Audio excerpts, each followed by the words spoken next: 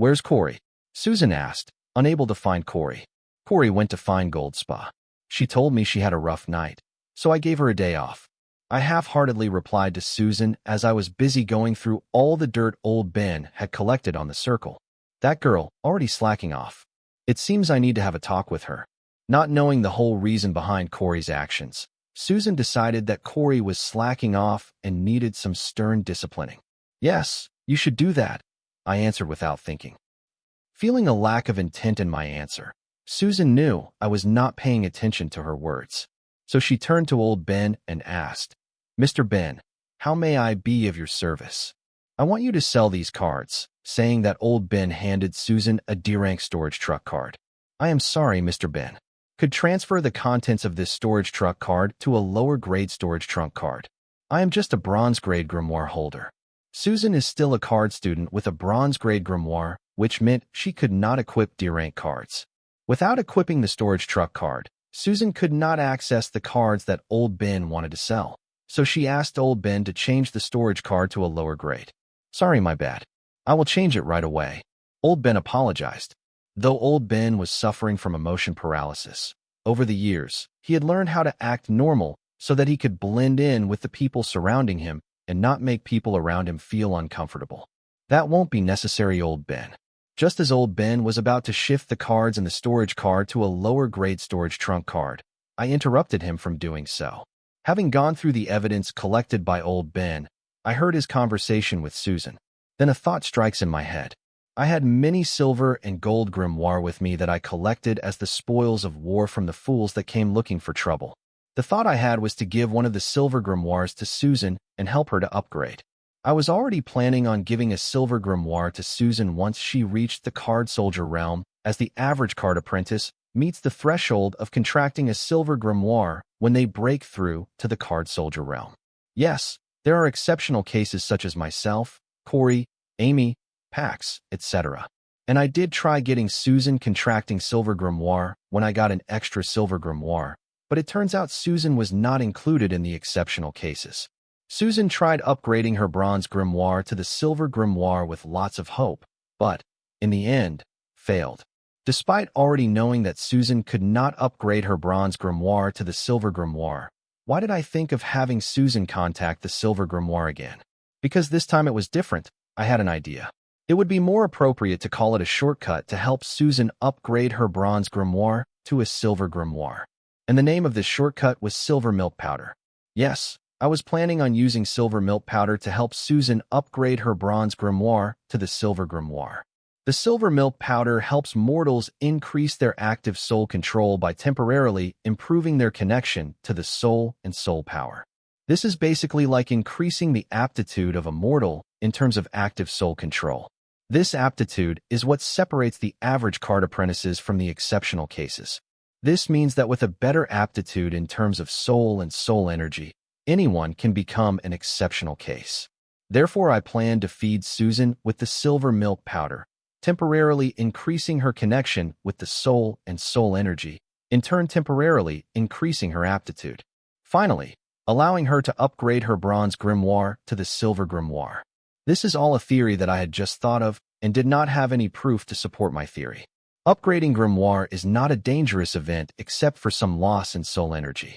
There will be no other side effects unless you consider a decrease in self-esteem as a side effect. Failing to upgrade her bronze grimoire to the silver grimoire the first time was already a massive blow to Susan's self-esteem, and going through it the second time would be devastating. Still, considering the gains and losses for taking a chance to upgrade Susan's bronze grimoire to the silver grimoire was worth it. But in the end, it was up to Susan to decide whether she would go through the shortcut I thought of to upgrade her bronze grimoire to the silver grimoire. Wyatt, why do you say that? Is something the problem? Seeing me interpret Ben from shifting the cards in the D-rank storage card to a lower grade storage trunk card, Susan could not help but ask in surprise. It was one thing for old Ben not to know that she was just a bronze grade grimoire holder, but I should already know that as I was the one who helped her create her origin card. I was right next to her as she failed to upgrade her bronze grade grimoire to silver grade grimoire. Therefore, Susan did not understand why I would stop old Ben from transferring the cards to a lower grade storage trunk card. Susan, I know you have already failed to upgrade your grimoire to silver grade once, but listen to me. I have a theory that could help boost your chances in upgrading your grimoire to silver grade. Would you like to try it? I started to explain the theory I thought of to help Susan upgrade her bronze grade grimoire to silver grade, and asked Susan to decide whether she planned to go through with it. So, you're saying that taking this silver milk powder would increase my chances of successfully upgrading my bronze grade grimoire to silver grade grimoire? Susan asked with skepticism, hearing my explanation on how the silver milk powder could temporarily increase her aptitude and help her upgrade her grimoire to silver grade. Yes, I nodded affirmatively. Are you sure? I did not want to bring it up until now, but since you brought it up, when did you create silver milk powder? When did you apply for its patent? Is it a genuine product, or are the rumors about it true? I trust you, but I know nothing about this, so forgive me if I look a little skeptical. Susan was my exclusive manager, and since she maintained the online shop, she was pretty active on the Grimoire network to check up on reviews, news, etc., about our card boutique and the person running it. Silver milk powder has made a splash in the media these days. It is not new for some con man to come forward claiming that he has created the perfect solution for helping mortals with their active soul control. In regular time, scandals such as this would not be worth reporting, but the silver milk powder scandal was different as it had the involvement of the Southern Emperor and the Heatsend royal family. Even the trivial information regarding the Southern Emperor and the royal family could become breaking news, much less a scandal involving the long-searched solution for helping mortals with their active soul control. This story was bound to go viral, and it did. The questions are starting to spread on the Grimoire network, asking the royal family for an explanation. The royal has already explained that silver milk powder was a hoax, and an investigation into it has proceeded. But this was not enough for netizens. They demanded more information, such as whether the Southern Emperor was part of the fraud, or was she also the victim of the 17-year-old conman? If either of them were true, was it wise for the royal family to let the current Southern continue to lead such an essential and influential role in the Southern region despite her recent crucial shortcomings? Yes, calls for annexation of the Southern Emperor title from Anna had become a trend. Not just Anna. I had become the talk of every house in the region. A 17-year-old old to con the patent, copyright, and trademark association into granting a false patent had become a juicy piece of news to turn even the most random, boring gathering into a debate contest. The royal family had tried to suppress this news, dreading the consequence after seeing such a strong reaction from the netizens on the matters regarding the silver milk powder and the involvement of the Southern Emperor. There were two reasons why the royal family tried to suppress this news, the first being to avoid the suspicion of various forces, and the second was obviously for reducing public opinion. If the royal family did not try to suppress the news on the silver milk powder scandal, then the various interested forces will start thinking that the royal family wants the news to spread and raise suspicion towards royals' intentions. Since the royal family was going through all this trouble to avoid others suspecting them, they had to play their part right. Hence they acted as if they were desperately trying to sweep the dirt of their young heir under the rug. But unfortunately, the researchers of various universities and the empire were unwilling to let it slide. They wanted to make an example out of Anna because they believe she was the main culprit behind the fraud, as there is no way a 17-year-old orphan from a third-rate city would con the Southern Emperor. With such a blowout on the silver milk powder scandal, there was now Susan would not have heard about the silver milk powder and my involvement in it. It was already a miracle that Susan could hold it in until I brought the matter up. Her patience was admirable. Since I gave her the opportunity, Susan did not hold herself back, but unloaded all the questions she wanted to ask in a single breath. Wow. Susan, one question at a time. I asked Susan not to smother me with questions and tell me to speak. I get that she is excited as she can finally ask the questions, eating her up from inside. Fine, are the rumors true? Getting her chance, Susan went to the jugular of the matter. No, they are not. Silver milk powder is authentic and is capable of more than it claims. This whole thing is complex. For your safety, I will spare the details. And this is also one of the main reasons why Anna wants me to move to the royal palace. I skipped narrating all the boring details claiming that it was for her safety, and Susan didn't suspect anything. I heard about the matter with the Duskborn family. Are you all right? This time Susan directly reached for the heart, trying to console me if I needed any. Those fuckers. They have a huge debt to my parents and me. I plan to return it someday. The Duskborn family's involvement in this matter was unnecessary, yet they went out of their way and involved themselves in this matter. Feeling my hatred and resentment for the Duskborn family, Susan did not know how to console me because she grew up in a typical family, and this kind of situation was out of her emotional understanding. Is that all? I asked Susan, seeing her get silent. One more thing. How did you meet the Southern Emperor? As far as I know these past few days, you never left the Sky Blossom City. For some reason, I felt that Susan was more interested in hearing my answer to this question than the previous two. Elliot introduced her to me to get her help with regards to silver milk powder. Answering Susan's question, I did not go deep into details, just stated the facts. Oh, I see. So how did you two become so close in such a short period? Susan's eyes could not hide her anticipation for my answer to her question. I think this must be the gossip bone in Susan asking this question. Anna took a fancy to me. She is the classic princess type. She gets what she wants. But since throwing tantrums and throwing money won't work, she tried to seduce me. Seeing even that did not work, her fancy had turned into an obsession. Honestly, I am kind of afraid that she will force herself on me. Therefore, when we are in the royal palace, don't leave me alone in a room with her. That gal is crazy. I say crazy. I honestly narrated how my relationship with Anna progressed. Also cautioned her about Anna's tendencies, and how she did not understand that no means no. Hearing me speak so casually about the Southern Emperor, Susan was baffled and hurriedly eyed Van and Old Ben to see their reaction. Don't worry about them snitching. They are my people. They would never snitch about me.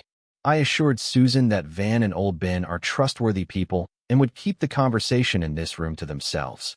If you say so. Despite me assuring her by vouching for Van and Old Ben, Susan still watched her words and acted with caution. After all, speaking ill of the Southern Emperor was a minor crime. So what have you decided? Are you willing to try upgrading your bronze-grade grimoire to a silver-grade grimoire with the assistance of silver milk powder? Having cleared her doubts and answered her questions, I asked Susan if she was willing to try upgrading her grimoire once again. Is this silver milk powder really that miraculous? Susan found it hard to believe that the silver dust in front of her would help her upgrade her grimoire. I did not blame Susan for being a little skeptical. Excluding the rumors surrounding the silver milk powder, the effects promised by the intake of silver milk powder were too miraculous and too to be true. Therefore, a little skepticism is to be expected. Yes, it is. Why don't you try a little bit? Since words were not enough, I thought experiencing the effects should be enough to help her decide. That sounds reasonable. Saying that, Susan tried to intake a pinch of silver milk powder I had given to her, but I hurriedly stopped her from doing so. Wait, that is highly concentrated silver milk powder. That amount should be enough to prove deadly for a card scholar, let alone a rookie card student such as yourself. For my personal use, I had made a separate stock of highly concentrated silver milk powder, which upon dilution amounts equal to kilos of silver milk powder. Therefore, even a pinch of this concentrated silver milk powder was too much for a card student. It had to be diluted before consumption. Hey, it was you who suggested it, Susan complained, as I was the one who suggested it, and also the one who stopped her from acting on my suggestion. I did, but I did not ask you to consume it directly. Fetch a glass of water. Let's dilute it. I accepted Susan's complaint and ordered her to fetch some water to dilute the concentrated silver milk powder. Here you go, soon. Susan brought a glass of water from the kitchen and handed it to me. Behold, taking the glass of water from Susan, I dissolved a pinch of silver milk powder, and soon the water turned into shimmering milk. Gasp! Seeing the glass of water turn into a glass of milk, Susan gasped in astonishment. Just take a sip of it. That should be enough for you to experience the greatness of the silver milk powder. I handed the glass of silver milk to Susan and advised her just to drink a sip of it, as that should be enough for her current active soul control percentage. Okay, following my advice, Susan took a sip of the silver milk water. As soon as the milk entered her mouth, Susan felt soothing energy on the surface of her tongue as it gently flowed through her food pipe into her stomach. As if pouring oil to the fire, Susan suddenly felt the soul energy in her rage as the silver milk water entered her stomach. Feeling the volatile soul energy in her body, Susan hurriedly sat down in a lotus position on the couch and started to focus on tempering her active soul control percentage. And after a good 5 minutes, Susan opened her eyes, which were filled with great astonishment experiencing the miraculous effect of the silver milk water. Wow, this silver milk powder is just marvelous. If I had such miraculous powder back in my high school years, I would have easily broken through and become a card apprentice back then. Wyatt, this really has more benefits than advertised. It did not take long for Susan to convert into a firm believer in silver milk powder. Good. Now that you know that silver milk powder works, what have you decided? Will you give it a try? Seeing excited Susan, I asked her if she was willing to upgrade her bronze grimoire to silver-grade grimoire with the assistance of silver milk powder. At first, I was skeptical because of all the rumors surrounding this powder, but having experienced the effects of silver milk powder firsthand, I am willing to take the chances. Susan agreed to upgrade her bronze grimoire to silver-grade grimoire with the assistance of silver milk powder. Great, I exclaimed, hearing Susan agree. Okay, would you prefer to upgrade your grimoire to silver-grade in privacy, or this is fine? I asked Susan, handing her a silver grimoire. I will use the card lad to upgrade my grimoire. Taking the silver grimoire, Susan eyed Van and old Ben before informing me that she would like to upgrade her grimoire in privacy. Sure, just remember to empty this glass of silver milk water before you attempt to upgrade the grimoire. The upgrading idea I thought of was nothing new. It was just the regular upgrading method with a card apprentice under the influence of silver milk powder. What? I need to drink the entire glass of silver milk.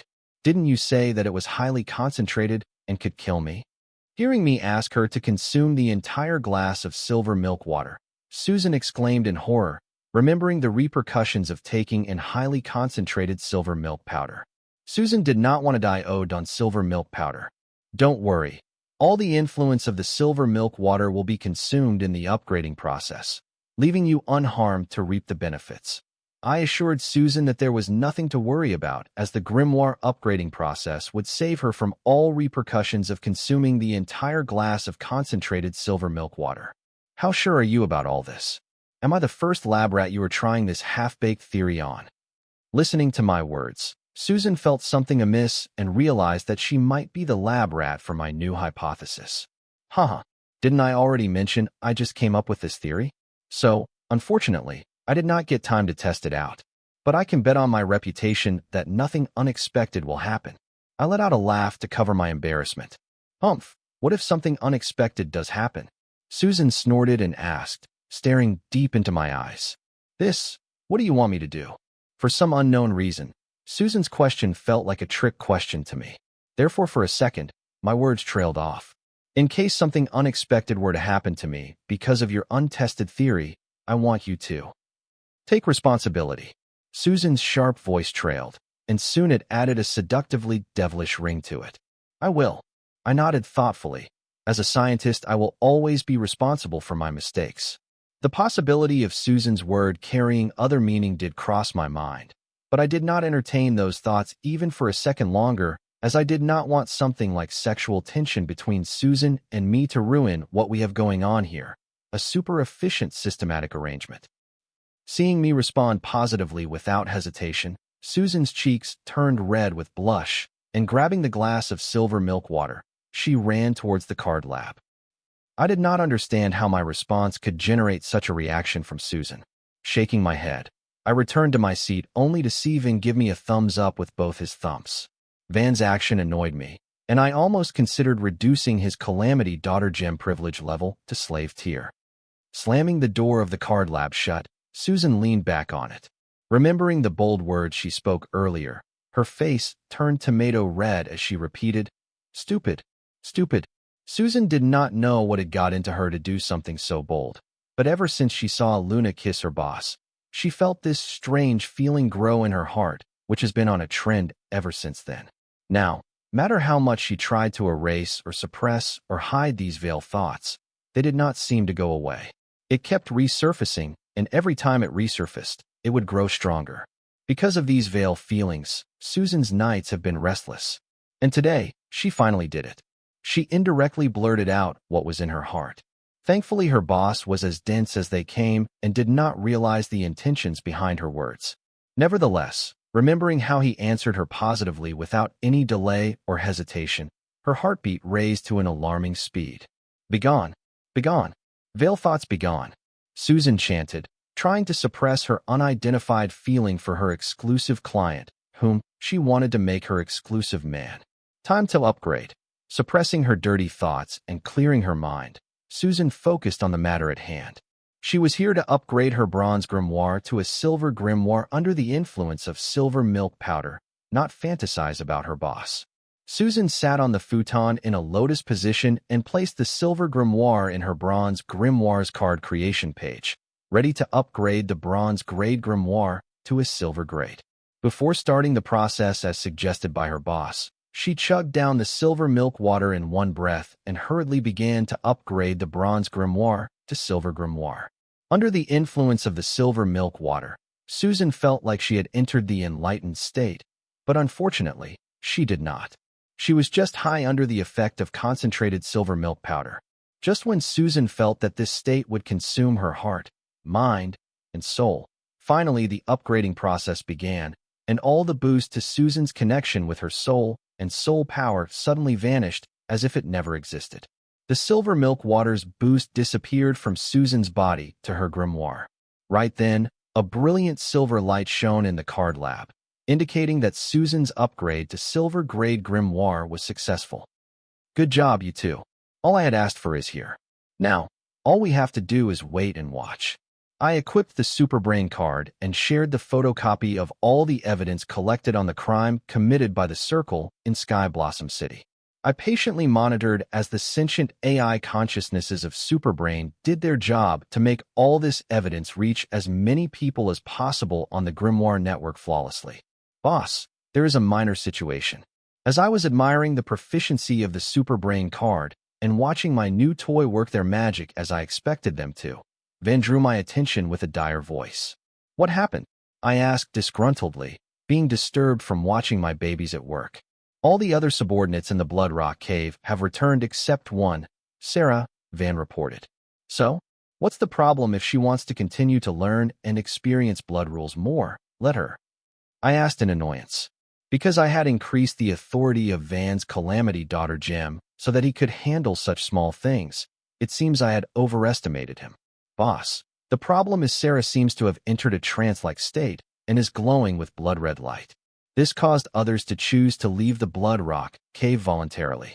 Others are worried about Sarah as they have not experienced something like this before. Van narrated what he had gathered. Okay, let's head to the Blood Rock Cave. I cannot identify the problem from here and without determining her current conditions. Before that, let's stop at D-Rank Silver Beach Dungeon to pick up Courtney and Bloodette. I had no choice but to head to the Blood Rock Cave to check on Sarah's condition, leaving the Superbrain card running in my grimoire. I wanted Bloodette to tag along with me because she could control the gate of the Blood Rock dungeon. Secondly, because I had shallow knowledge of blood rules and their various meanings, I decided to call an expert in blood rule to help me understand what is going on with Sarah. Date, March 30th, 2321. Time, 8:53. Location, Yang Harvesting Cave. Inside a dark cave, an old lady sat on a stone slab in a lotus position with her eyes closed. She looked like a corpse hoisted to sit in the lotus position, yet she emitted a strong aura and pressure. From the presence alone, one could tell she is no ordinary being. In front of the old lady was a blood-red, unlit candle, which suddenly lit up, shining light in the dark cave. Ha! Heavens be damned. Seeing the blood-red candle lit up out of thin air, the old lady started to laugh maniacally and curse the heavens. With her laughter, strong, turbulent energy sheathed out of the old lady's body. This energy was strong enough to outmatch any veteran demigod. Finally, at last, my son lives again. Ha ha ha, heavens be damned. The old lady's manic laughter grew stronger, and her curses to the heavens grew louder. It seems she is celebrating the rebirth of her son. Turns out the blood-red candle is no ordinary candle. It is called Soul Status Candle. It's a candle created using the placenta of an infant as its ingredient. The candle's flame displays the health of the infant's soul, whose placenta is used as ingredients in the making of the candle.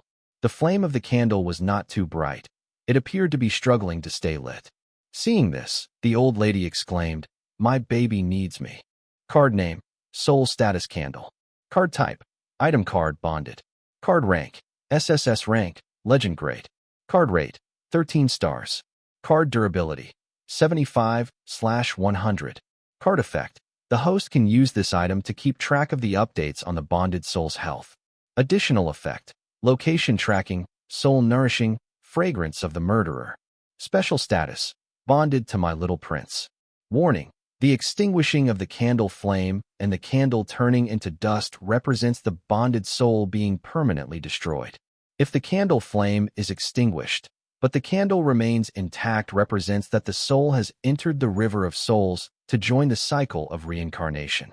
Note, when the soul enters the cycle of reincarnation, the candles will melt and evaporate. If the soul entering the river of souls repeatedly will result in the decrease of card durability. Location tracking. The flame on the soul status candle can direct the user to the bonded soul. Note, the bonded soul will know it's being tracked, and tracking is impossible if the bonded soul doesn't want to be found. Soul nourishing. The host can use their soul to nourish the soul of the bonded soul in case it is damaged. Restriction. The greater the distance between the user and the bounded soul, the greater the user's price to nourish the damaged soul. Note, this soul nourishment is restricted to the damaged part of the soul. It cannot go beyond that. Fragrances of the murderer. If the bonded soul enters the river of souls, the person responsible for sending the bonded soul to the river of the soul will get branded with a unique fragrance similar to the one emitted by the soul status candle. The holder of the soul status candle can smell the aroma imprinted on the murderer irrespective of distances within the said world's confines. Restrictions. If the soul is destroyed or enters the cycle of reincarnation, fragrance branded on the murderer will also dissipate. Note, the fragrance imprint is invincible as long as the bonded soul is in the river of souls. The soul status candle is a miraculous item. Its flame represents the bonded soul's health, whose placenta was used in the candle's creation process. And currently, the flame of the blood-red soul status candle in front of the old lady was not doing so well.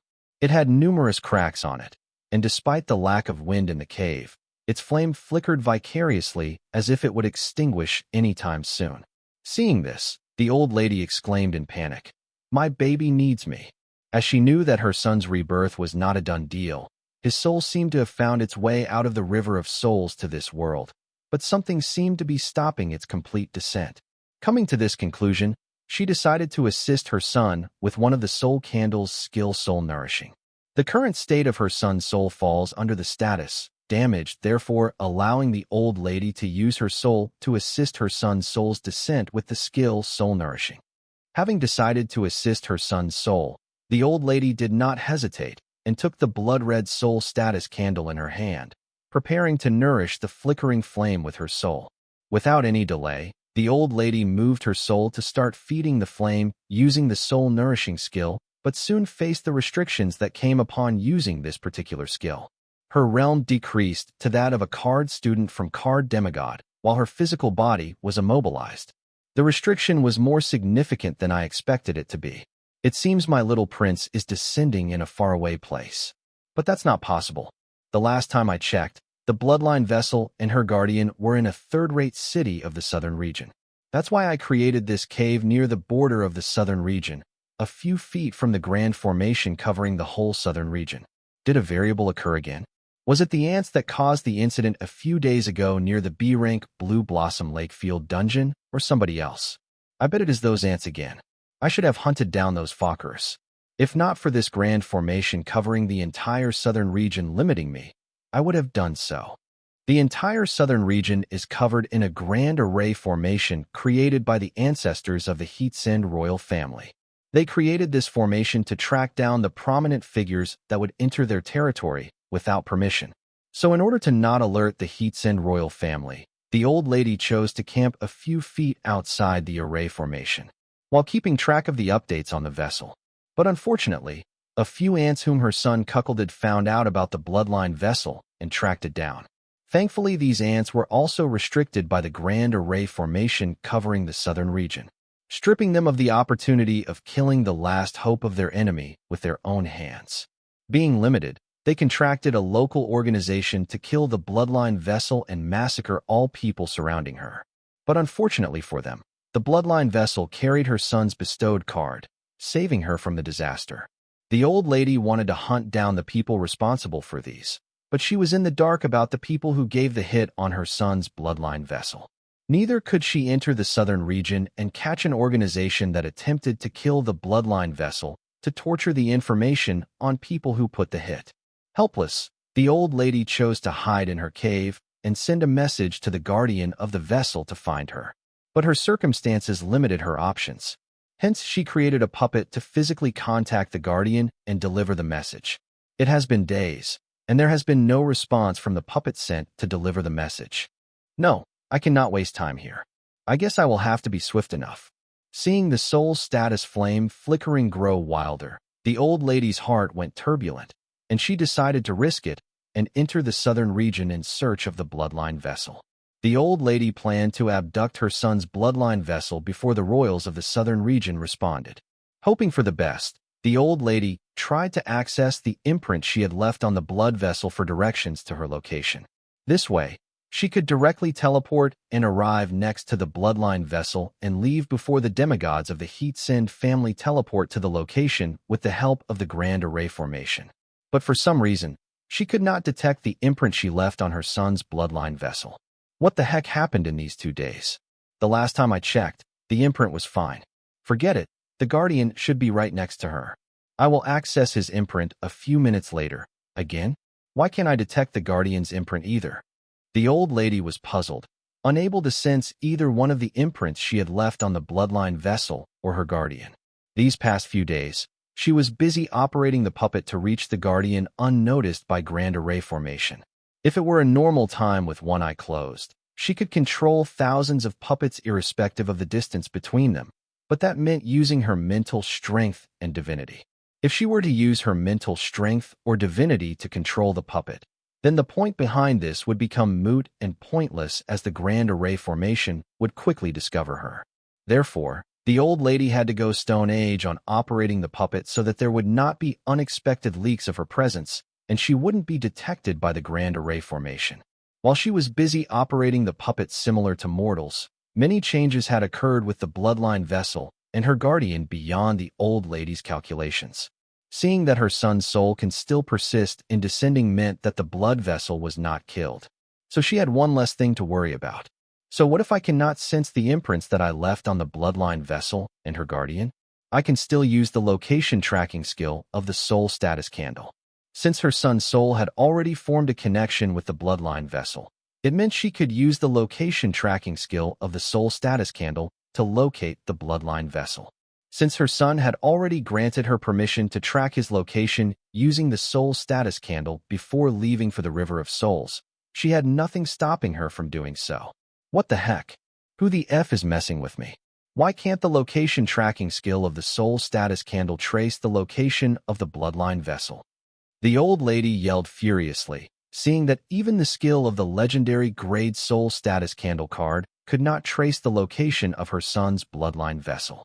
Unable to grasp the situation of her son's soul and his bloodline vessel, with the vigorously flickering candle flame threatening to extinguish any minute now, the old yelled, "Fuck it! Space hoop!" Spreading her mental strength and operating her divinity to its limits, the old lady space hooped towards the direction of the last known location of the bloodline vessel. After space hooping 3 times, the old lady reached her destination, the Sky Blossom City. Widow, you got lion's balls to return to the southern region despite your past crimes. A loud feminine voice thundered as the old lady stepped into the airspace of Sky Blossom City. What the F is this brat doing here? Is she the one behind the disappearance of my imprint on the bloodline vessel and her guardian? Did those ants inform the Heat-Send family about my son's bloodline vessel, since their attempt to murder her was a failure? I should have hunted those fuckers down no matter the consequence. Fuck. SHD just got a whole lot complicated. The widow wanted to quickly grab her son's bloodline vessel and teleport back to the imprint she left in her cave, but the unexpected presence of the Southern Emperor made things more complicated than they should be. In order for her not to be detected by the Grand Array formation covering the southern region, Een Widow used a tiny bit of her mental strength to quickly locate the imprints and get an update on the health of the hosts these imprints marked. So she did not have the luxury to use her mental strength to scan the surroundings of her imprints or even eavesdrop on them. Being limited in her options due to various circumstances, Een Widow did not know the Southern Emperor was in close proximity to her soul's bloodline vessel. Due to lack of information, the Een Widow misunderstood that the ants that were cuckolded by her son, having been unable to destroy the last hope her son, had informed the Heatsen family about the bloodline vessel to get their revenge one or the other way. Hence, she concluded that this was the reason behind the visit of the Southern Emperor to the third-rate city like Sky Blossom City, and misunderstood that right now, her son's bloodline vessel was in the Southern Emperor's possession to be used as a hostage against her. Brat, I am not here to fight. Hand over my son, and I leave this place quietly. Though being superior in terms of realm, strength, and experience, the Een Widow disregarded the impolite words of her opponent, as this was the matter of her son's rebirth, and her pride was nothing compared to that. Old, have you finally gone senile? Don't you know that an army of cuckolds killed your son under the banner of ridding evil from this world? The Southern Emperor mocked and cursed Een Widow without fearing that her opponent was a veteran demigod. You, brat, don't try to deny why you are here. Now stop trying to buy time for reinforcements and hand over my son's bloodline vessel. Don't make me repeat myself. Hurry up. Een Widow misunderstood that Anna was trying to buy time for the demigods of the Heatsen family to arrive as reinforcement. Bloodline vessel? That demonic son of yours is cautious. Why wouldn't he be? With all the disgruntled husbands and wives aiming to cut off his worn-out meat rod due to him cuckolding people left and right. What did he accept the consequences would be? And you? What did you do to him for him to grow up into such a deviant? Luna, how long do I have to share my mental strength? Anna asked Luna while her mental strength was pouring into a strange, mysterious device. Just a while longer, Luna responded to Anna's question, but her eyes stayed on the sheet of data and various parameters provided by the device. You have been saying that for the past 3 hours, and why the heck am I doing this? Aren't there any other personnel? Anna has been pouring her mental strength into the mysterious device for 3 hours now and reasonably grew impatient. Yes, just a while longer, Luna answered without a thought, and she did not seem to pay attention to Anna's questions as her mind was accompanied by analyzing the datasheet. Arg! Anna gritted her teeth and swallowed her anger. Anna wanted to stop pouring her mental strength into the strange device, if not for Luna's warning that if she were to stop in the middle, then they would have to start all over again. Seeing that, except her, all the eligible personnel for this task were busy setting up the apparatus for dungeon relocation. She had no choice but to swallow her anger. Otherwise, one slip, and she would have repeated the whole process all over again. Annie, go pass me a cold one. Anna barked an order at her Batman. Yes, ma'am. Here you go.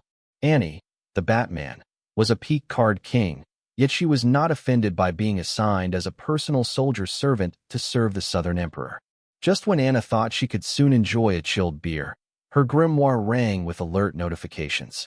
Without much thought and hesitation, Anna threw the beer on the ground as she knew the alert notification only sounded in case of emergency and quickly summoned her grimoire to check the notification.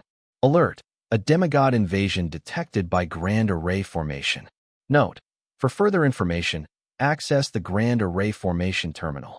Which fool is so eager to die? Seeing that the alert was just about a demigod entering the southern region without permission, Anna relaxed and opened the Grand Array Formation terminal on the Grimoire network to see who dared to enter her territory without permission. Checking records to identify the invader. Target found. Target name, Een Widow. Target location, coordinates of breach 82.8628 degrees south, 135.0000 degrees north. The target is using space skills to wander, unable to lock the target's location inside the Grand Array Formation in real time. Fugitive alert. Fugitive, Een Widow. Realm, card demigod. Crime, complete massacre of the 25th Regiment of the Southern Watch and 18th Regiment of Southern State Guards. Status, very dangerous. Bounty alert. Wanted, Een Widow. Realm, card demigod. Bounty, 5 incomplete divinity. Employer, Heatsen royal family. Bounty alert. Wanted, Een Widow. Realm, Card Demigod. Bounty, 20 Incomplete Divinity. Employer, Enyang Harmony Sect. Whoosh. Anna, did you read the notification? If my guess is right, that old bat is heading towards this city. Oldman Lorenzo appeared out of thin air next to Anna and predicted that Een Widow might be headed to the Sky Blossom City. Unlike Anna, Lorenzo is well versed in the geography of the southern region and the boundary of the Grand Array Formation. Reading the coordinates of the breach, he could guess the likely target based on the location nearest to the array is close. And Sky Blossom City was first on the list. Why would she head here? That makes no sense, old man. Anna did not understand why a demigod would risk death to come to the Sky Blossom City. There are two reasons for that. Either she is here to take revenge on her sister's murder by killing his precious niece, or she is here on behalf of the Enyang Harmony Sect to steal the dungeon we are trying to relocate. The Enyang Harmony Sect is getting creative. By using a fugitive to do their dirty work, they can deny any involvement and avoid any possible repercussions if she gets caught. As always, Lorenzo overread into the whole situation. You old fool. It is taking so many of us and so much time to relocate to this dungeon. How do you expect her to steal the dungeon? Even if she is a demigod, that's impossible. Anna did not buy into Lorenzo's words, as there were so many holes in his theory. Not to mention the dungeon reaction was a top-secret mission known to few people. The soldiers don't even know why they were relocating this dungeon. Most of them thought this was just an experiment to check the progress of the dungeon relocation research. Decades ago, when Een Widow escaped from the imprisonment of the Enyang Harmony Sect, she raided their treasury and stole quite a few legendary cards. And one of them is the Miniature World card. With that card, it wouldn't be an effort for her to steal this D-rank dungeon. Lorenzo explained the reason behind his theory. Fuck. These damn traitors. If it were some other time, Anna would not believe Lorenzo's explanation but contemplate the possibility of the matron and Paw clan's involvement. She could not take the chance. Do you believe me now? Lorenzo asked smugly. No, I am just worried if the matron and the Paw clan are involved in this matter. Old man, hurry and find Wyatt. He may be one of her targets. Anna finally became serious, thinking of the possibility that the matron had sent a demigod this time to finish the assassination job and steal the dungeon. Don't worry about the boy. Prioritize the dungeon. If we lose that, then we lose a lot. In Lorenzo's mind, the dungeon was more important than the life of a high schooler. Without the silver milk produced in the dungeon, they cannot manufacture silver milk powder. Therefore, he thought that Anna should set her priorities straight and choose family benefit over a crush. Lorenzo, shut the fuck up and do as I say. Anna yelled at Lorenzo, reminding him that she is in charge and he has to do what she asks of him. The kid is safe. He has entered the Blood Supreme's sealed dungeon with Courtney. Using the array formation covering the city, Lorenzo has monitored Wyatt and kept track of Wyatt's movements ever since he ditched Luna. What? Courtney? Shouldn't she be in custody? How did she escape? When did she run away? Why did you not inform me of her escape? Hearing that her young crush was safe and sound, Anna's nerves finally calmed down. But learning that the holder of Tao Tung has escaped, Anna's blood pressure hit the peak. I did not inform you because I did not know that she had escaped until recently. She somehow managed to evade the surveillance of the city array formation and escape the custody. If she had continued to hide in the dungeon seal, I would not know that she was hiding in there. Lorenzo did not know how Courtney managed to avoid the surveillance of the city array formation and hide in the dungeon seal. If not for her coming out of the dungeon to invite Wyatt into the dungeon, he wouldn't have found her. What? Your life until now as an array master is an utter waste. Aren't you ashamed to call yourself an array master when a teenager managed to evade it? Shame on you. Anna did not spare Lorenzo and blamed him for Courtney's escape from custody. Lorenzo wanted to scream at the top of his lungs, but he balled up his fist and suppressed his anger. Enough bickering, she is already. Looking at the sky, Anna spotted the Een Widow, who has just space-hooped to the airspace of the Sky Blossom City and yelled, Een Widow, you got lion's balls to return to the southern region despite your past crimes. Date, XXXX2X00. Time, XXXX. Location, southern region, XXXXX. On this day, the Heatsend royal family's young prince killed a demigod from the Long clan. And subsequently, The cause and effect unfolded in mysterious ways. Een Widow and the Long Clan's demigod were students of the same master. Their relationship had long blossomed from ordinary bounds of fellow students to something more. The relationship between them was similar to that of lovers, but their master did not consider their feelings and sold both of them to two different superpowers, the Long Clan and the Yin-Yang Harmony sect. They both got married to the capable men in the respective superpowers and started a new family separately despite their hearts being with each other. Over the years, they grew stronger and achieved the boundary every card apprentice would dream of. With the newfound strength, they both decided to rewrite their fate and shape their destinies with their own hands. Following their hearts, they both killed their husbands and made it look like accidental deaths.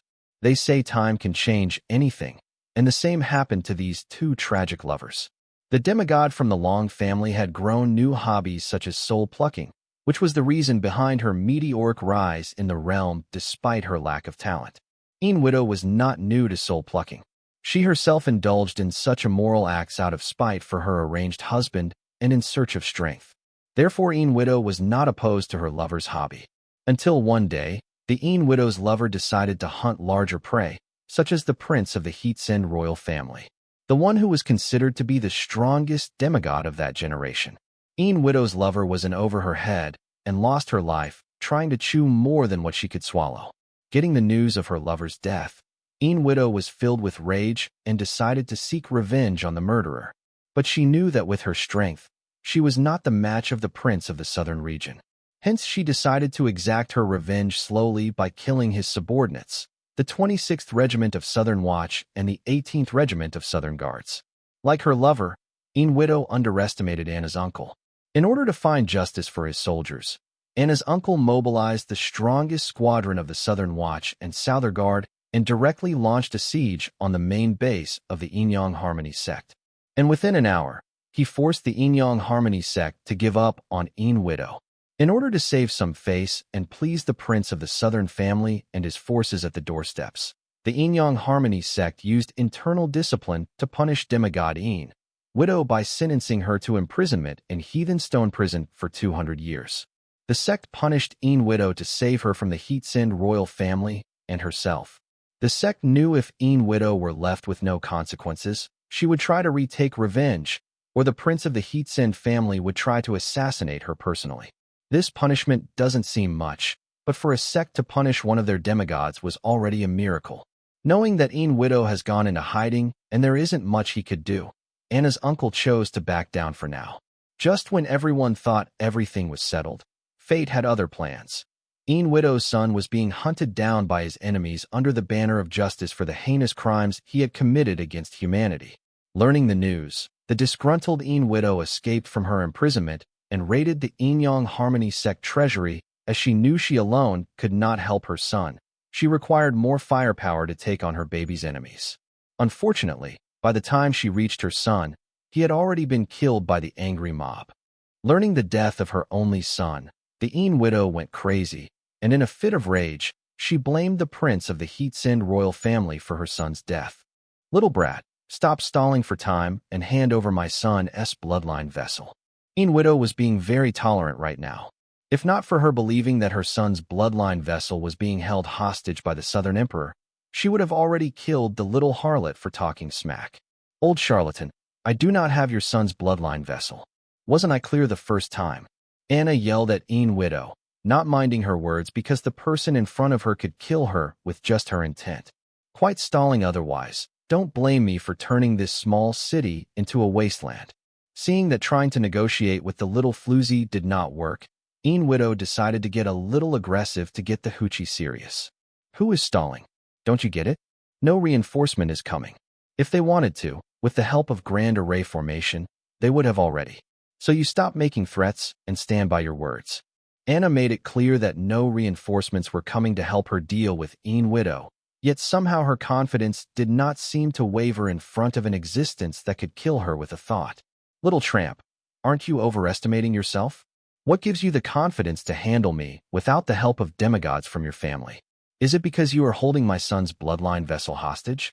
Remember, brat, if my son fails to descend today, I will color the entire southern region with your family's blood."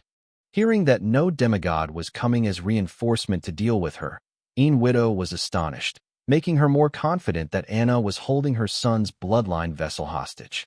"How many times do I have to tell you that I do not have your son's bloodline vessel? Quit yapping and put out already." Anna was annoyed hearing Widow repeatedly claiming that she was holding her son's bloodline vessel hostage and asked Widow to stop moving her jaw and do what she threatened to do. "Girl, how long are you going to deny?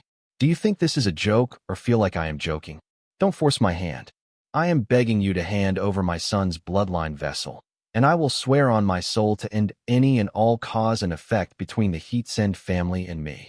No matter how cruel and gruesome Widow was in the end, she was a mother who was willing to do anything for her baby boy. She was ready to forget all the grudges between her and Anna's uncle if it meant saving her son.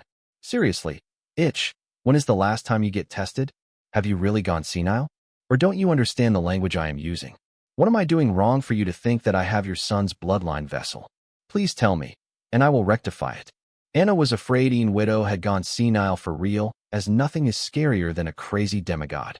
Therefore, she decided to clear the misunderstanding that Widow was under. "What?" Hearing Anna, Widow was baffled but still summoned the soul status candle to try and locate her son's bloodline vessel. "This is it not your doing? The last time I checked, my son's bloodline vessel was in this city, but now I can't seem to locate her. What witchcraft did you use to negate a legendary grade card skill?" Even though Widow decided to consider Anna's words, she still did not seem to believe Anna was innocent of what she thought she was guilty about. "No wonder you were willing to risk death and come out of hiding." Seeing the vigorously flickering flame on the soul status candle summoned by Widow, Anna finally understood why Widow was willing to go as far as using the word beg earlier.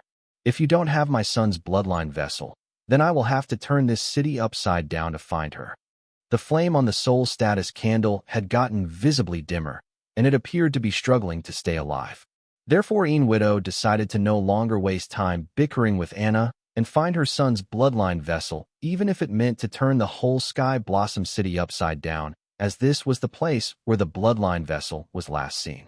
Widow felt that if she were to find a trace of the bloodline vessel, she could track its location. Yeah, that's not happening. Seeing Widow prepare to sacrifice the entire Sky Blossom City to trace a single person, Anna reacted. "You? Are you going to stop me? Girl, step aside. I just want to find my son. Don't come looking for trouble." Widow did not know why the demigods of the southern region did not react to her presence, but she did not believe that hurting Anna would work in her favor. Instead, it would attract the expedition of the Heatsend family. She was here to find her son's bloodline vessel and help him descend to fight with the Heatsend royal family. "Old Lut, try me." Anna confidently stood in front of Widow and taunted her. "Fine, you are asking for it. I will not kill you but disable you." Widow decided to swat the fly, disturbing her from finding her son. She believed as long as she did not kill Anna and was quick with her work, then that would be okay. "Bring it, old hag." Anna did not deter under the presence of Widow's denominating soul energy suppression, but boldly stood up, ready to get her fists bloody. "Don't blame me. You asked for it. The Headsend family should teach their calves not to be ignorant of the tiger in front of them." Having said that, she whispered, "World Cutter." With Widow's command, the wind surrounding her gathered to form a thin wind blade and headed towards Anna, aiming for her left shoulder joint. Seeing the wind in the surrounding area gather to form a blade and head towards her, Anna did not show fear.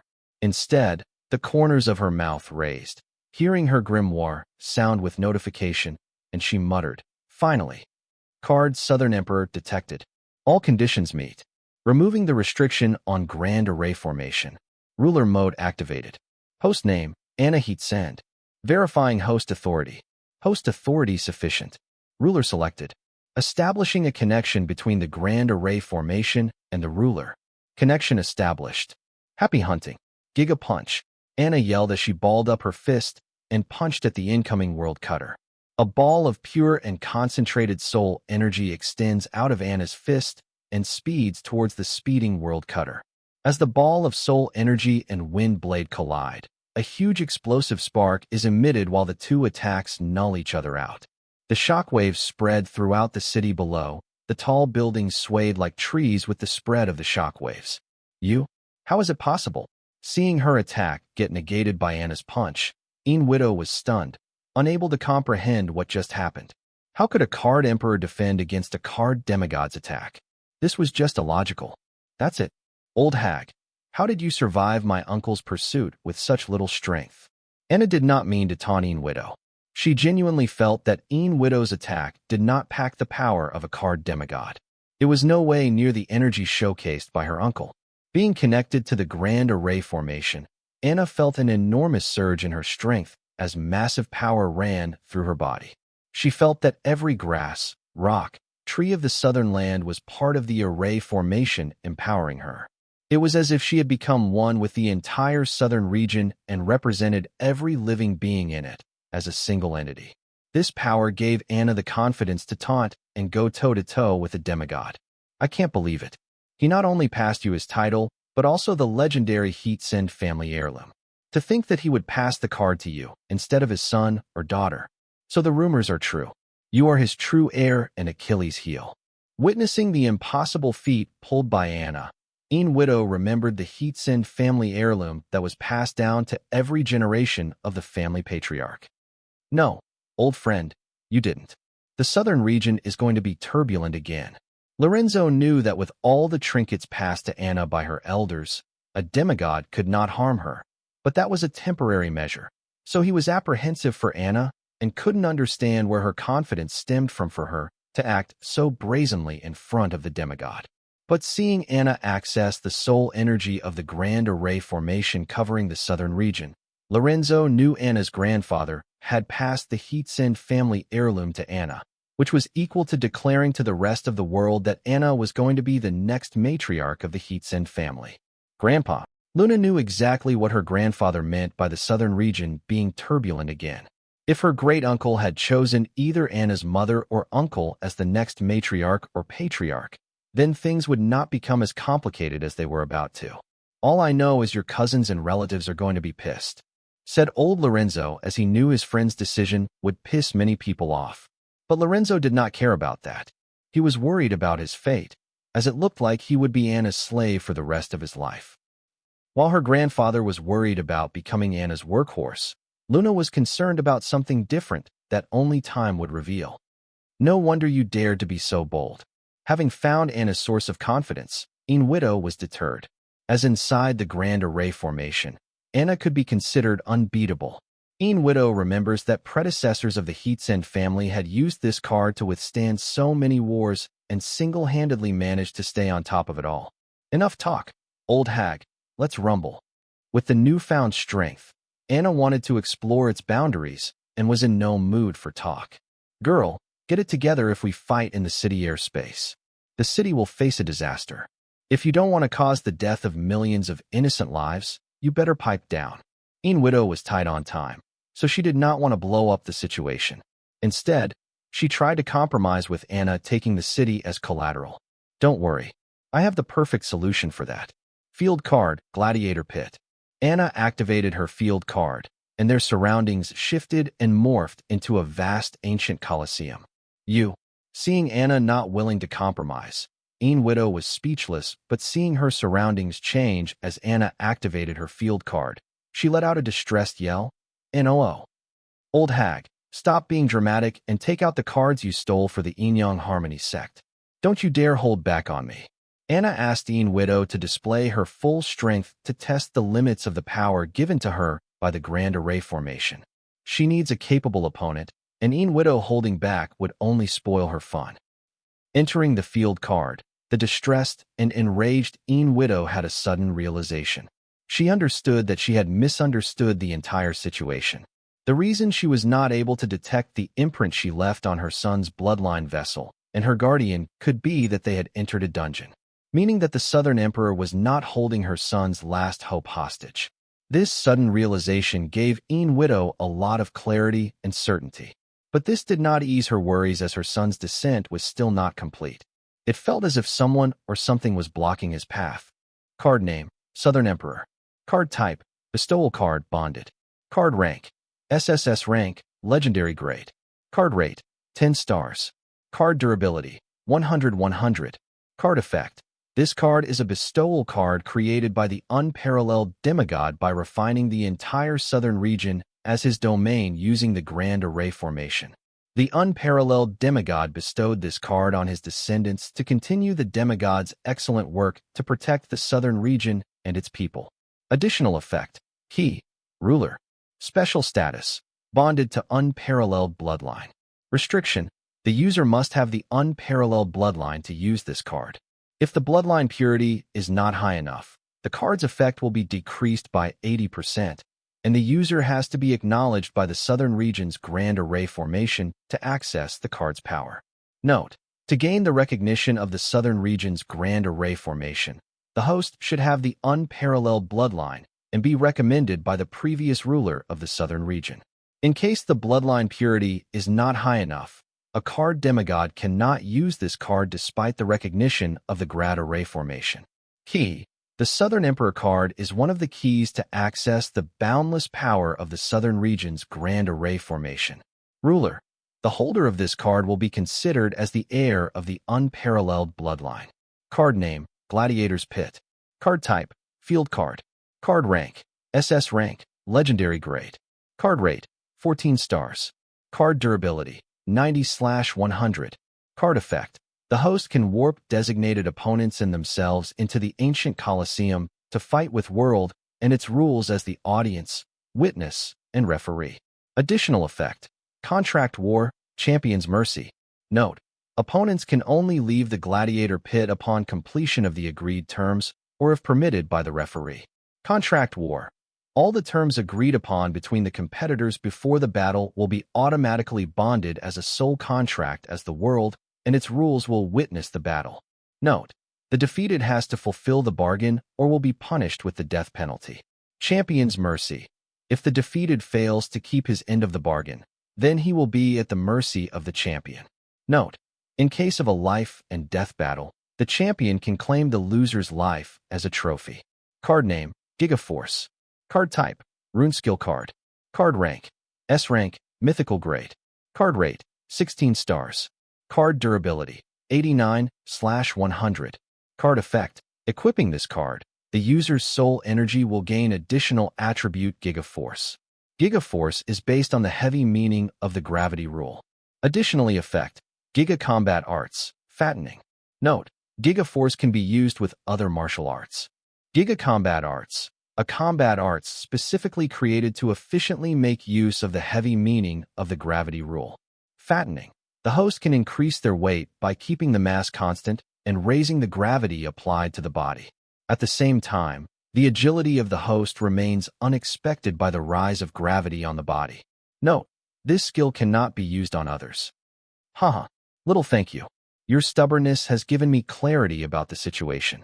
So I will say this one last time. All I want is to find my son's bloodline vessels, and then I will be on my way. I do not seek trouble. Fine Widow was not afraid of fighting Anna but feared that fitting Anna would waste her precious time, which she could have used to find her son's bloodline vessel and his soul return to this world. Therefore, the Een Widow, who is known to be a crazed demigod, tried to reason with Anna. Everything in the southern region is mine, be it your son's bloodline vessel or your life. Since they are in the southern region, they are mine, declared Anna with a haughty demeanor. If Anna was proud and arrogant before, the presence of bloodless power of the Grand Array formation made her worse. I don't have time for this. Trap card, Undead Graveyard. Seeing Anna was being unreasonable, Een Widow decided to go on the offense and get it over with as soon as possible. Just when Een Widow summoned her trap card, she felt a force stop her. When experiencing such an episode, Een Widow was scared silly and could not help but yell, "What the fuck?" Oh, I forgot to mention before we started to fight. We had to wager something. Otherwise, these guys will not let us fight, Anna said, pointing upwards. Een Widow's eyes followed Anna's finger and witnessed that left her wordless. The sky of the Colosseum displayed 2 spiritual planes filled with various rules. One spiritual plane Een Widow was similar with since this was the spiritual plane she visited whenever she entered one with the world state. And this spiritual plane had fewer rules than the second spiritual plane, which Een Widow deduced as Anna's spiritual plane. Do you want to wager something, or gut plain old life and death battle? Either is fine with me, so you decide. Anna did covet anything of the widow, so she did not want any wager with her. Instead, she preferred the life and death battle but being a good host.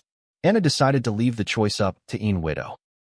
Hearing Anna's explanation, widow got the gist of the field card, and without much thought, she started what she wanted from Anna. If I win, I want you to help me find my son's bloodline vessel and help his soul descend to this world. Okay, if I win, I want you to surrender and go through a trial for your crime of massacring the Southern Watch and Southern Guard. For Anna, killing widow would not bring much fun, but if her family were to hold a trial to punish a demigod for her crimes, then it would mean a massive deal for the victim's family and the reputation of the Heat's End royal family. When Anna joined Morningstar University, she had many haters who hated her for various reasons and did not shy from showing this hatred physically.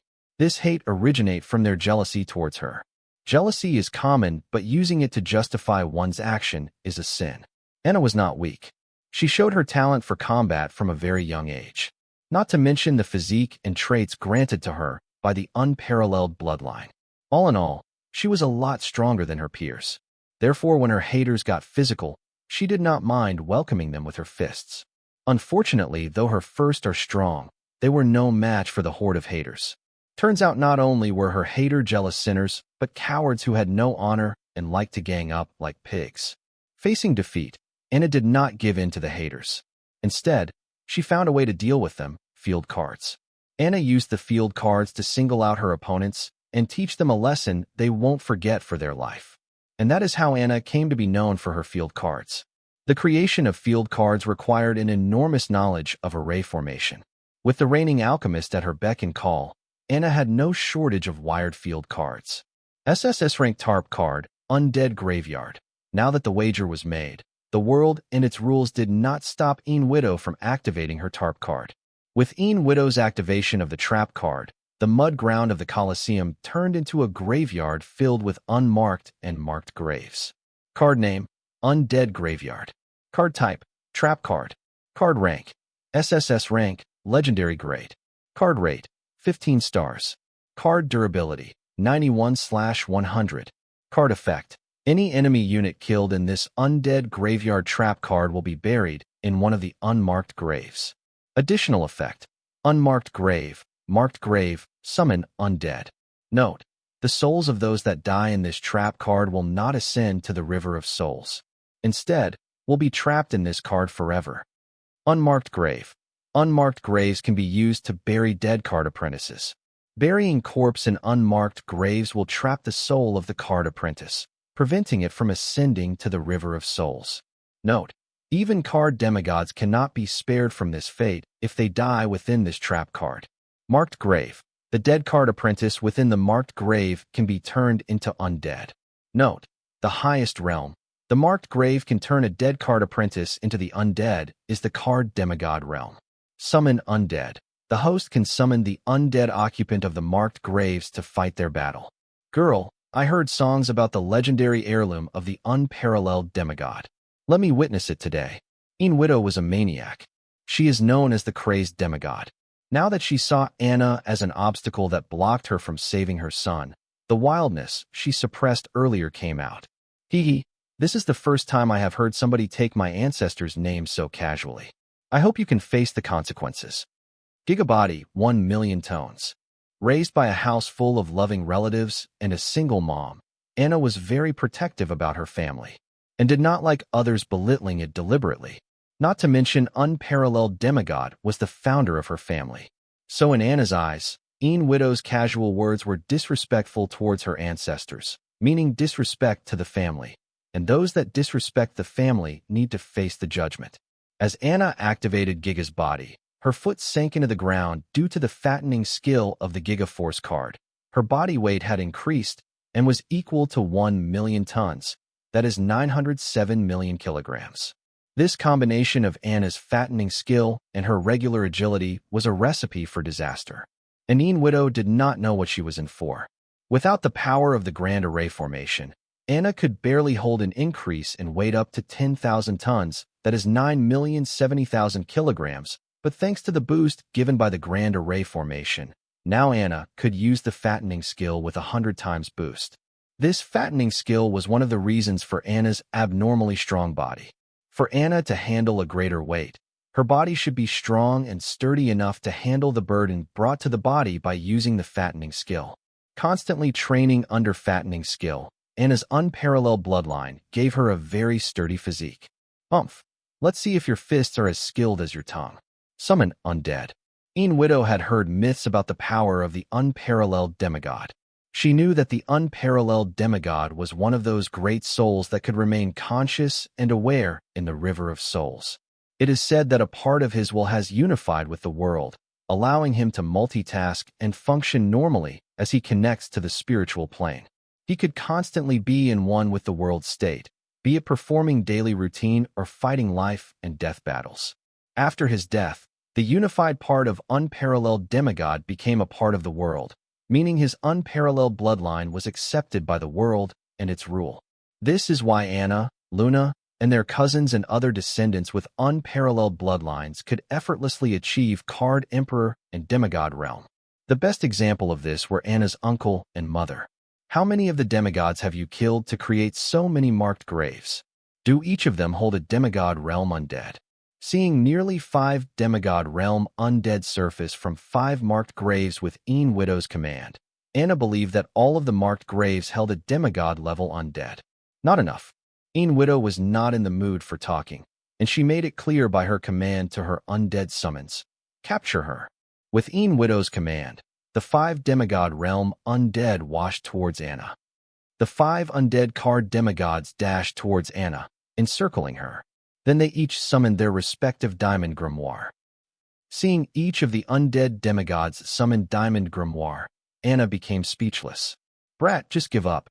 Though your family heirloom grants you the strength to fight a demigod, I don't believe that it will be enough to fight 5 demigods at once. Though Widow wanted to teach Anna a lesson, she had her priorities straight, and saving her son came first, and it would save a lot of time if Anna were just to give up. Give up. Anna's words trailed as she vanished from her spot and appeared above one of the undead demigods and threw a punch aiming for its head. Boom! Upon the impact of Anna's punch, a loud explosive sound was heard, and dust rose, covering the other's view, preventing them from knowing the result of the collision. Shatter! It turns out the undead demigod blocked Anna's punch by invoking a barrier card. Though it could stop Anna's fist, it crumbled like bread upon impact. Old hag, this demigod is stronger than you. There is no way you could have killed him. Tell me, which family's ancestral grave you rob to create such a strong, undead demigod? The force behind Anna's gigabody punch could punch a hole through an average SSS grade card, but this one was able to block her punch. I am no grave robber, and this card doesn't work like that. I can only summon people killed in this trap card as undead. These undead demigods you are fighting are from the way beyond war. The Yin-Yang Harmony sect ancestors had trapped and murdered them all secretly, hoping to use this card as their trump card. The SSS grade trap card was one of the cards she stole from the treasury of the Yin-Yang Harmony sect. These demigods are from that era. No wonder that thing was able to withstand my punch. Anna finally understood why these demigods were strong enough to withstand the strength of the Grand Array formation. They were the demigods from the ancient period. During that period, monsters and supreme beings ran rampant. Despite the long lifespan of card apprentices, living past 40 years old was considered lucky. And those who could reach the demigod realm in such a turbulent era could be regarded as the strongest and the brightest. Now that you understand that, how about you give up? Widow still did not give up persuading Anna to surrender. I always wondered what kind of cards you stole from the Yin-Yang Harmony sect for them to put a bounty of 20 divinity on your head. Seeing this card in action, I gotta say this card is indeed worth 20 divinity or even more. Not to mention the ugly past of the Yin-Yang Harmony sect that is buried in this card. If the world knew what the Yin-Yang Harmony sect did during that era, this world would not have a place for them. 20 divinity equals 20 demigods, which is massive wealth even for a secret sect such as the Yin-Yang Harmony sect. But compared to the ugly past of the sect, it was nothing.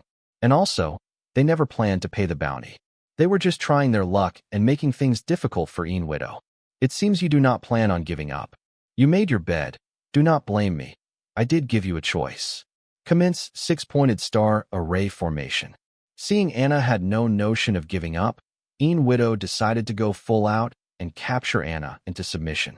Widow had finally found a clue that her son's bloodline vessel was in a dungeon. Since she was last spotted in the Sky Blossom City, it was very likely that her son's bloodline vessel was in one of the dungeons within the vicinity of the Sky Blossom City.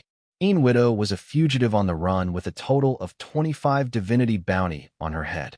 She was wanted by the Heatsin royal family and Inyang Harmony sect. Therefore, she could not stay in one place for an extended period. Now that the Grand Array formation of the southern region had found her whereabouts, it wouldn't be long before the hunting dogs from the Inyang Harmony sect would soon catch up to her. Therefore, she planned to recruit Anna's help, the emperor of the southern region. Anna would find her some and help him reborn while she was on the run once again. This was why Widow asked for Anna's help as a wager. With an overpowered card like the SSS rank legendary Grade Trap card Undead Graveyard at her disposal, Widow was not afraid of being ambushed by a group of demigods. Still, she knew in this mysterious world nothing was overpowered. Everything had its bane. For example, the ultimate Tear Silence rune card passed within the disciplinary hall of the Yang Harmony sect. Six-pointed star array formation, with Window's command, the 5 undead, and Widow herself once again positioned to encircle Anna and simultaneously began to activate the SS rank legend grade, 6-pointed star area formation. No, you don't. Anna finally sobered from invincible feeling and overconfidence brought to her by the sudden influx of vast energy from her connection with the Grand Array formation. Being outnumbered had dug up her old memories. If not for her requiring to gain support from her connection with Grand Array formation, Anna would have used the Damned Arena field card as usual. Because in the Damned Arena, she could defeat any number of opponents with the advantage of her physique given to her by unparalleled bloodline. But this time, the opponent was of a card demigod realm, and those that form divinity usually refine their body and physique. No matter how remarkable her unparalleled bloodline was, it could not bridge the physical strength gap between the card emperor and a card demigod. Having sobered up from the false sense of invincibility, Anna no longer acted arrogantly and decided to finish the fight as soon as possible.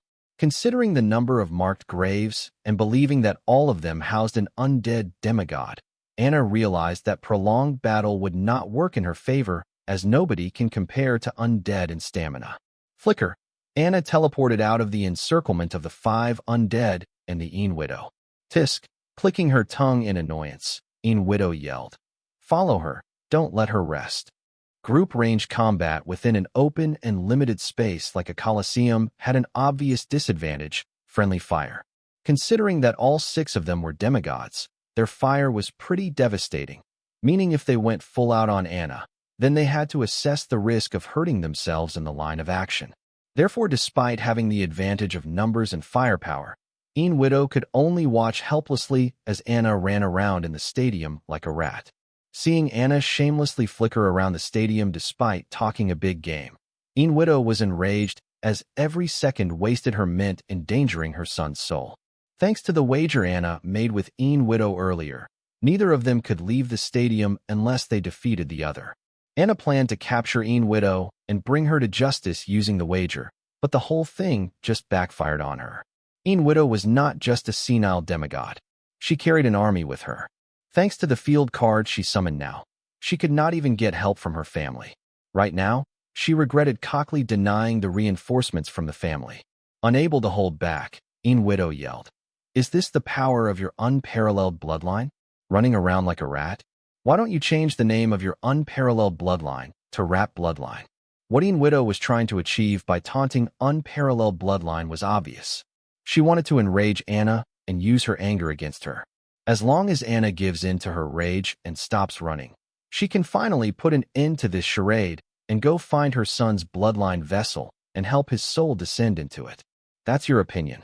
Having dealt with her share of bullies, Anna knew how to tolerate and act when ready. Anna's rage was boiling hearing Widow's insult to her family bloodline, but she knew losing her life would not do any good to the family. Instead, it would prove Widow's words. Therefore, no matter how angry she was, Anna suppressed it and focused on cracking Ian Widow's trap card because that is how she could get out of this mess she had gotten herself into. What? Ian Widow's taunt didn't seem to work as she accepted it too. She was baffled hearing Anna's reply and even thought that Anna was trolling her. Just a few minutes ago, she wanted to punish her for speaking her ancestor's name casually, and now she acts as if it's not her business. Ian Widow finally stopped seeing Anna as a little girl, but a scheming devil waiting for an opportunity to strike. Ian Widow could easily win this battle by prolonging this battle until Anna is exhausted and then capturing her. Unfortunately, she had a time limit of her own, the soul status candle, whose struggling flame constantly reminded her that her son's soul is on balance and she should nearly up. World's greatest mother, your dumb daughter needs your assistance. Please help me, mother, yelled Anna. Her ruby checks told that she was embarrassed beyond redemption. But soon, her eyes glowed with intelligence. You. Hearing Anna's yell, Ian Widow decided that Anna was trolling her. I got it. Saying that, Anna flickered to one of the open marked graves which belonged to one of the 5 undead demigods chasing her. Arriving next to the grave, Anna threw a punch aiming at the tombstone of the open marked grave, yelling, Giga Punch. No. Seeing what Anna was up to, Ian Widow yelled in distress. Boom! With a loud sound, the tombstone crumbled with the impact of Anna's Giga Punch. As the tombstone of the marked grave crumbled to dust, and one of the 5 undead demigods chasing Anna turned to ashes, its diamond grimoire fell to the ground. Yuich, how did you figure it out? Ian Widow yelled in distress, seeing one of the precious undead demigods from the ancient era die, trying to capture a card Emperor Realm brat. How? It's because I am smart and you are dumb. Get it? I am too smart for you. Anna started to boast shamelessly, fully knowing that the credit of finding the weakness to the undead graveyard card belonged to the SS rank legend grade bestowal card, Mother's Love, created by Mother. Anna's mother's exact words when bestowing this card to little Anna were, Anna, you are dumb. Believe it. Otherwise, you will have a hard life in society. Blame your father's Neanderthal genes. Anyway, you are my daughter. I have to look past your flaws and help you overcome them. But your dumbness is innate, something you are born with. So the only way I can think of making up for your flaw is with this card. Always equip it. Give it a rest. It has something to do with the shameful chant you yelled earlier. Ian Widow knew Anna activated a card which helped her decipher the weakness of her trap card. What shameful chant? I don't remember yelling. Anna denied Ian Widow's claims and said, You couldn't be more obvious trying to hide the weakness of your trap card. Your mistakes are what led to me deciphering that the tombstones of the marked grave held the souls of the undead demigods. Impossible. I have used the same technique to kill numerous demigods. Most of them were infamous for their intellect. How can an airhead bimbo like you overcome what they couldn't? Location, Sky Blossom City, SS rank field card, Gladiator's Pit. Card name, Flicker. Card type, Rune skill card. Card rank, SS rank, Legend grade. Card rate, 13 stars. Card durability, 96/100. Card effect. This rune card is created using the plus ultra rune of Flicker, meaning of the fire rule. The user can instantly flicker and escape to a distance within reach of their mental strength. Additional effect, Flame Dance, Flicker Steps, Evasion plus 50. Requirement, Mastery of Flicker, meaning of the fire rule, is required to use this card. Note, can be used in combination with Wind rule. Flame Dance. Using the technique increases the chances of the card apprentice to evade all ranged and close attacks. Note, can be used in combination with Wind rule. Flicker Steps. This light movement technique allows the user to move from one location to another in the shortest time possible with the shortest energy consumption. Note, this card can be used in combination with the swift, meaning of the Wind rule. Card name, Mother's Love. Card type, bestowed card bonded. Card rank, a rank, rare grade. Card rate, 8 stars. Card durability, 94/100. Card effect, Mother's Love is a bestowal card created by a demigod who is too embarrassed to add her name to the card because she is ashamed of creating such a card for her dumb daughter. The card Mother's Love contains a spirit clone of the dumb daughter's mother, which will aid the dumb daughter in decision-making. Additional skill, password protected, sharing senses. Special status, bonded to my dumb daughter. Note, The mother's clone is a spirit body and does not have any physical body or realm. Her sole purpose is to judge her daughter's life choices. Password protected. The bonded card apprentice can only use this card when they shout the following password set by the card's creator out loud. Password: World's greatest mother. Your dumb daughter needs your assistance. Please help me, mother. Note: the password should be yelled out loud and clear for the card to activate. Sharing senses. This skill allows the user to share their senses with the spirit clone in the card. Being a spirit body, the clone has no physical senses therefore.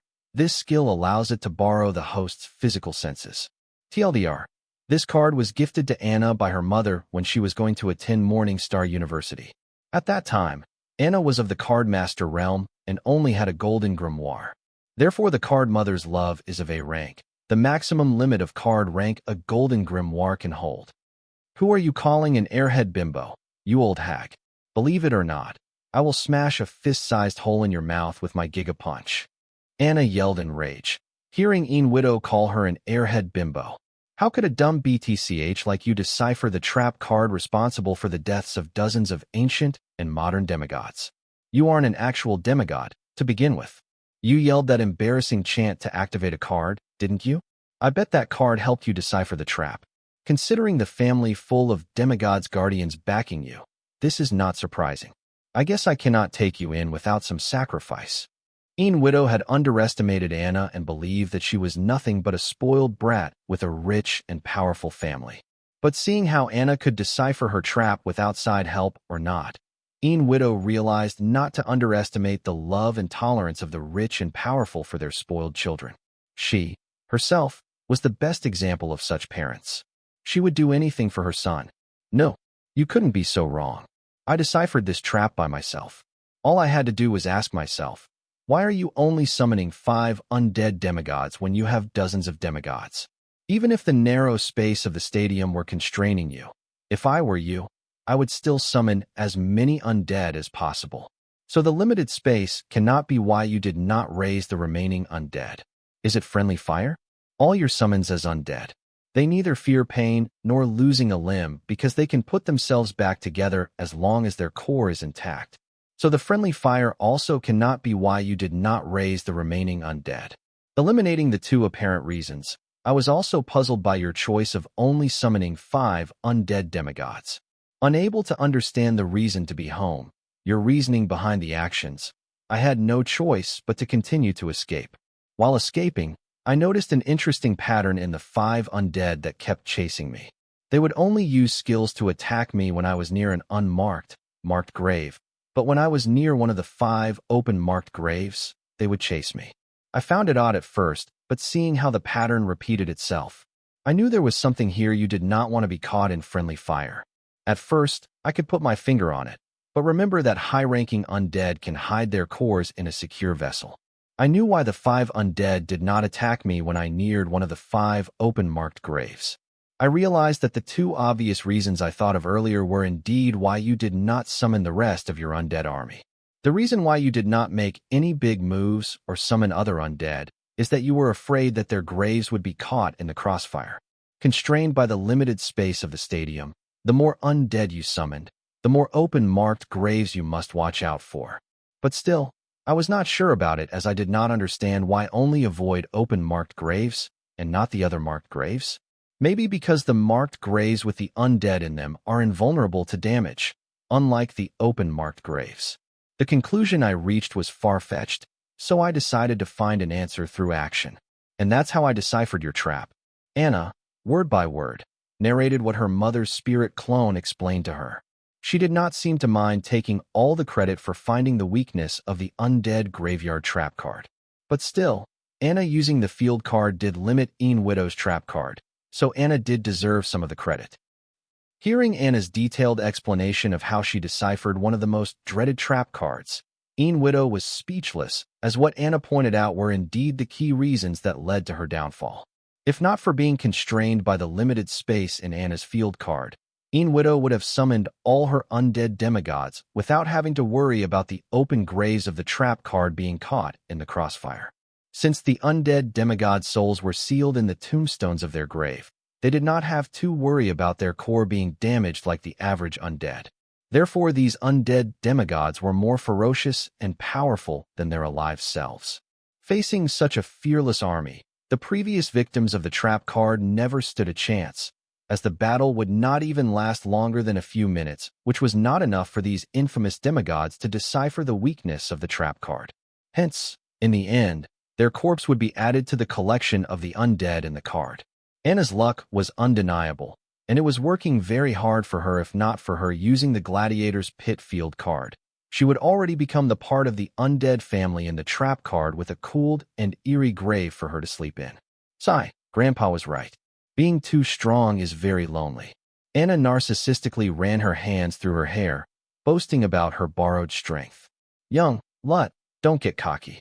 This trap card was just an auxiliary means. Let me show you the real power of yin-yang harmony. Despite her haughty words, Yin Widow was highly cautious right now. Being the vessels that hide the core of the undead demigods, the tombstones of the marked graves had a very high defense nearing an invulnerable state. Even the open marked grave tombstones had a very high defense enough to withstand the attack of the average demigods. But Anna's single Giga Punch had blown the tombstone into dust, proving that her strength was not something she could take lightly. Whatever, old hag, bring it. Anna's words trailed as she flickered next to Yin Window and threw a punch, yelling, Giga Punch. Naive, such obvious sneak attacks will not work on me. Try harder. Yin Widow's body shattered into pieces like a broken mirror, and her voice sounded from behind as Anna felt a prick on the back of her fist. Mirror image? Anna had already learned that not everyone was like her, who liked to fight head-on with brute force. They had various means, and most used trickery rather than fighting head-on. But seeing an opponent pull out a card which carried an army of undead demigods was her first. Therefore, she knew she had to end her fight with Yin Widow as soon as possible. Otherwise, this card fight may end up becoming her last. What the heck? How did you do that? Was this mirror image another trap? Rubbing the area pricked on the back of her palm, Anna yelled at Yin Widow. Turns out the mirror image had a counter skill, which took effect and hurt Anna's fist as she destroyed it. Yin Harmony Curse. The prick that Anna felt on the back of her palm was more than just the result of the Yin Widow's mirror image's counter skill. It was used to fulfill the condition of activating the Yin Harmony Curse. What the heck? With the pricked area in the center, a golden lotus tattoo formed on the back of Anna's palm. Young, you are under my Yin Harmony Curse. It would be wise if you just give up. Yin Widow preached, having successfully used the Yin Harmony Curse on Anna. Shut up, old hag. Eat my Giga Punch. With a yell, Anna once again flickered next to Yin Widow and struck her with her Giga Punch. It seems you will not believe me until you will experience it yourself. Facing Anna's incoming Giga Punch, Yin Widow did not try to defend or dodge. She stood still as if prepared to face the Giga Punch head-on. Seeing her actions, Anna thought that Yin Widow was overestimating herself and struck her with her punch without hesitation. Boom! A found explosion sound sounded as Yin Widow's body flew backward in the air and dug into the wall of the Colosseum. Then the mangled and bloodied body slowly slid down the wall and fell on the ground. Stupid bit. __. Before Anna could complete her words, she felt a massive pain rush through her body at once, and in response, she screamed at the top of her lungs. As a prideful warrior, Anna would hold in her scream, but the pain was too sudden and caught her off guard. Just as Anna screamed in pain, a bright golden-white light covered the mangled and bloodied Yin Widow. As the light vanished, the severely injured body of Yin Widow was healed and perfectly fine with no wounds. Yin Widow got up from the ground and looked at Anna, who had finally regained her calm but was covered in various wounds, and said, I told you so. Cough. Anna coughed blood. She barely maintained her balance and struggled to stabilize herself from falling to the ground. Girl, right now, you have no choice but to give up. No matter what you do, under the influence of the Yin Harmony Curse, you cannot harm me. By attacking me, you will only be damaging yourself. With a victory smile on her face, Yin Widow instructed her undead demigods to capture the barely standing Anna. It's not over yet. Seeing the undead demigods close in on her, Anna used the flicker skill card to move to the opposite corner instantaneously. And then, She made use of her connection with the Grand Array formation covering the southern region to use its energy to heal her wounds. Card name, Mirror Image. Card type, Skill card. Card rank, S rank, Myth grade. Card rate, 12 stars. Card grade, 98/100. Card effect, upon activation, this card instantly conjures one mirror copy of the card apprentice that activated it. This mirror copy can duplicate the user's stats and skills. Additional skill, Blood Swap. Note, the mirror copy can last till it gets continued soul energy. Blood Swap. When destroyed, the mirror clone will break into mirror shards and prick the attacker to collect the blood sample of the perp. The blood small will be stored on the card. The user can collect the blood sample from the card. Card name, Harmony Curse. Card type, Rune Skill card. Card rank, SSS rank, Legend grade. Card rate, 13 stars. Card grade, 93/100. Card effect. The Harmony Curse is an ultimate rune card created with ultimate tier curse meaning of rule. Harmony Curse is a skill that returns all the damage taken by the card apprentice due to the mark to the mark. Additional effect, Mark. Requirements. The person's body fluid is required to turn him into the mark. Note, the user needs to have a basic mastery of the rule and its curse meaning to activate this card. Mark. Using the fresh body fluids of the side person, the user can turn them into a mark. All damage done to the user by mark will be healed and returned to mark. Note, the body fluids used to mark a person need to be very fresh. Time limit. The body fluid should be used within 2 minutes of being collected. Seeing Anna lean on the wall and barely keeping herself conscious while borrowing more power from Grand Array formation to heal her wounds, Widow laughed. Struggling to keep her drooping eyes open, Anna looked at the smug Widow and incoming undead demigods. FCK. Anna cussed as she thought. To think I would be using her again. Anna shook her and activated her origin card, Ideal Daughter. Card name, Ideal Daughter. Card type, Origin card. Card rank, Unique grade. Card rate, --. Card durability, --. Card effect. This card is created using the alter ego of the host, Heat Send. Upon activating this card, the host can summon her alter ego in the flesh. The alter ego summoned will be of the same realm, physique, and traits as the host. Additional, alter ego possession. Look at me, mother, meet shield. Requirements. The alter ego will require a separate grimoire to use, and one of the 2 origin card slots will be occupied by the Dumb Daughter origin card. Note, the alter ego was created due to the host's desperateness to please her mother. Hence, the alter ego is the perfect daughter for her mother, and has a high tendency to be dependent on her mother for approval. Alter ego possession. The host's secondary or alternative personality can possess the user's body based on previously agreed upon conditions. During possession, all bodily functions, skills, abilities, and stats of the host are increased by 10 times, and the energy consumption is doubled.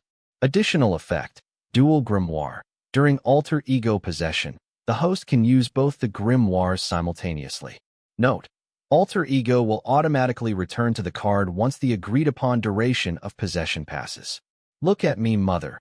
In the presence of the host's mother, the boost gained by the card will be doubled. With the cheering of the host's mother, the boost gained by the card will be tripled.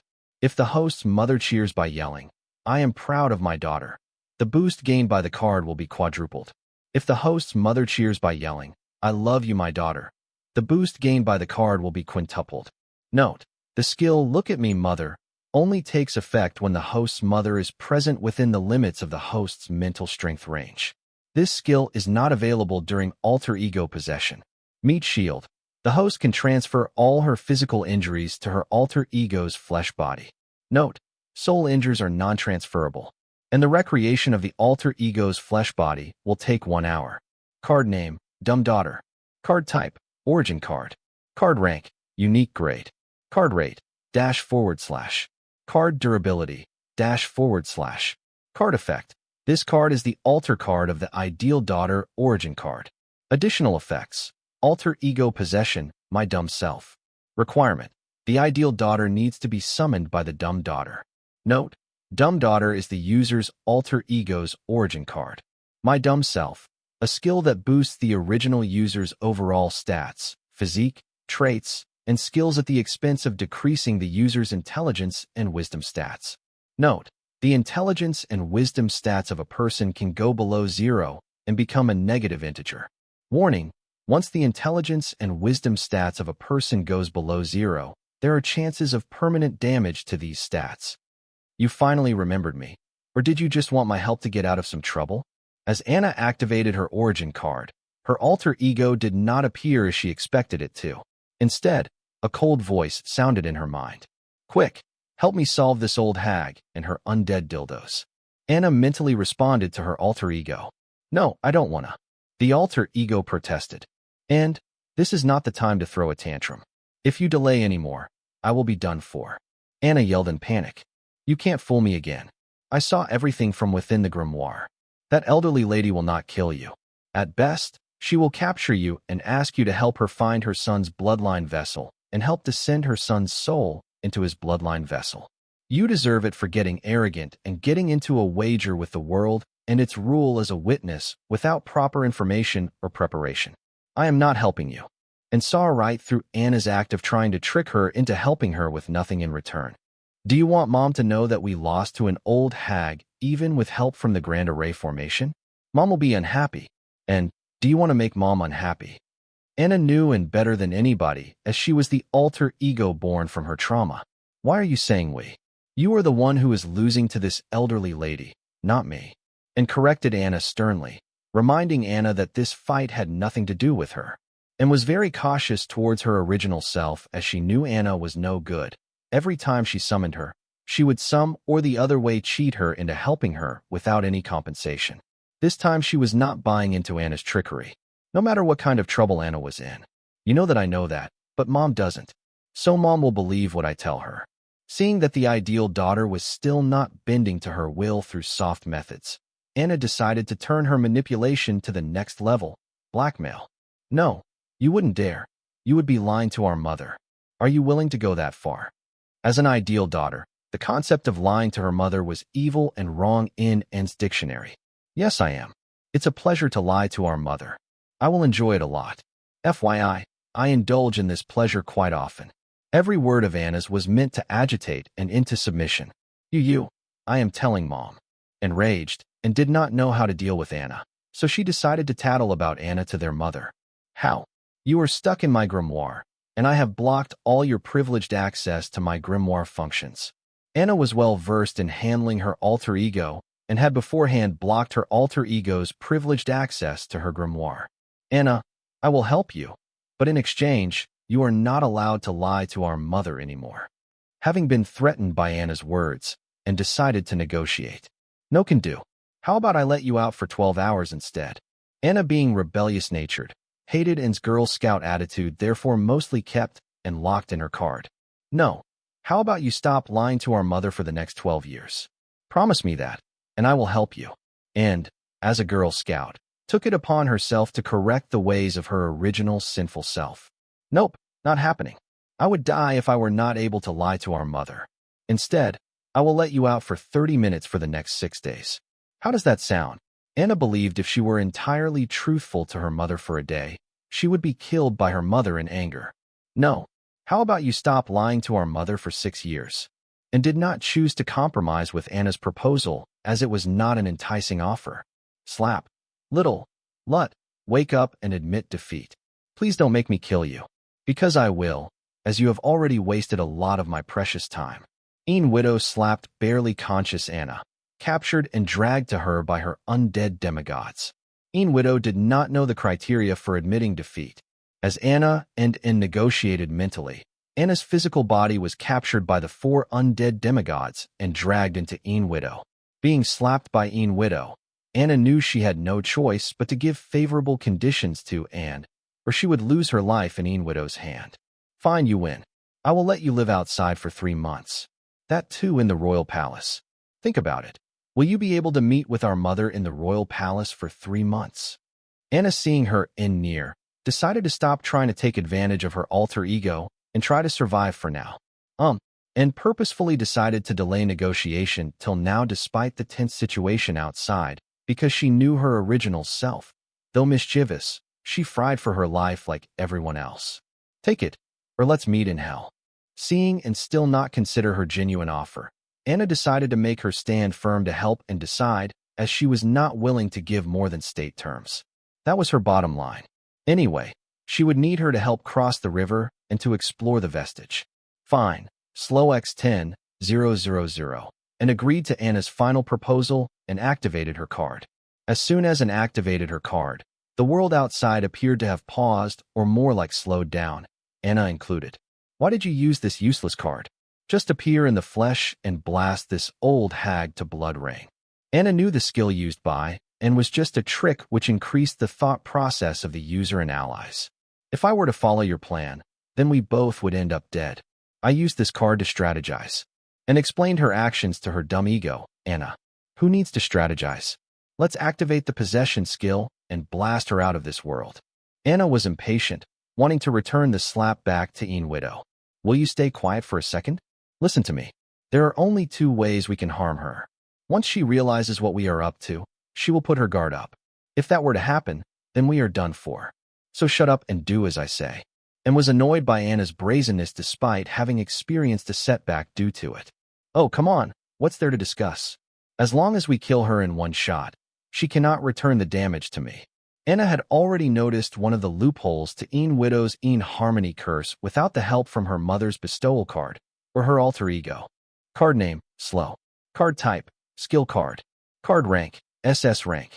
Card rate, 12 stars. Card durability, 97/100. Card effect. This card helps the card apprentice manipulate the thought process of the user, the allies, and enemy units by tampering with the bioelectricity of the target using the poison extract from the Dream Eater parasite. Additional effect, fast slow. Note, this card cannot be used on a person of the same or higher realm without gaining acknowledgement from their will. Warning, please use this card in moderation as the chances of getting addicted to his card are very high. Fast. The user can decrease the speed of the victim's thought process, making the victim feel the world is moving very fast. Note, this skill cannot be used on a person of the same or higher realm without gaining consent. Warning, the poison extract from the Dream Eater parasite is very addictive, and the chances of death in case of relapse are very high. Slow. The user can increase the speed of the victim's thought process, making the victim feel the world is moving at a slow pace. Note, this skill cannot be used on a person of the same or higher realm without gaining consent. Warning, the real-time use of this skill on the subject can lead to permanent addiction. Subjects may prefer to live in the Dream Eater poison-induced state for the rest of their life. I cannot believe that you noticed that. How did you figure it out with that dumb brain of yours? And was astonished that Anna had already grasped one of the loopholes in Een Widow's Een Harmony curse. I dare you to call me dumb again. I won't care if you are my origin card and shred your card to pieces. This is the reason Anna never used her origin card, and was a judgmental prude who constantly nagged her about her life choices. Anna already had her mother for that. Since she can't avoid her mother, she chooses to avoid using her origin card. Anna, it's okay to be dumb. Everybody is not made the same way. Your freakishly strong body makes up for your tiny brain, so relax. And try to console Anna for being dumb. That's it. Release me from the effect of your slow card. I am going to shred you into as many tiny pieces as possible. Under the effect of Anne's card, Anna's thought process was 10,000 times faster than the average speed, which means 1 second outside was 2 hours inside in her head. If Anna tries to shred her origin card, she would have spent a few hours mentally before her body actually tore her origin card. Enough, don't act like baby Anna. Do you think the Een Widow is stupid? After you have deciphered her trap card, she will definitely not underestimate your smartness. I believe that the elderly lady is up to something. Otherwise, she would not ask her undead to drag you right in front of her. Also, if you kill her here, how are you going to drag her to the Southern Watch military court to punish her for her crimes? And found Een Widow's action fishy, and that is why she was against Anna's idea of entering possession mode and blasting the elderly lady into blood rain. I see. But do you really think she is up to something? I feel that she is too confident about her Een Harmony curse and throws all her caution out of the wind. Anna felt that confident about her curse card, Widow had grown reckless enough to allow her within such proximity to her. No. Experience the strength behind your Giga Punch. There is no way she would let you punch her defenseless unless she no longer plans to keep you alive. That's it. She wants to kill you using your own strength so that our family cannot track her. It seems she has grown impatient, but not enough to get her hands dirty. And finally found the reasoning behind Widow's reckless actions. It seems she no longer plans to use Anna's help with her son's revival. What? Don't tell me Mom used my placenta to create a soul status candle card. That is just gross. The notion of her mother using her placenta as a card ingredient disgusted Anna. I don't think so, but there are better alternatives for a soul status candle card. I bet Mom must have created one to keep track of your sorry ass. If Mom did not, Grandma and Grandpa must have. Harmony curse seems to be the best way to bypass those tracking cards. And explained. Wait, if we were to one-shot her, we don't have to worry about the curse returning the damage. Right. Anna was right in the state of alter ego possession. Her strength would increase by 10 times. That should be enough to one-shot the Widow. What if she has a resurrection card? The user has to withstand the damage first before the Harmony curse activates, which means if we kill her in a single punch, the Harmony curse will be nullified. But if she had equipped a resurrection card in her grimoire, then you will face imminent death through the feedback of the Harmony curse after she resurrects. And pointed out to Anna that there are cards that could revive a person, meaning that death is not the end. No way. That veil card has been banned since ancient times. The chances of her possessing such a card are near zero. The resurrection card that, and spoke of, fell under the demonic practice. Therefore, its card recipe was destroyed, and the card was banned from production. Now, who is the naive one? Seeing how the Yang Harmony sect had the Undead Graveyard Trap card hidden in their treasury, it wouldn't be a surprise if they had the resurrection card. Other banned cards. Therefore, we have to be cautious and plan our move to deal with this elderly lady. Stop calling that old hag elderly lady. She is trying to kill us. For God's sake, can you stop being so polite and Miss Goody Two-Shoes? It's getting on my nerves. Every second with and reminds Anna how much she struggled to get her mother's approval. Ever since her grandpa chose her as the next heir of the Heat-Send royal household, her mother no longer treated her as she used to. She started to have very high, unrealistic expectations of her. Her mother had an image for the next generation leader of the Heat-Send royal family, and Anna never came close to that image. You are just jealous that Mom loves me and not you. And was an alter ego, which Anna formed in the image her mom had for the next leader of the Heat-Send royal family. Shut up. No matter what, I am her real daughter, and you aren't. Anna yelled furiously. Correction, I am part of you. If you are her daughter, then I, too, am her daughter. Hearing you say such words, I understand why Mom is worried for you, and did not cower to Anna's rage. That's it. Come out. I am going to fight you. I regret the day I had the idea of using you as a card ingredient for my origin card creation. Anna was unable to take being looked down on by her alter ego, no less. Okay. I am sorry, I will not taunt you anymore. Let's discuss the matter at hand. And apologies to Anna, as this was the only way Anna would calm down and would be open to her suggestions. Fine. What is the other loophole to the Harmony curse you talked about? Explain that. Let's see if we can use it to our advantage. Knowing that killing Widow in a single punch could come back to bite her, Anna decided to hear the second loophole discovered by Anne. While you landed your Giga Punch on Widow, I noticed two things. The Harmony curse did not activate immediately. First, it healed Widow's wounds, and then it returned the exact amount of damage to you. This showed the first loophole you pointed out. That is, if we kill Widow in one shot, then we do not have to worry about the Harmony curse, as it will get dispelled with the death of Widow. Another thing that I noticed is that earlier, Harmony curse did not heal all the damage taken by Widow. It only healed the damage you did, not the other damages sustained due to other variables or indirectly. For example, the damage taken when the Widow slammed into the stadium wall. The impact of her collision with the wall has broken a few of her ribs, which did not heal with wounds directly created by your attack. And explained her observation from Anna's confrontation with Widow. Are you telling me that the Harmony curse only transfers the damage directly caused by me, but not the indirect damage? Anna grasped the crux of Anne's explanation. Yes, we can try to get rid of her with indirect attacks. I know it sounds far-fetched, but it is a lot safer than trying to one-shot Ian Widow. And was surprised by Anna understanding what she was trying to explain and wanted to compliment Anna, but she stopped herself from doing so because she knew her compliment might sound like a taunt to Anna. How is that safer? That old hag is a demigod. She has already healed up her broken ribs. Forget about indirect attacks. They can barely land a scratch on her even if they did. She will heal them right away. Anna was against Anne's proposal as she knew that demigods were very resilient, and shallow wounds caused by their indirect attacks would not pose any threat to her. You are right, but it's either that or gambling it all in one shot, and said they had to choose between the two. I have another better idea. I think this will work. How about it, Anne? Are you willing to give it a try? Anna asked, and enthusiastically, finding an alternative solution to the inharmony curse. Explain it to me first. Then I will decide if we should put your idea in motion. Anne was skeptical of Anna's idea and decided to hear it out before deciding. My plan is still the same. We one-shot that old hag's ass using physical attacks. If she dies and stays dead, then well and good. But if she were to revive using a resurrection card, then we can use the meat shield skill to deal with damage given by inharmony curse. And then we can once again kill her in a single punch again, putting down the BTCH once and for all. Anna was smart enough, but this wasn't enough to match her mother's expectations, and, therefore, always ends up being called a dumbass by her mother. No way.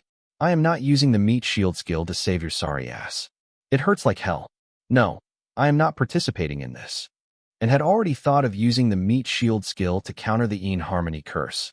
But she did not tell Anna because she did not want to go through the pain of being killed once again. What? Come on. Do not tell me you will chicken out at the last second. Don't you remember the agreement we had earlier? You will help me, and I will give you 3 months of freedom. Don't tell me you are going to go back on your promise. Mom will be so disappointed in you when she hears that her ideal daughter went back on her word. Mom will be so unhappy.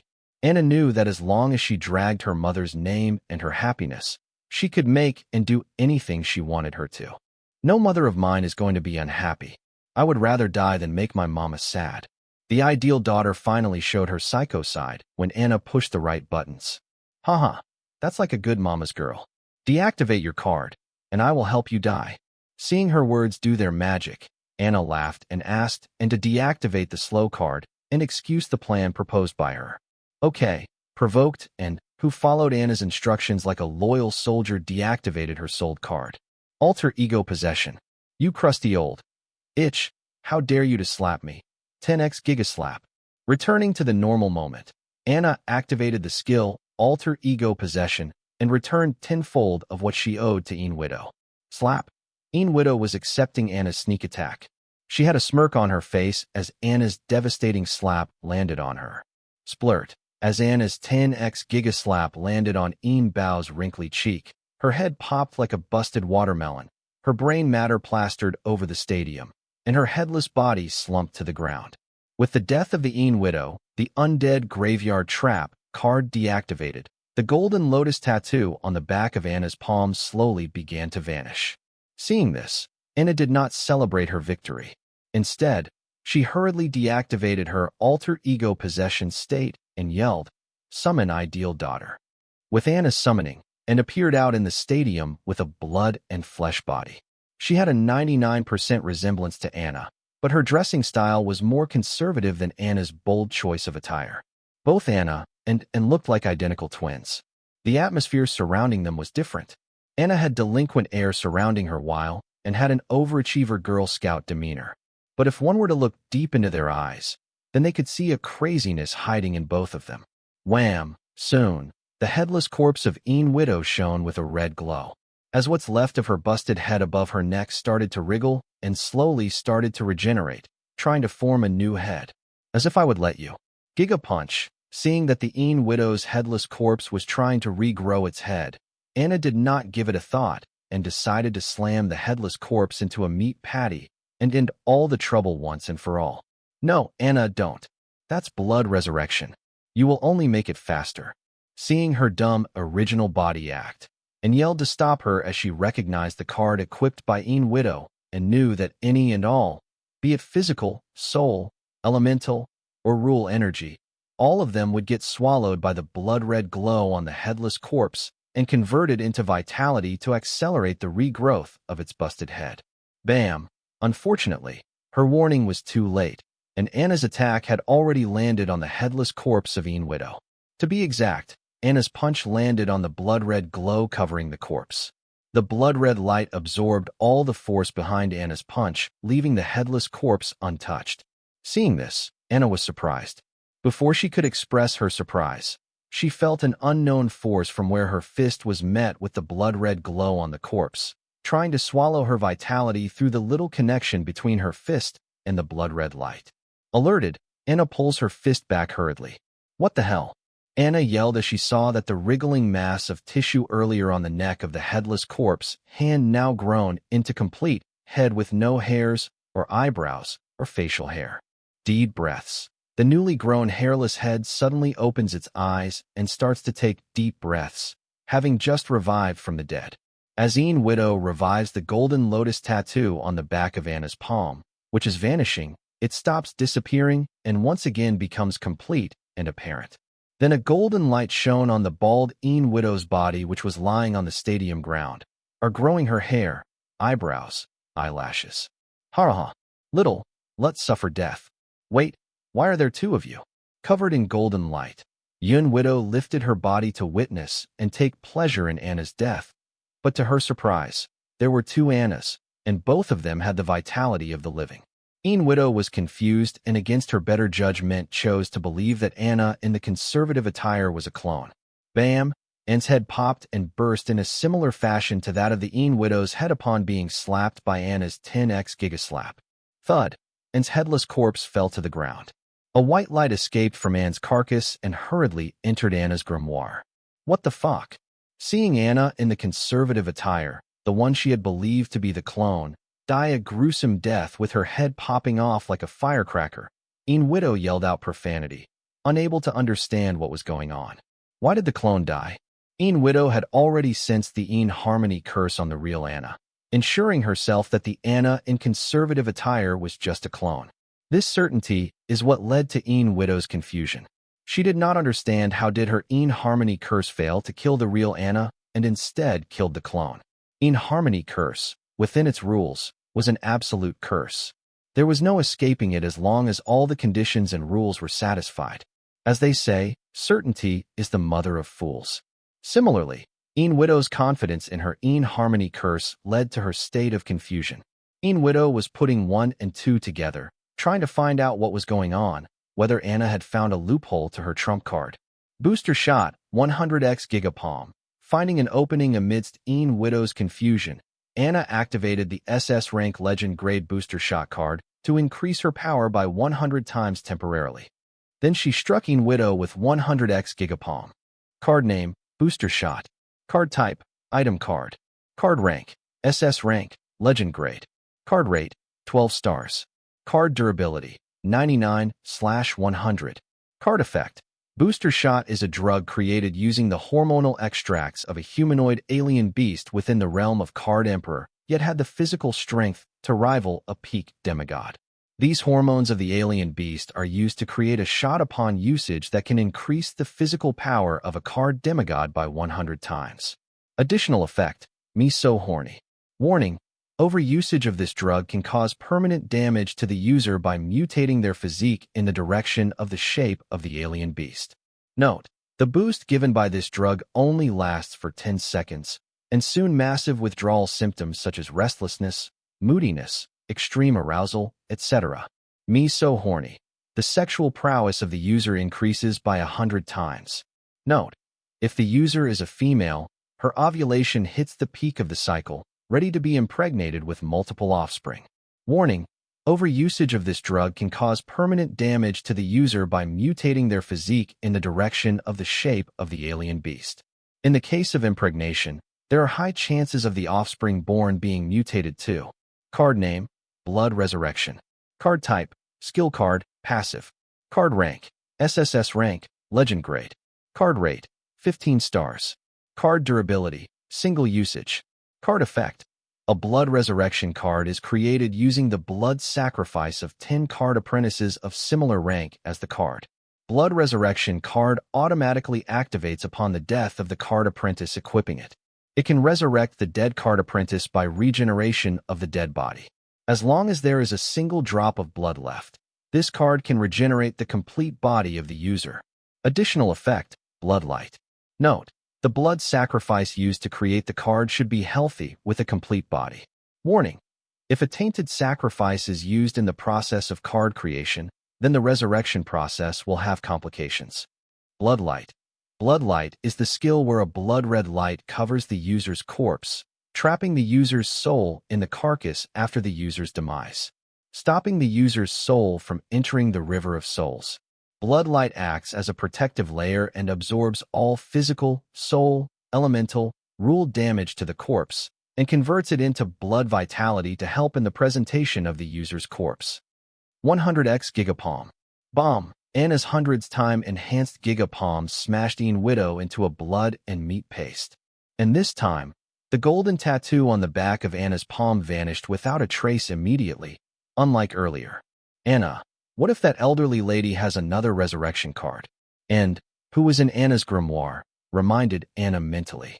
I thought of that already, but I decided to risk it considering the patron saint guardian card given to me by our grandpa. Anna was also loaded with cards to help her escape death, but these cards were very expensive, even for her family. Soon the Gladiator's Pit field card disappeared, and the scenery surrounding Anna returned to the airfield of the Sky Blossom City.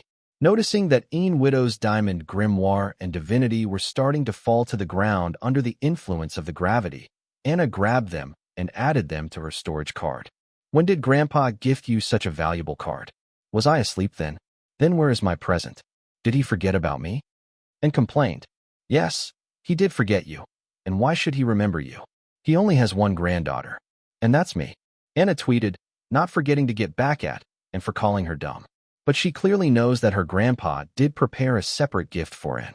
You are mean. Why do you always say such sharp words to me? It's already hard enough to be trapped in your origin card. But hearing such words hurts, you know. And whined. Her voice sounded with utter sadness and pain in it. It seems Anna's words genuinely hurt her. I am sorry. Don't you start crying and whining again. Check my card holder. There should be an ugly-ass dress item card that's Grandpa's present for you. Since Anna has promised and 3 months of freedom, she could not lock Anne's voice out of her head, which meant she would have to hear and whine in her head for the next hour until her flesh body is recreated. Therefore, she chose to apologize to Anne for her hurtful words and pointed into the gift her grandpa prepared for her. Wow. SSS rank legend grade Sanus's Holy Armor card. I love it. Finding the card her grandpa prepared for her in Anna's card holder, and cheered. I forget your taste in fashion is ancient. Only you would like such a dress. Anna criticized Anne's taste in dress. Whatever, I think Wyatt will like this armor, and spoke her mind. What? Why does it matter if Wyatt likes this armor? He doesn't even know that you exist. Anna was stumped hearing and mention Wyatt. Why not? Is he not your crush? And not to mention, he is the only mate out of your multiple mates that our mother approves. I can feel you are very serious about him. After all, you stopped fooling around. Right now, under the side effect of the booster shot card, you are highly aroused, and all you can think about is Wyatt and the various ways he will ravage you and explore every nook and corner of your body. And, being Anna's alter ego, knew how severe Anna's feelings were for Wyatt. Stop reading my thoughts. Mom wasn't being serious back then, and how does that explain why Wyatt should like your dress? What Anne said was true. Under the side effect of the booster shot card, Anna was extremely aroused, and her thoughts were all over the place thinking of her steamy hot sessions with her beloved Wyatt. But Anna did not let herself be diverted by Anne's words and stuck to her previous question. If you are planning to make him your husband then, I think Wyatt's opinion on my dress matters, and answered, not trying to hide her intentions. I still don't understand. Anna understood what Anne was saying, but she denied or hoped it's not what she thought. Listen, Anna, I respected your words and did not interfere with your choice in having various sexual partners, but once you are married with mother's approval, your husband is my husband. And knew being stuck in Anna's origin card, her prospects in love life were near zero, so she decided to settle for one that Anna loved and was approved by her mother. What the fuck? You made my mother your mother.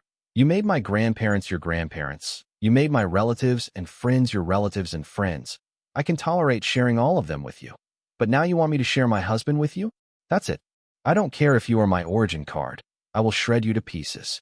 Anna was furious hearing and be blunt about her intentions, and made it clear too, and that she would not share her husband with her.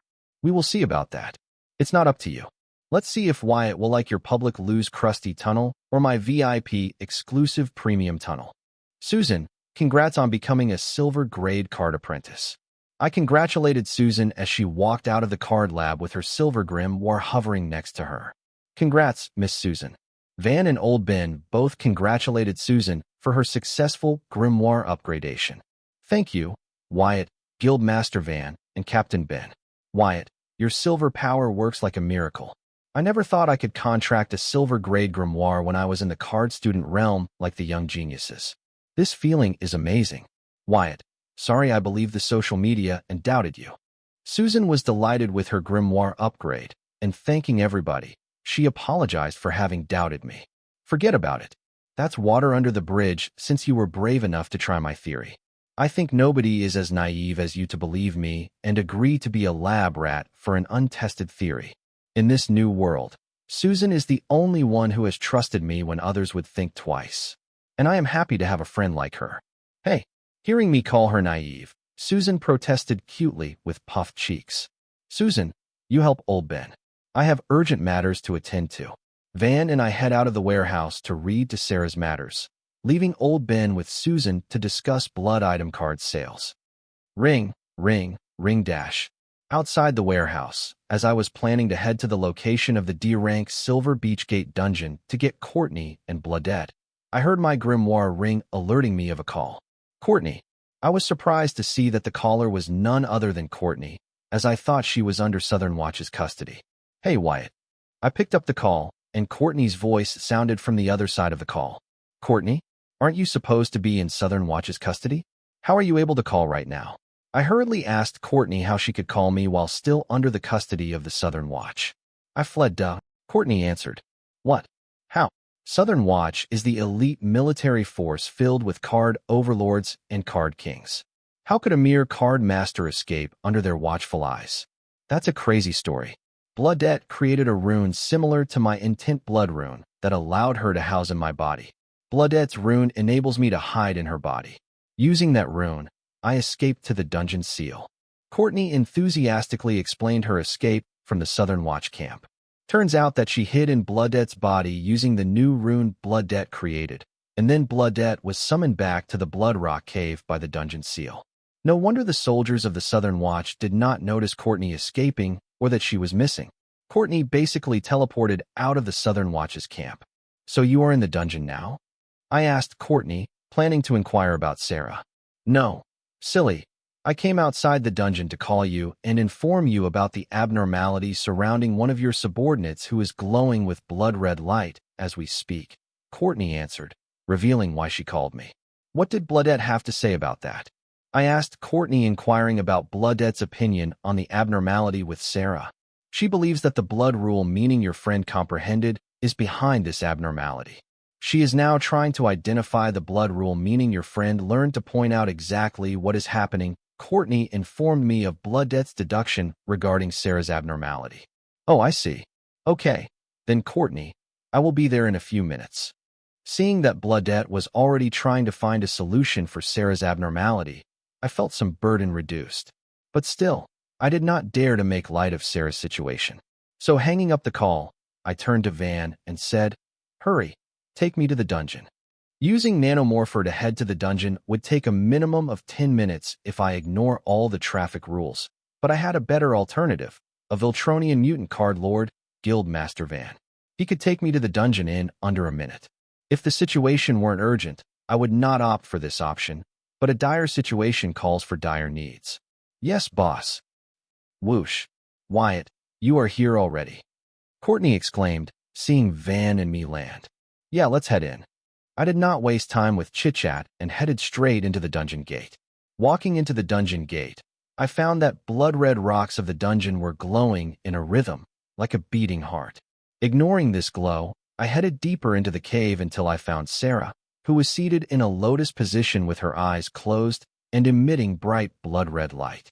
The light emitted by Sarah was in sync with the rhythm of the glow emitted by the rocks of the cave.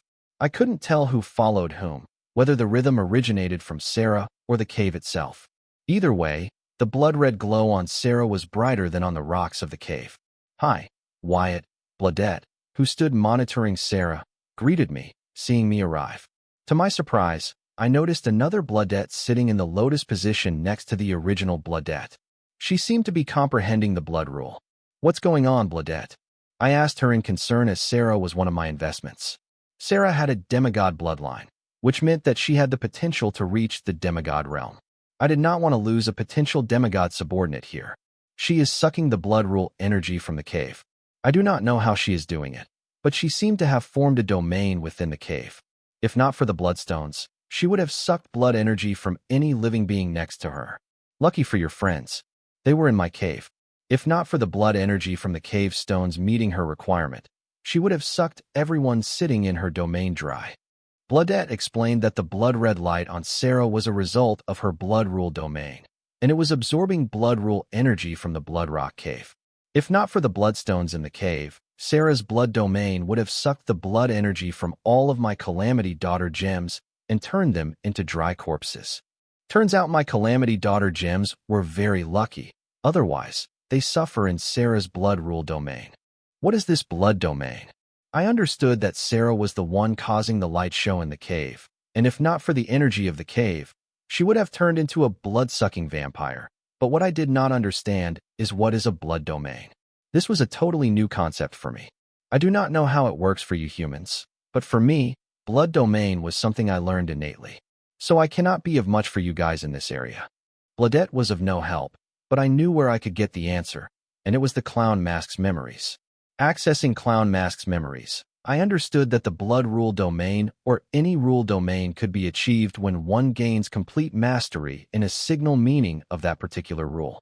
That means Sarah has achieved complete mastery in a specific meaning of blood rule, enabling her to use the blood domain.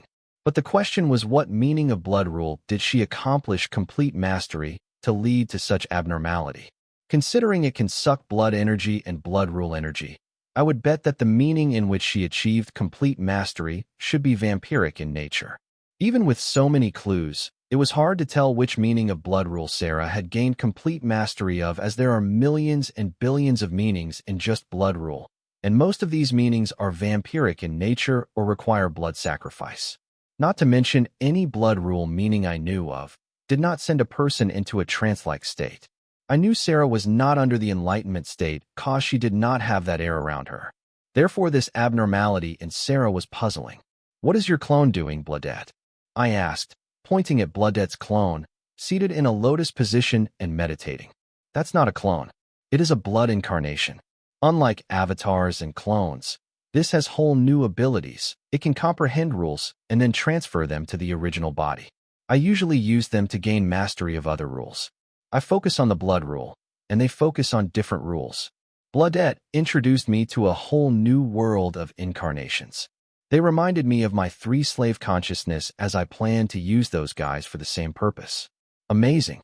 Is there no downside to these incarnations? I knew that if something is too good to be true, then it isn't.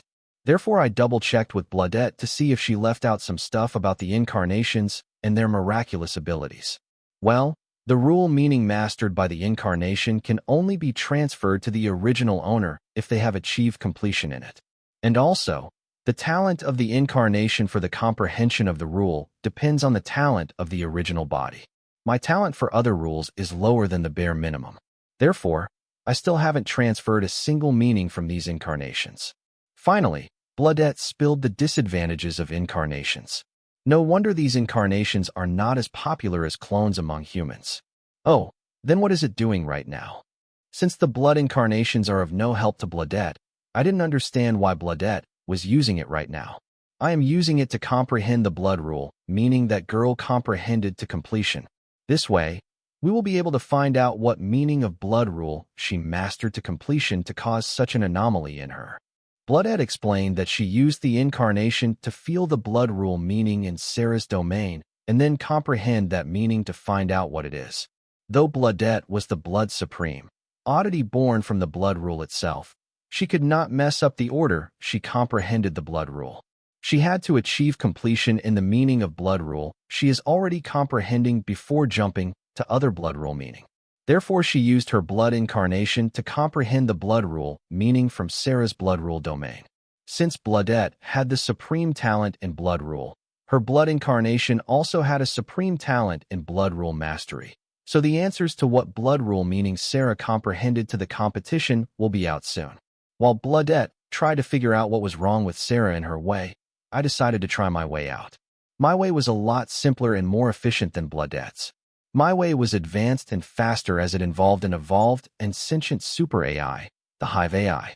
I had the Master Hive AI in my Calamity Soul gem to access the Slave Hive AI in Sarah's Calamity Daughter gem. And without surprise, the Master Hive AI was able to establish a connection with the Hive AI in Sarah's Calamity Daughter gem. Using the link, I asked Hive AI to access Sarah's memory records. I had all the Slave Hive AI in my Calamity Daughter gems keep a tab of their hosts' every activity and action. There are too many wired cards out there, and adding rules and runes to that, I knew I could not believe that my Calamity Daughter gems were perfect. Therefore, as insurance, I had the Hive AI maintain secret surveillance of their hosts' every action. Was I too paranoid? No.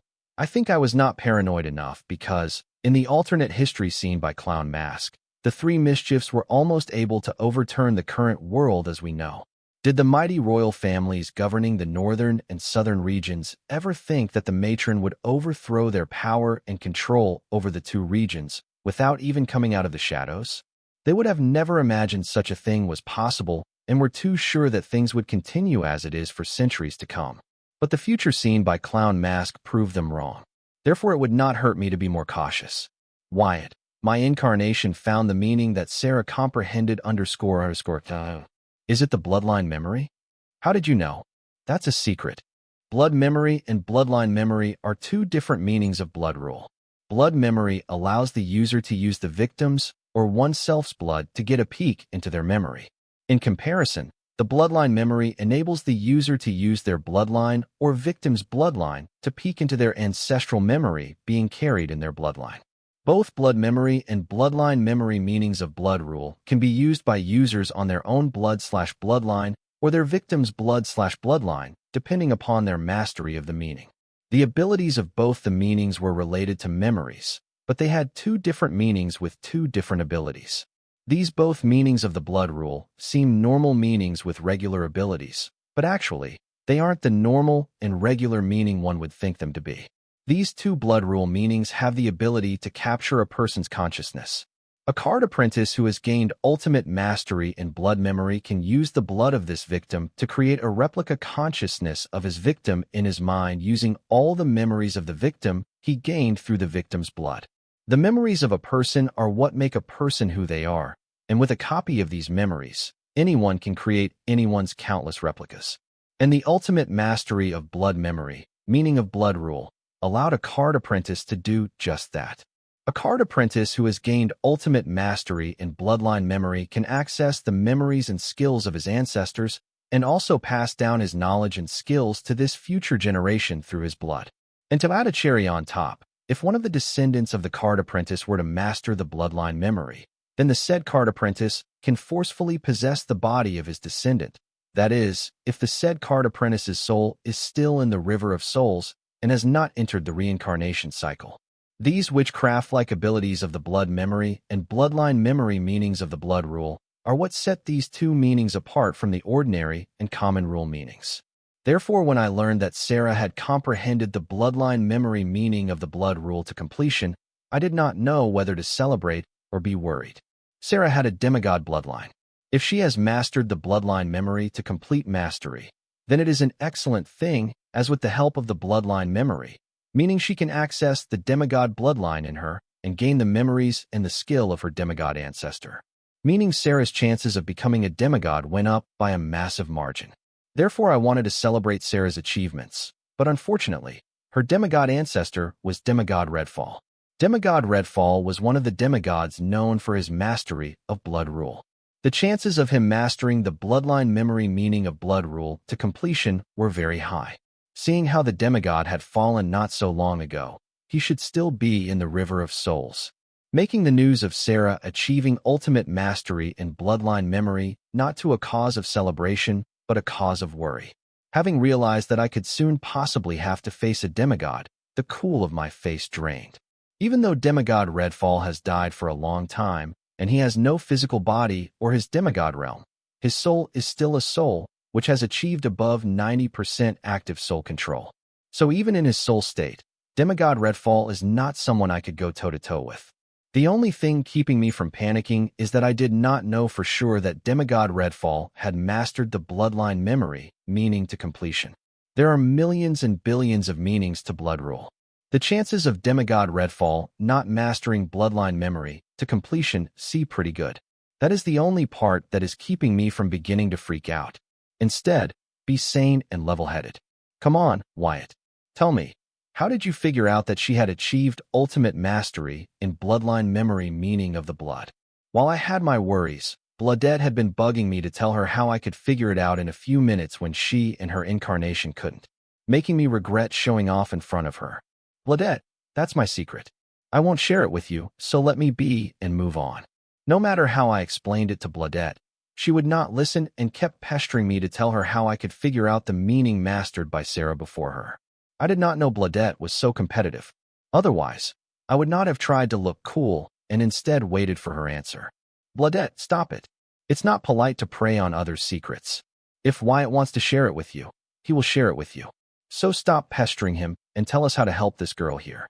Seeing that Bloodette was bothering me and not taking a hint through my annoyance and words, Courtney stepped in to mediate and convey to Bloodette that she should not force me to compromise my personal and private information. Oh, okay, I wouldn't bother him anymore. As for this girl, all I can say is that a third party is influencing her current abnormality. Right now, I am trying to find the origin of this influence.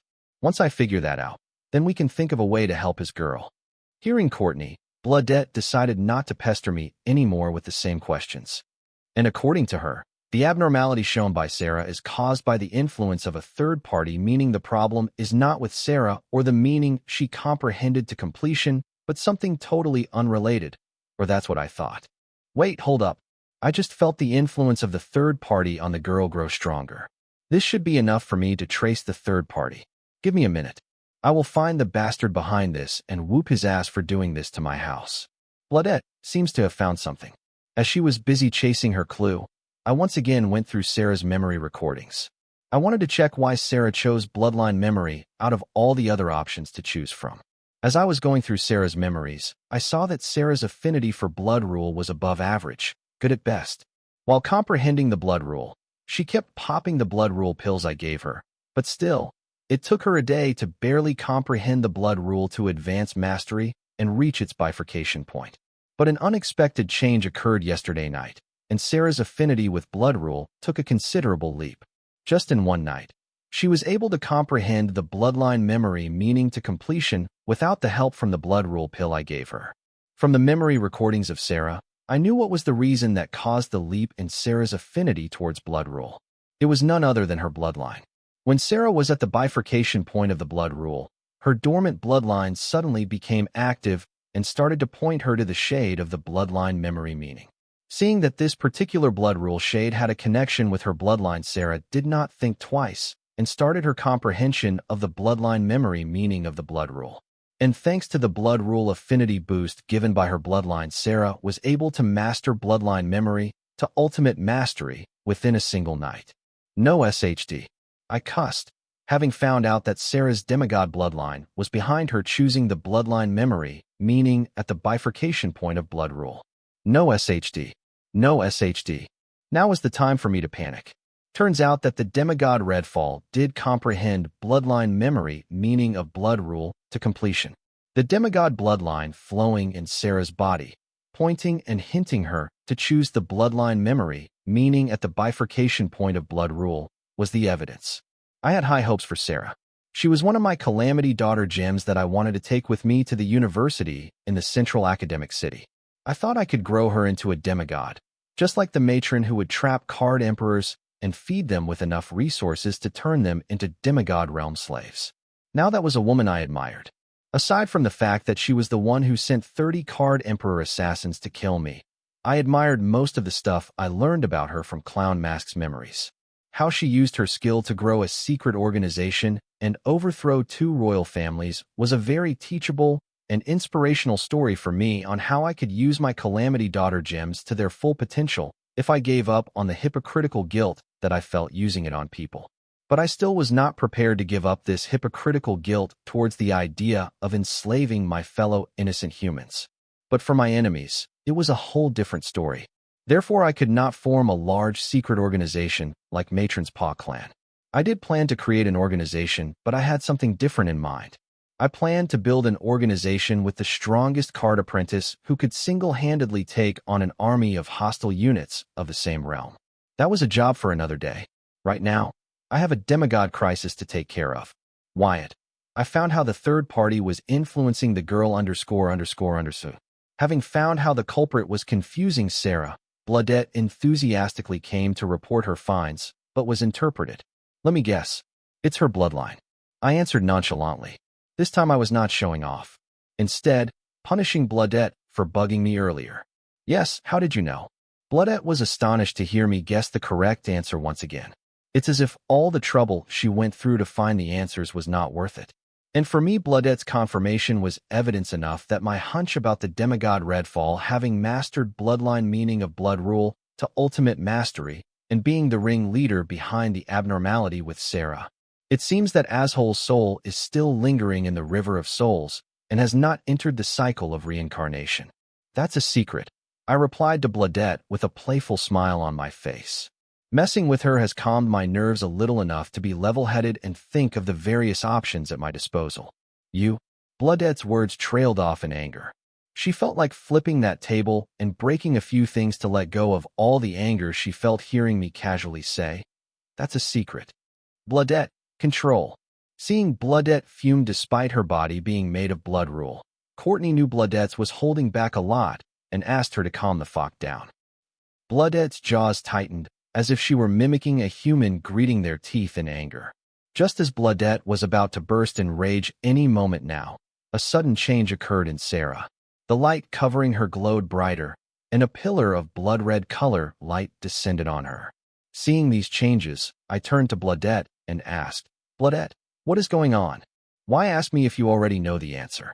Bloodette responded coldly based on altercation earlier. "Bloodette, stop throwing a tantrum and help the girl." Courtney criticized Bloodette sharply for her childish behavior and asked her to help us check what was happening with Sarah immediately. "Okay, give me a minute. I'll take care of it." Since Sarah's abnormality stemmed from her bloodline, Bloodette responded confidently, as she was the child of the blood rule. Bloodette used her mental strength to attach to Sarah's bloodline and started to explore the other external presence attached to it. Following the traces of the malicious presence in Sarah's bloodline, Bloodette's mental presence followed it to a blood bridge formed within Sarah's bloodline connecting her body to another plane. Upon further exploration, Bloodette's assumption was valid. The blood bridge in Sarah's bloodline did indeed connected a foreign plane to her physical plane.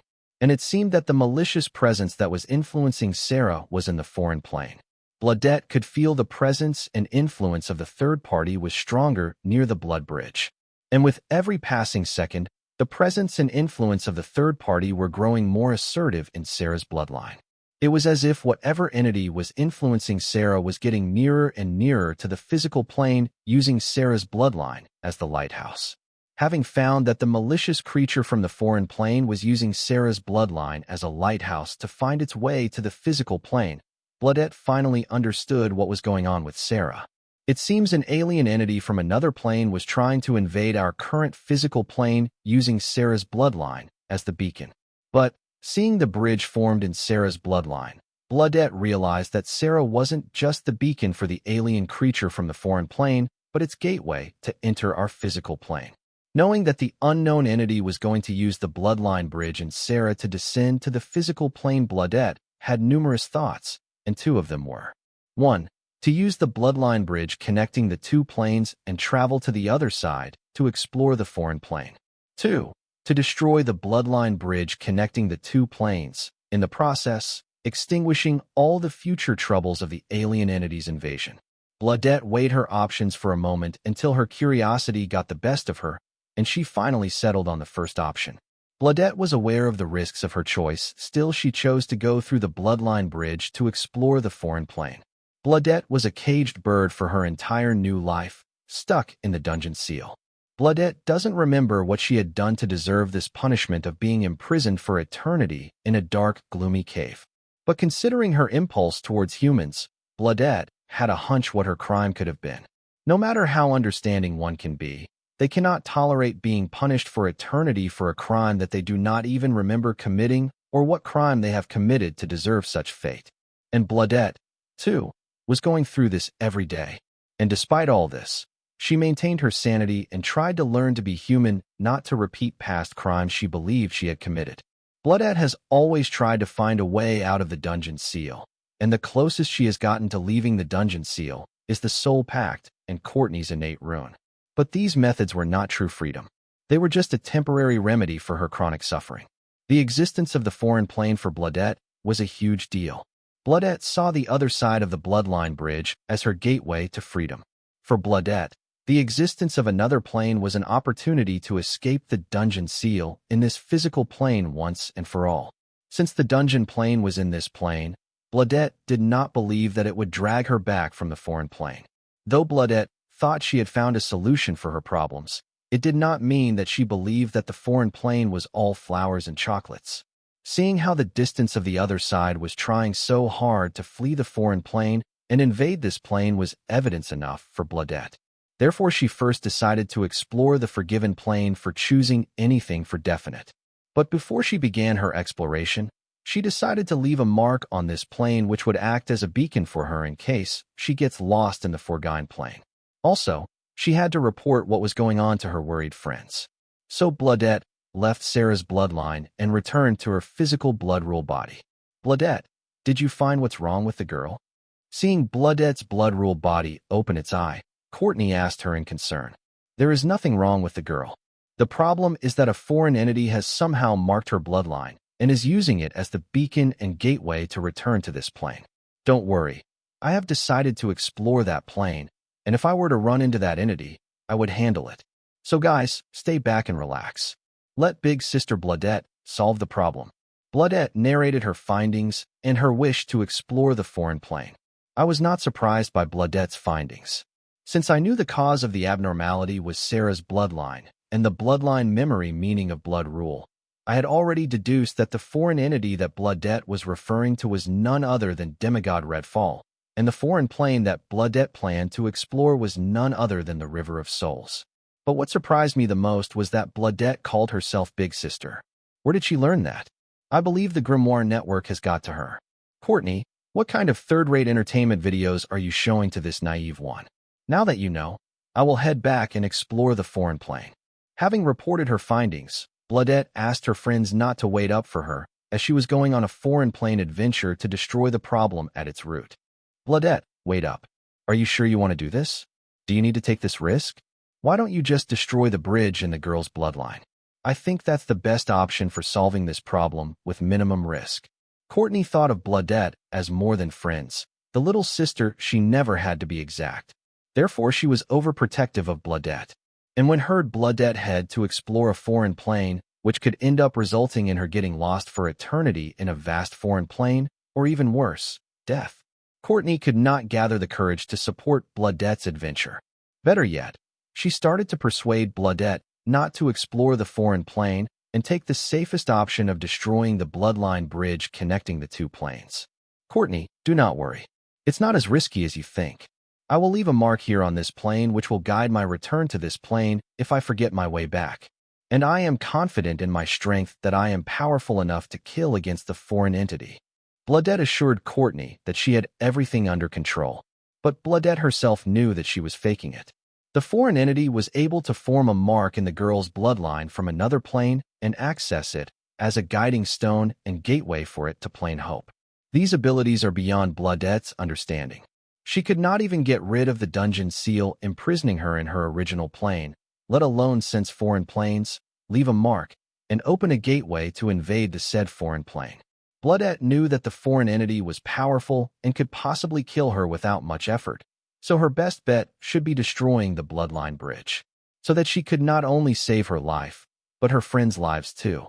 Despite knowing the imminent danger, Bloodette still chose to explore the foreign plane because she did not want to let go of her only opportunity of getting rid of the dungeon seal. Bloodette knew she was being selfish, and her selfishness was putting her friends' lives in potential danger. Still, she chose to follow her selfishness despite the cost, promising herself that if something were to go south, she would destroy the bloodline bridge first, even if it meant her being stuck in the foreign plane for the rest of her life, because she wanted to take responsibility for her selfishness. Things were not chaotic as Bloodette thought.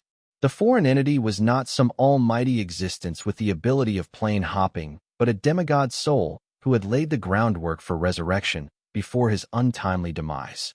Not only was Bloodette mistaken about the foreign entity, but she also had mistaken about the foreign plane. It was not a place for the living but the dead. Bloodette's misunderstanding will cost her life, as the dead do not look kindly on the living. How do the souls in the river of souls forget their past memories? There is no old grandma feeding them her magical memory loss soup like in the myths. The souls lose their memories because of time erosion. The time in the river of souls is much faster than the time in the material plane. 1 day in the river of souls equals 9 years in the material plane. The ordinary souls in the river of souls wait for an eternity to get their turn to enter the cycle of reincarnation. During their eternity spent in the river of souls, the souls forget about their measly time spent in the material plane and lose all their attachments of their previous lives. This process is called time erosion or memory erosion. By the time these ordinary souls finally get to enter the cycle of reincarnation, they would have lost all their past life memories and attachments. But this time or memory erosion applies differently for the card apprentice souls who practice how to increase their active soul control. Since the card apprentices have more control over their souls than ordinary souls, they can withstand the time erosion for a more extended period. The higher the realm of the card apprentice's soul, the longer they can withstand the time/memory erosion. But the time/memory erosion has a near negligible effect on the strong entities like the unparalleled demigod Michelangelo, etc., whose will has become one with their home world's will. These souls have accomplished the highest state that a mortal soul can achieve and do not want to be disturbed from their eternal peace. These souls are so strong that they can birth in their homeworld even without entering the cycle of reincarnation, nor do they need sneaky tricks like the demigod Redfall. Bloodette, if I were you, I would not try to explore the foreign plane. If you step a single foot into that plane, no matter how many preparations you have made, they will not matter as you will be dragged into that plane by its inhabitants. So I suggest you give up on your little adventure and destroy the bloodline bridge before you do something you regret for the rest of your life. As Bloodette's friend and her selfless help, it was my duty to stop her from doing something not only idiotic but potentially deadly, not only for her, but the rest of us. What do you know about the foreign plane and bloodline bridge in the girl's bloodline? You did not even know they existed until I mentioned them to you. And don't you dare say it's a secret again, as I cannot guarantee you will leave this dungeon in one piece after that. Bloodette lashed out at me. She was enraged and went as far as to threaten me verbally. She was frustrated and did not understand why I asked her for help if I knew everything already. She felt like I was messing with her on purpose. Calm down, Bloodette. This one is not a secret. Everybody knows this. So don't worry, I will explain what I know to you, and then you decide what to do next, okay? Seeing Bloodette lash out, I was not surprised. After all, despite her age, mentally, she was an immature teenager, making it easier to have her dance to my will. Good, now tell me what you know. Bloodette finally felt a sense of relief, seeing that she would finally get some answers instead of being treated like a child. What I am going to tell you is not a secret. Many people know of this. The bloodline memory meaning of the blood rule allows the dead ancestor of the card apprentice with an ultimate master in bloodline memory to take over the body of their descendants who mastered bloodline memory meaning. So the foreign entity you found influencing Sarah from through her bloodline is none other than Sarah's ancestor. And if my guess is correct, Sarah's ancestor, the one that is trying to take over her body, is none other than the late demigod Redfall. And the foreign plane that you found on the other side of the bloodline bridge is the River of Souls. River of Souls is where the people's souls go after they die to get in line to enter the cycle of reincarnation. I have been able to deduce this based on the facts that I have heard about bloodline memory meaning of the blood rule and its abilities. If you do not trust me, then you can go ahead and try to explore the foreign plane you found. But like I reminded you before, if you step even a single foot in the foreign plane, be ready to be dragged into that plane by its inhabitants. The foreign plane is the River of Souls, and the inhabitants are the departed souls. No matter how much preparation you make, that will not match against a river of departed souls. So I once again advise you to give up on exploring the foreign plane. I do not know what it is that you want to achieve by exploring the other plane, but all I do is remind you that the River of the Soul is the place for the dead, not the living. Bladette was an oddity. She is a mighty being with simple feelings, and this one particular being has helped me a lot. Not to mention, I planned to make her my backer, hoping that she would achieve her peak strength soon. Therefore, I repeatedly stressed and reminded Get that she should not go on an adventure to explore the River of Souls. What? The foreign plane is the River of Souls? Is what you are saying even possible? River of Souls and cycle of reincarnation were not new concepts for locals of this world. Like the Earthlings had legends and myths of how life came to be and what comes after death, which would be passed on from one generation to the next similarly. The locals of this world had legends and myths about the River of Souls and the cycle of reincarnation. Therefore, Courtney was understood how serious the River of Souls and the cycle of reincarnation. Because of this, she was having a hard time believing that souls of the River of the Souls can return to the mortal plane without entering the cycle of reincarnation. Bladette was astounded and embarrassed hearing my explanation. She believed that the entity pulling the strings behind Sarah's abnormality was an almighty being with the ability to search different planes and invade them. But knowing that the entity was just a fallen demigod soul, which had made prior arrangements to return to the world of the living before its untimely death, Bladette felt stupid and was embarrassed. Thankfully, her color was red, otherwise it would be tough for her to hide the shame and embarrassment she felt right now. Bladette, you heard Wyatt, right? Courtney asked Bladette, hoping that she should have given up exploring the foreign plane based on the explanation given by me. Yes, Bladette nodded. But this was not the response Courtney was looking for from her. What do you mean? Tell me you have given up on the idea of exploring the foreign plane. Since Bladette was not answering clearly, Courtney made her question more obvious, and to the point of trying to force Bladette to reply with the answer she wanted to hear. Courtney, what Wyatt explained, doesn't change anything. This deduction was based on the questionable information he had heard about the bloodline memory meaning of the blood rule. This proves nothing. Bladette was already giving up on the idea of exploring the foreign plane, but Courtney's forced questions were doing the opposite of their intended purpose, hence leading to the stubborn and rebellious reply from her. What? How can you say that despite hearing Wyatt's explanation? And what do you mean by questionable information? Didn't he already tell that it was known by many?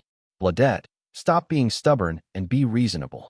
Courtney's love for Bladette made her an overprotective parent who would keep on nagging, not trusting the judgmental skills of their child. No, Courtney, I want to explore the foreign plane. This is my decision, not yours. Finally, under Courtney's constant nagging, Bladette chooses to do the opposite of what Courtney asked her to do in spite. Parents should know that they can never control teenagers, and if they forcefully try to do so, the effects are always adverse, then desirable. That's it. I forbid you from exploring the foreign plane. You will go in there and destroy the bloodline bridge. That's the best and safest option of all. Courtney snapped at Bladette and did the one thing that would drive Bladette to do the exact opposite of her words.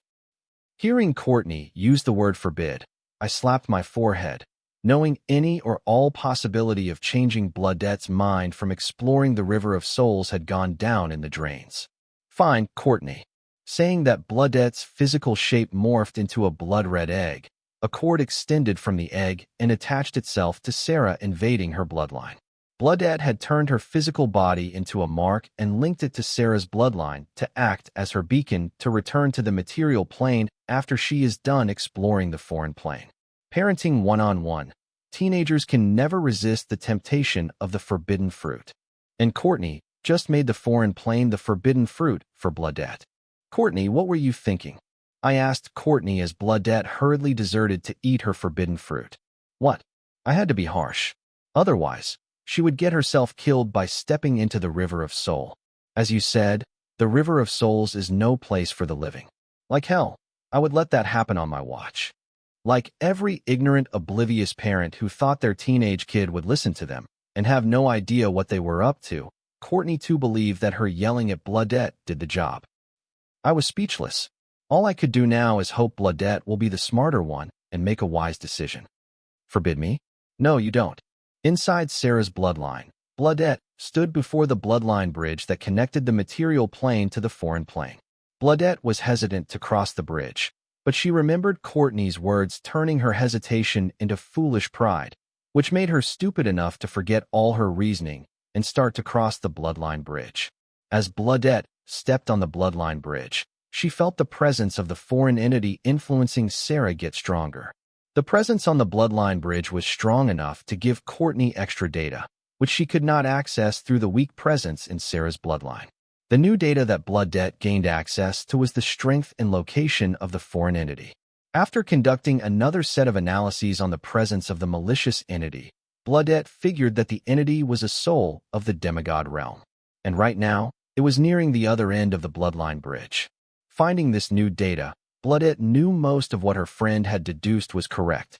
Her friend was correct about the malicious entity being a demigod soul, which meant he was probably right about the foreign plane being the river of souls, which meant that if she were to recklessly step a foot on the other plane, then she would face imminent death with no room for struggle or resistance. Realizing the truth, the forbidden fruit no longer seemed tempting to Bloodette.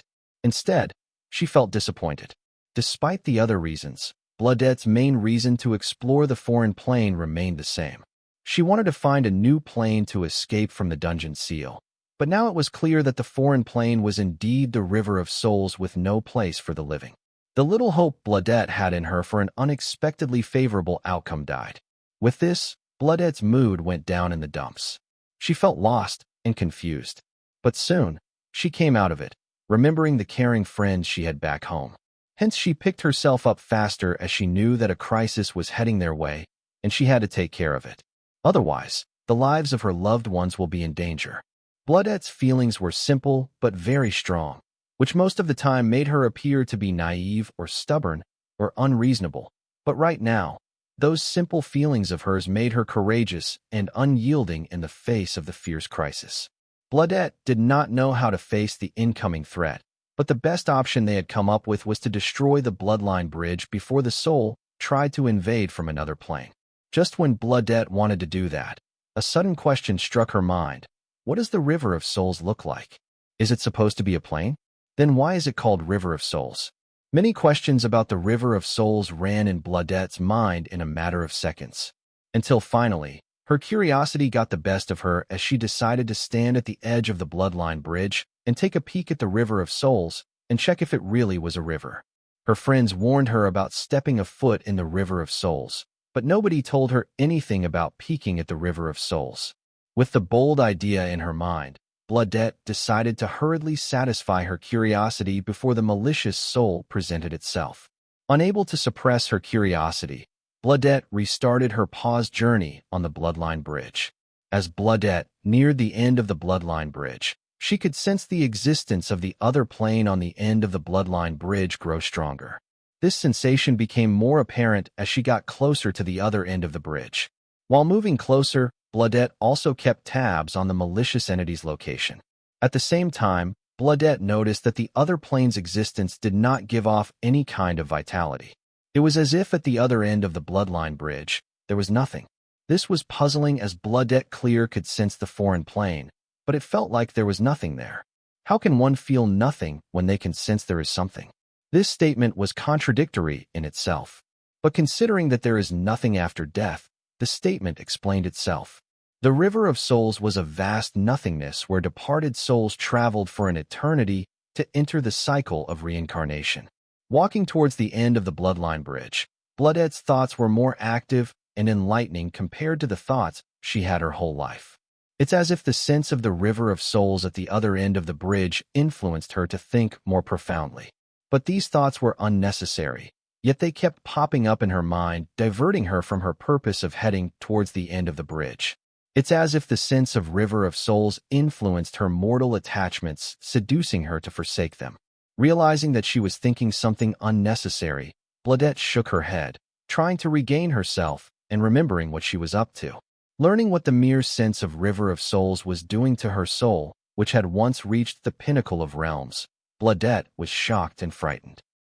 Bladette was at the peak of the realms of the world before she was sealed epic ego and had awakened quite recently. Though she had lost all her strength and was far away from reaching the power of her past self, she still was confident her will was as strong as her past version.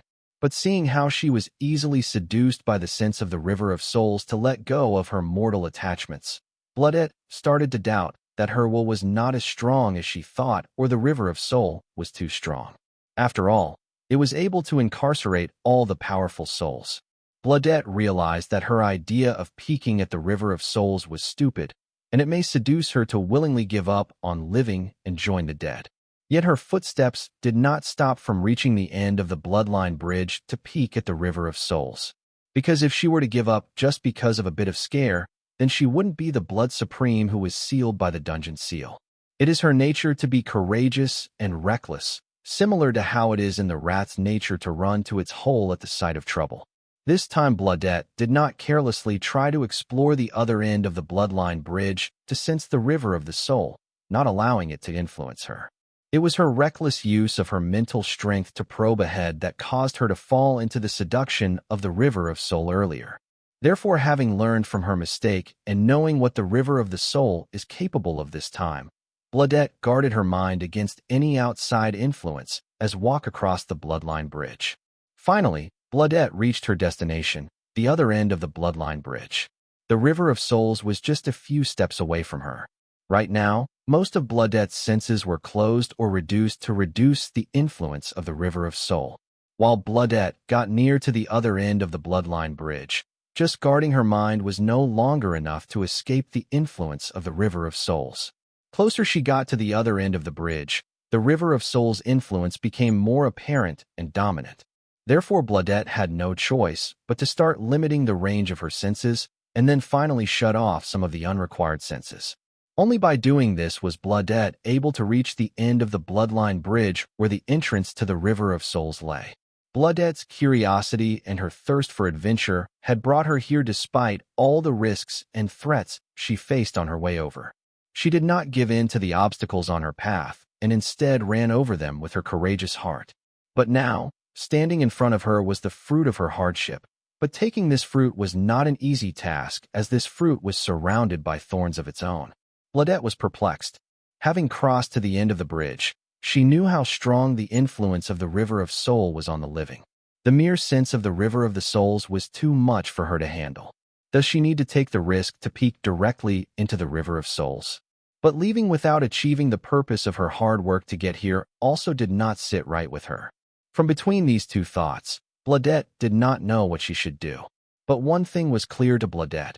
If today she were to back down because of the possible risk and threat she could face, then she would regret it for the rest of her imprisoned life. Bladette had an adventurous bone in her that ached every second she spent incarcerated in the dungeon seal. Taking a peek into the river of the soul is the first adventure Bladette had participated in after awakening from her slumber, and leaving it halfway did feel right to her. Keeping the sentiments aside, Bladette did not know whether she would get a similar opportunity again. If she left here, what awaited her were dull days in the dungeon seal or Courtney's innate seal. After long contemplation, Bladette decided to continue with her adventure to peek at the river of souls as the living. How many people get a chance to peek at the river of souls? Nearly none.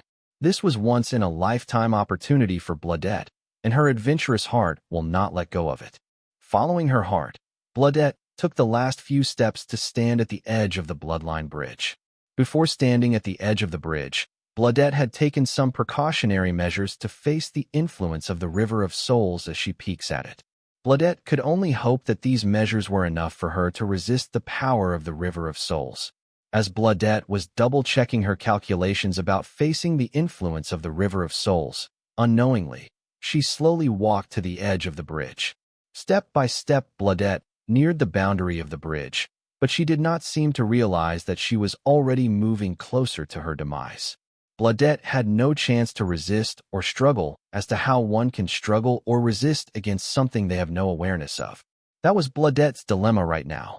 She was not aware that she had already fallen prey to the power of the River of Souls and was walking straight into the arms of death.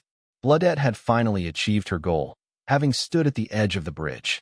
The River of Soul was right in front of her, but unfortunately, she did not have any awareness to peek at the sight she was planning to. One step more, and she will become a part of that sight. Just when Bloodette was going to take the final step into her demise, something deep inside her awakened, feeling the grasp of death over Bloodette. With its awakening, Bloodette emitted brilliant white light. With the emission of light, dark vapors could be seen, leaving Bloodette as the influence of the River of Souls over Bloodette evaporated. Her awareness of her surroundings returned. As Bloodette's awareness returned, she had a vision.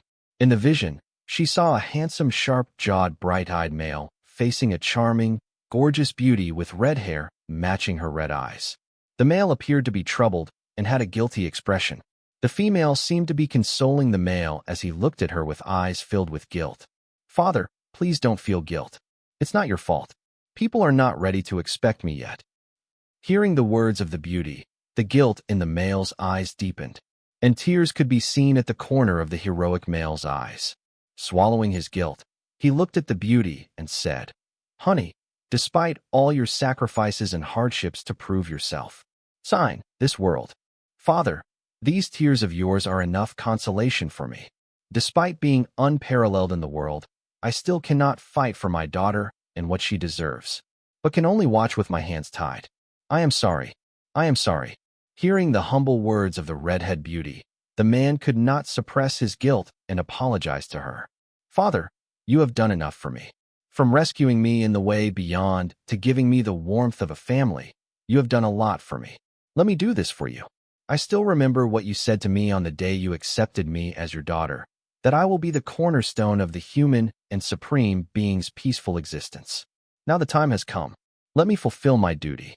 If my sacrifice can put an end to this eternal grudge, then it is a small price to pay. Please do not feel sad, as death is not an end for people of our strength. Let's hope during our reunion we are not helpless as today. If not for you tying my hand, I would have slaughtered all the opposition ____. But Father, isn't that the opposite of what you fought for? What kind of father am I if I cannot even fight for my daughter, the world's greatest?" Soon the vision ended, leaving Bloodette's emotion in total chaos. She felt like crying, but something deep inside her told her that if she cried, the man inside the vision would be sad. As Bloodette was in a state of chaos, the light that awakened in Bloodette returned to its original resting place, leaving behind a shiver of light deep inside Bloodette's soul. The place where the light originated was where Bloodette's soul was connected to the spiritual plane where the world's will and its rules existed. The light seemed to be part of the world's will, and it returned to its slumber within the embrace of the world's will, having helped Bloodette. Meanwhile, Bloodette, who had regained her awareness, finally harmonized her chaotic emotions. She wanted to contemplate the sudden blackout, the light that awakened her, or the vision she saw, but she did not have the time to do so. What the ____. Finding herself at the edge of the bridge, Bloodette could not help but cuss. But the words from her mouth came to an abrupt halt as her attention was caught by sight in front of her. Right now, she was standing at the brim of the Bloodline Bridge, right in front of the entrance to the River of Souls, which meant Bloodette had the first row tickets to peek at the River of Soul. Peering through the gate, Bloodette saw vast pitch-black darkness, and inside the darkness was a trunk of light with various roots digging into numerous planes. The trunk of light then branched out, meeting the cycle of reincarnation at multiple points. The River of Souls could be described as a tree rooted in various planes and branching out to join the cycle of reincarnation. For Bloodette, this sight was nothing more than looking at the night sky, but this night sky is not filled with stars but souls harvested from the planes and soon to be released into the cycle of reincarnation. Bloodette's perspective on the River of Souls was simple yet accurate. After all, the River of Soul was nothing but a soul recycling machine meant to collect the old and process them through time erosion, then pump them back into the cycle of reincarnation for a new chapter. While Bloodette was mesmerized by the River of Souls, she suddenly remembered about the blackout and her standing at the edge of the bloodline bridge. Alerted, Bloodette hurriedly backed up, running far away, where she felt safe from the influence of the River of Souls. Having run to safety, Bloodette did not relax. Instead, she hurriedly used her power to explore the malicious presence to find the location of the demigod soul that was trying to return to the material plane through the bloodline bridge. To Bloodette's astonishment, the demigod soul had already neared the gate to the bloodline bridge. Seeing that the demigod soul can invade the material plane through the bloodline bridge any minute, now Bloodette had no time to think about the vision she had, much less the blackout in her memory or the light that helped her in her dire need and later returned to the world's will. Knowing that the threat was almost at the doorstep, Bloodette hurriedly decided to execute her plan to destroy the bloodline bridge. Bloodette gathered all of her mental strength and will. Then she started to hammer the junction between the girl's bloodline and the bloodline bridge. Seeing that a single hammer wasn't enough to get any response from the intersection, Bloodette started barraging it with her full power, but still, she could not get any reaction for her action.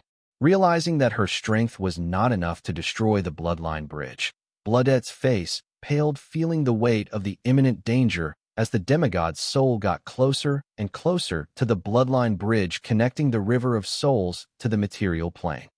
Pressed by time, Bloodette knew she was in deep SHD now. Under the pressure of a nearing demigod soul, unable to think of a way to destroy the junction between the bloodline and bloodline bridge, Bloodette had no time to get nervous or freak out. Instead, she sought help from her friends.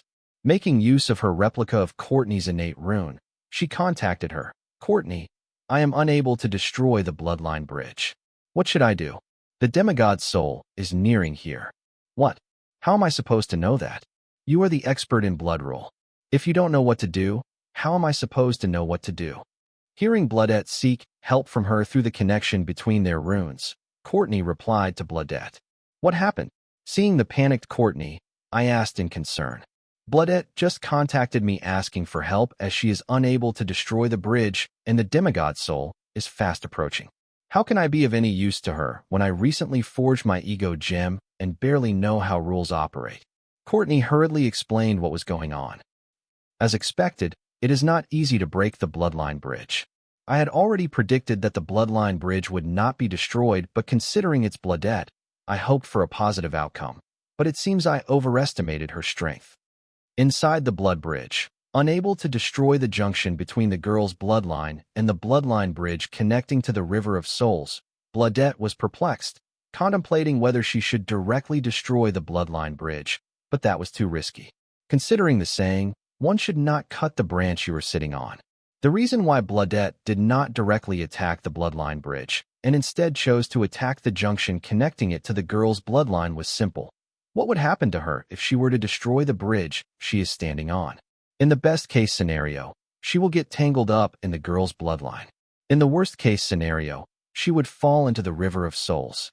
If the worst-case scenario were to happen, she is as good as dead, as there is no helping her once she sets foot in the River of Souls. Therefore, in order to avoid the worst-case scenario, Bloodette chose to avoid destroying the bridge instead of destroying the connection, keeping it in the material plane and preventing it from falling into the River of Souls. Hence, she attacked the junction connecting the girl's bloodline and the bloodline bridge. If the bloodline bridge were to lose the support of the girl's bloodline, it would be damned to fall in the River of Souls as the gate to it closes. Finding no other answers from her friend to break the junction between the bloodline and bloodline bridge, Bloodette planned to take the risk and directly attack the bloodline bridge. By doing this, Bloodette would be putting herself at the risk of falling into the River of Souls, but at least this way, she would be able to save her friends from the threat that is to come. And also, there is a chance that she might fall back in the bloodline, not into the bloodline bridge. If it is for her friends, Bloodette is willing to take this risk. If only she had not fooled around trying to peek into the River of Souls, they might have had extra time on their hands to come up with a better course of action. So Bloodette had her curiosity and adventurous bone to blame for the current lack of time. Finding that the malicious presence of the demigod soul got stronger in the bloodline of the girl, Bloodette knew that the soul was fast approaching, and she had no time to hesitate. Leaving behind all her hesitation, Bloodette walked on the bridge and started smashing it with all her might. Alas, her action barely managed to shake the bridge, let alone destroy it. This was not surprising, as Bloodette's strength was not enough to break the feeble junction between the bloodline and the bloodline bridge. So how could she damage the sturdy bridge with the same amount of strength? Seeing that her attack could not even leave a dent on the bloodline bridge, Bloodette was desperate. The girl was clearly in the card soldier realm, yet how could her bloodline give birth to such an anomaly? If the enhancement due to the blood rule and its meaning is taken into consideration, breaking this bloodline bridge for a card overlord like her should be easy as cracking a nut. But why was she not able to leave a single scratch in the bloodline bridge or the junction? Bloodette could not understand this. No matter how she saw it, she appeared to be superior to the girl in terms of realm or affinity with blood rule. How come her prowess was not enough to destroy the bloodline bridge? What Bloodette had not taken into consideration was that the girl was a direct descendant of a demigod, and her bloodline was of the highest purity, meaning her bloodline was created using the power of a demigod, and it was not diluted by the mixture of other low-level blood. Helpless, Bloodette relayed the devastating development to Courtney through her rune. "Courtney, I can't destroy the bridge either. What to do? What? Why would you try that? What if you had fallen into the River of Souls along with the destroyed bridge? Girl, have you gone mad?" Courtney reprimanded Bloodette for her reckless actions. But the bridge did not get destroyed. Bloodette reasoned in her defense. What if it had? Thankfully, the bloodline bridge was sturdy otherwise. Promise me you won't some so stupid again. Courtney totally forgot about the impending doom and continued to nag Bloodette. Fine. Tell Wyatt that I will be destroying the girl's bloodline. I did not want to do this, but that's the only option left. I just warned you not to take a risk. Did you not hear me? Bloodette had 3 options to choose: the entrance into the material plane from the River of Souls. Having tried and failed in the 2 of 3 options, Bloodette had no choice but to go for the deadliest one of all. 1. To destroy the junction between the girl's bloodline and the bloodline bridge. This option was the safest option of the 3. 2. To destroy the bloodline bridge itself. But choosing this option came with a moderate risk of Bloodette falling through the entrance into the River of Souls. 3. To destroy the girl's bloodline, using which the malicious demigod soul had constructed the bloodline bridge and the entrance for it to invade into the material plane. But doing this would mean the girl losing her demigod bloodline, and Bloodette would be lost in the River of Souls. Directly destroying the girl's bloodline would indeed be the quickest and permanent solution for stopping the demigod soul invasion. But using this option meant Bloodette giving up on her life, as this action was equal to blowing up a building with you in it. Right now, Bloodette is the girl's bloodline, and if she were to destroy the bloodline she was attached to, then she would fall through the entrance into the River of Souls before it closes. Therefore, this option was not Bloodette's first or the second choice, but the last. Bloodette, don't do anything stupid. Come out of there this instant. Courtney yelled at the top of her lungs, but to her dismay, she got no reply from Courtney no matter how much she threatened or begged her. Bloodette, honey, listen to me. I will bring you many blood delicacies and take to various high-ranked dungeons. Please come out. Bloodette did not give in to Courtney's threats or pleas. She hurriedly started to find a weak point in the bloodline to attack and destroy it. She did not have much time in her hands, as the presence of the malicious demigod's soul in the bloodline was getting stronger and stronger. There was no room for hesitation or to look back. She had to do it. Otherwise, all of them were going to die if the demigod's soul descended. Bloodette had decided to sacrifice her life to save her friends. She thought this was a fitting end for her life rather than spending an eternity trapped in a dungeon cell. Her living as a caged bird had no meaning. At least her dying to save her friends could give an excellent meaning to her existence. Bloodette was not afraid of death. If she were, she would never have taken the risk to peek at the River of Souls. She had a boundless, adventurous spirit. Imprisoned by the dungeon seal, it was suffocating. Bloodette thought that death was better than suffering an eternity of suffocation. And what way would be better to die than self-sacrifice for others to keep on living? The people she saves and their lives will become the meaning of her existence. Bloodette, come back. Don't do it. Courtney wailed as she mumbled these words. Seeing this, I could not help but ask in concern, what happened? What is she up to now? The demigod soul is about to descend, so Bloodette is planning on destroying the girl's bloodline to stop it from happening. Courtney explained Bloodette's next course of action to me. Then she continued her wailing, begging Bloodette to return. That's it. What's there to panic? Stop overreacting. I said casually as Bloodette trying to destroy Sarah's bloodline was not worth being concerned over. Overreacting? How could you say that to me? Don't you know that if Bloodette destroys the girl's bloodline, she will also fall into the river of souls? Courtney lashed out at me for my insensitive words. I know __. You know, and yet you dare to say I am overreacting? Courtney was agitated, knowing that her friend was going to sacrifice herself for her. Her lashing out at me resulted from her brain trying to cope with the guilt, anger, and powerlessness she was feeling right now. Will you let me finish? Bloodette is at risk only if she manages to destroy Sarah's bloodline. Considering how she failed to destroy the bloodline bridge and the junction between the bloodline and bloodline bridge, I highly doubt that she will be able to destroy Sarah's bloodline. After all, it's a demigod's bloodline with the highest purity, meaning the bloodline in Sarah will require at least the strength of a demigod or something similar to erase it. Bloodette is strong, but as the recent facts have proven, she is not that strong. Therefore, there is no need to worry. Bloodette would not be able to destroy Sarah's bloodline. So next time she contacts you, explain this to her and ask her to come out. And let me handle this. I explained to Courtney that Bloodette was not in real danger, so she should quit sobbing and proceed according to my instructions. Oh, okay. And sorry I lashed out at you. I didn't mean to, but at that time, I couldn't control myself from doing so, knowing Bloodette was up to something stupid again. Courtney apologized to me for losing it earlier. It's okay. I know you did not mean to. I forgave Courtney. After all, I would have reacted the same if I were in her situation. Wait, you said you will deal with it? Do you have a solution for it? Didn't just say at least demigod-level strength is required to erase Sarah's bloodline from roots. Now that she knew Bloodette was not in any danger, Courtney regained her calm and finally started to think. I said demigod-level strength or something similar. I have neither, but I have one trick up my sleeve. If that doesn't work, we can always ask for help from Anna. Now that I know that the root cause of the current dilemma was Sarah's bloodline, I had a few tricks to take care of it. But as always, I decided upon the route that would profit me the most. There are calculated risks, but when did gains start coming without risk? They are a couple. If you want gains, then there will be risks. You just have to deal with it. Courtney, I am sorry. Because of me, all of us are going to die here. Bloodette started crying after her efforts to destroy the girl's bloodline turned out to be a waste. What do you mean because of you?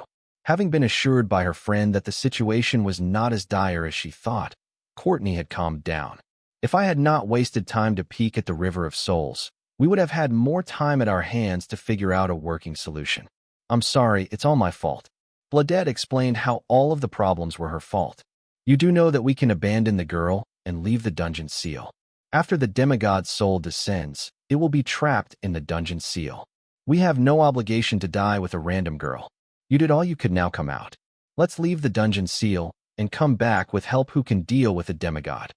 Courtney did not believe that her friend had the ability to handle a demigod, but she trusted that the Southern Emperor should know someone who could. Therefore, instead of risking her life for a random person, she chose to retreat and return with bigger guns. What? So I was worried for nothing? Are you saying I risked my life for nothing? Tell me you were kidding. Hearing Courtney, Bloodette was stunned. Soon she felt as if she was being punked. And finally, she was enraged, delayed but blazing hot, ready to aim at the first person in her sight. Not one but 2 times Bloodette risked her life.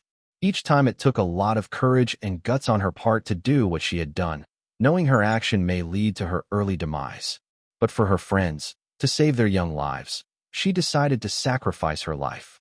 Yes, she hated being trapped in the dungeon seal, and every minute spent trapped in it was like staring into an empty void that would turn any sane person into a crazy one with every passing second.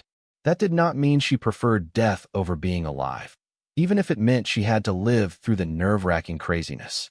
In the end, even if she had lost her freedom trapped in the dungeon, at least she had a shiver of hope that one day she would be strong enough to break the dungeon seal and claim her freedom herself. Yes, now come out so we can head out of the dungeon seal. Courtney did realize Bloodette's fury, but she did not care as this was her punishment for Bloodette to try and act the hero. You guys. Hearing Courtney's response, Bloodette wanted to throw stuff and create a mess to express her anger and gain the attention of her ungrateful friends. But she held in her rage because the demigod was about to descend, and they did not have time for this. Get over it, and hurry up, will you? Courtney knew of Bloodette's dissatisfaction, but she did not care. Yes, she was touched that Bloodette was willing to sacrifice her life for her. But how could she continue to live knowing that her life cost her a good friend's life? The blood egg connecting to Sarah slowly morphed into a humanoid and pounced on Courtney, yelling, "You guys are doing it on purpose. Do you think it's funny to bully me, or is it because you believe I am too easy to be bullied?" The humanoid blooded turned into a blood sheet and wrapped around Courtney, and then a humanoid head extended out of the blood sheet tying around Courtney and glared at her. "Tell me, do I look like Mark to you guys?" Bloodette wanted to leave this conversation for another time, taking the dire situation into consideration, but getting a casual response from her ungrateful friend, she decided to have the conversation right away and have the thing settled ASAP. "Bloodette, get off me." Courtney struggled being taped by Bloodette. "What the heck? You guys better empty the cave before the demigod's soul descends. Otherwise, you will serve as snacks to him and a distraction to me." I yelled at Courtney and Bloodette. These two gals fought pillow fights at such a dire period. Do they no longer care for their lives? And you two are no good. Do I look like a plaything to you? I went out of my way to help you, but then it turned out you did not require any help. I have had it with you, it's a secret nonsense. Bloodette yelled in a grievance, remembering how she exhausted herself to find the cause of abnormality in the girl only to know her help was not required. "Girl, have you gone mad? Leave here immediately, otherwise I cannot guarantee your lives." Realizing that Bloodette seems to have held in her resentment about our alteration earlier while figuring out what's going on with Sarah. And now, finally, all her accumulated rage has burst out. Unfortunately, the timing couldn't be worse. "I don't care. You two should realize that I am not easy to mess with. Until both of you get it, I am not done here." Bloodette seemed to be adamant about proving her point, and it appears she will not leave until we give a reasonable explanation or ask for forgiveness. But seeing the look on Courtney's face, I inferred she did not want to compromise for now or ask for forgiveness. "Bloodette, you selfish itch. First, you try to be the hero, and now you want me to beg for forgiveness because you couldn't act hero. Itch, let's die together." Courtney yelled and stared right back into Bloodette's glare. "What the fuck? You gals do know that the demigod's soul will descend any minute, right?" I cussed, not understanding these two girls' problems. At this moment, I suddenly realized that the saying, "all girls have a nut loss," was true. No SHD, it is already here. Sages have spent ages understanding womankind, but have failed. Womankind is a being that thrives in chaos. Trying to understand a being that thrives in chaos is our mistake. And today, I witnessed this in the flesh.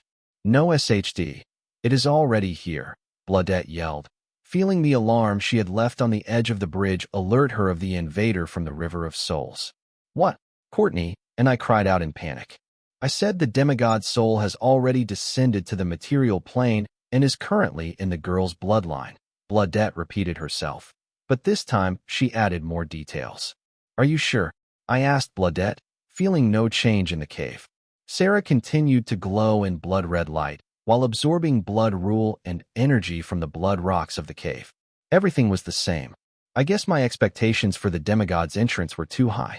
I was expecting an intimidating presence to fill the cave as the demigod souls descended, but I guess the demigod Redfall chose to be low-key until he handled more pressing matters. "Bloodette, put an end to your shenanigans and exit the dungeon seal. You guys will only act as food or nuisance with your presence here," I ordered Bloodette and Courtney.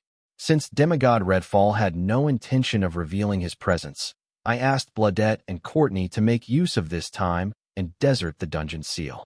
"Wyatt, what about you?" Courtney asked in concern. Even though I had already assured her that I had my means to handle the demigod soul, she did not seem to believe me. Who can blame her? Would you believe if a card soldier said that he could fight a card demigod, even if it is just a wandering soul? Yes, Wyatt. Don't act brave. We can return with more firepower. Bloodette also asked me to follow them out. Trust me, now leave. And remember, don't let anyone inside. That includes both of you too. I stared into Courtney's eyes and assured her that I had everything under control. Things in the Blood Rock Cave will get serious soon, so I didn't want to be disturbed, and most importantly, I did not wish to have spectators witness what I was going to do next. Okay, got it. You be careful, saying that Courtney activated her innate blood rune, collecting bloodlet into it. She headed out of the dungeon gate.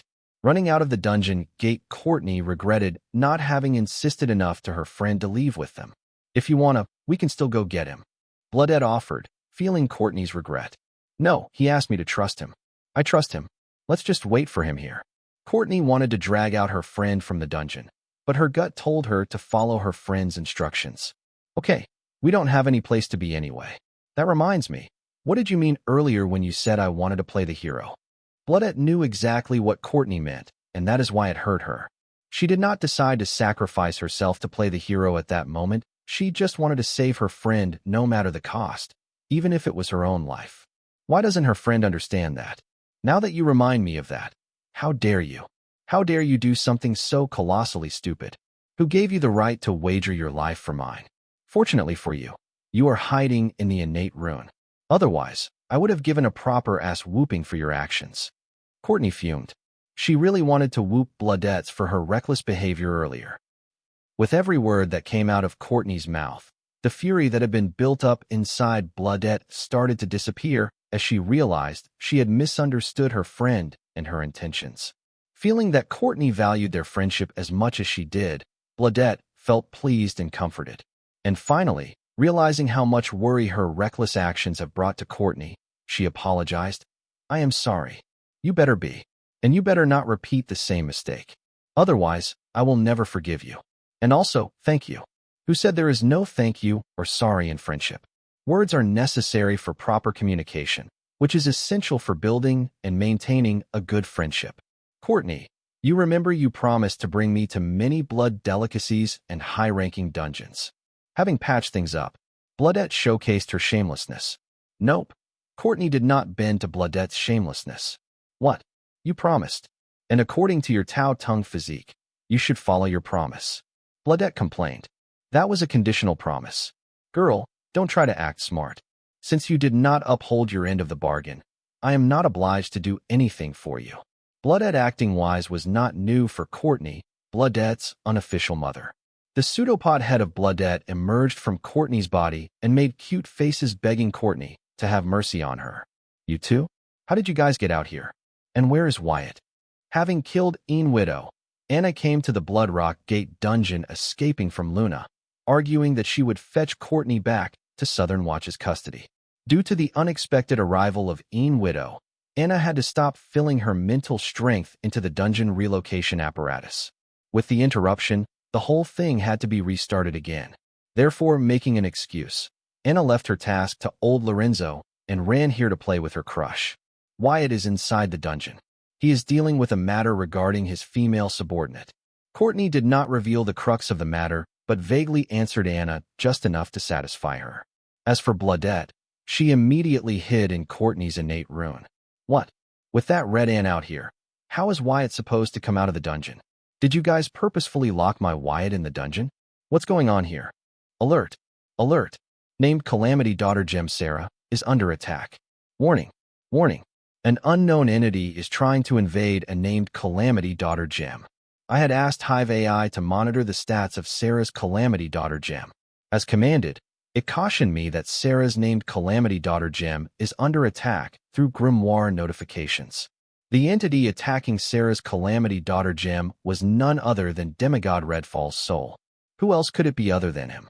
My guess about Demigod Redfall is trying to be low-key turns out to be correct. It seems he doesn't plan on getting noticed or revealing his presence. Why would he? Announcing to the world about his arrival will do no good for him. Caution! Caution! An unknown entity is attacking named Calamity Daughter Gem Sarah. The information I have gathered about bloodline memory meaning of blood rule. It allows a dead person with ultimate meaning in bloodline memory to take over the body of his descendant who has also comprehended bloodline memory meaning of blood rule. So the reason the demigod Redfall's soul is attacking Sarah's named Calamity daughter Gem is so that it can devour Sarah and replace her, taking complete control of her body and mind. If Sarah had a standard ego gem, then by now, demigod Redfall's soul would have broken through the defense of the ego gem, consumed her soul, and taken over her body by force. Unfortunately for demigod Redfall, Sarah's ego gem was not a standard ego gem, but a named Calamity daughter gem. Calamity daughter gem's covering is similar to the protective shell of the Dungeon Calamity Seed. Dungeon Calamity Seed is infamous for many of its civilization-devouring effects. Similarly, it has gained the interest of many prestigious researchers for its protective shell, which is so strong that even demigods had a hard time cracking it open. And I have used this protective shell of Dungeon Calamity Seed to create my Viltronian core, which has now evolved into Calamity Soul Gem. As the byproduct of my Calamity Soul Gem, the Calamity Daughter Gems have also gained this trait. Even the live card demigods cannot break the protective shell of the Dungeon Calamity Seed, let alone the wandering soul of the demigod Redfall. Therefore, when Hive AI cautioned me about demigod Redfall's soul trying to invade Sarah's Calamity daughter Gem, I was not worried. Instead, I was confused. My confusion stemmed from the question, how was demigod Redfall's soul able to influence Sarah's soul when it is under the protection of the protective shell of Calamity daughter Gem? At first, I thought demigod Redfall had found a flaw in the Calamity daughter Gem. And he did. The flaw that demigod Redfall had found was that the protective shell of Calamity Soul Gem only resists against things with malicious intent. Demigod Redfall's influence on Sarah started when she accepted the boost given to her by her bloodline when she had reached the bifurcation point of blood rule. The boost given to Sarah by her bloodline was not considered malicious by the protective shell of Sarah's named Calamity daughter Gem. Therefore, it allowed her bloodline to influence Sarah. But soon these influences became toxic and sent her into a trance state, while activating the bloodline memory meanings takeover ability, creating a bridge for the bloodline connecting the material plane to the River of Souls, hence opening an entrance for itself to invade the material plane from the River of Souls.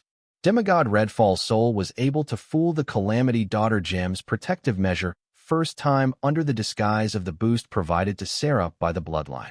But this time, he could not do the same as the Calamity daughter Gem considered the presence of any type of secondary soul in its host's body as a threat and would automatically prop up its defenses. Alert! Alert! Named Calamity daughter Gem Sarah is under attack. Demigod Redfall's soul continuously tried to break through the Calamity daughter Gem, but all of its attempts failed resoundingly. Yet it did not give and proceeded to repeat, trying to break through the ego gem, swallow the host's soul, and gain complete control of the new body. No matter how persistent the demigod Redfall's soul was, it will never be able to break through the protective shell of Sarah's named Calamity daughter Gem. Warning! Warning! An unknown entity is trying to invade a named Calamity daughter Gem.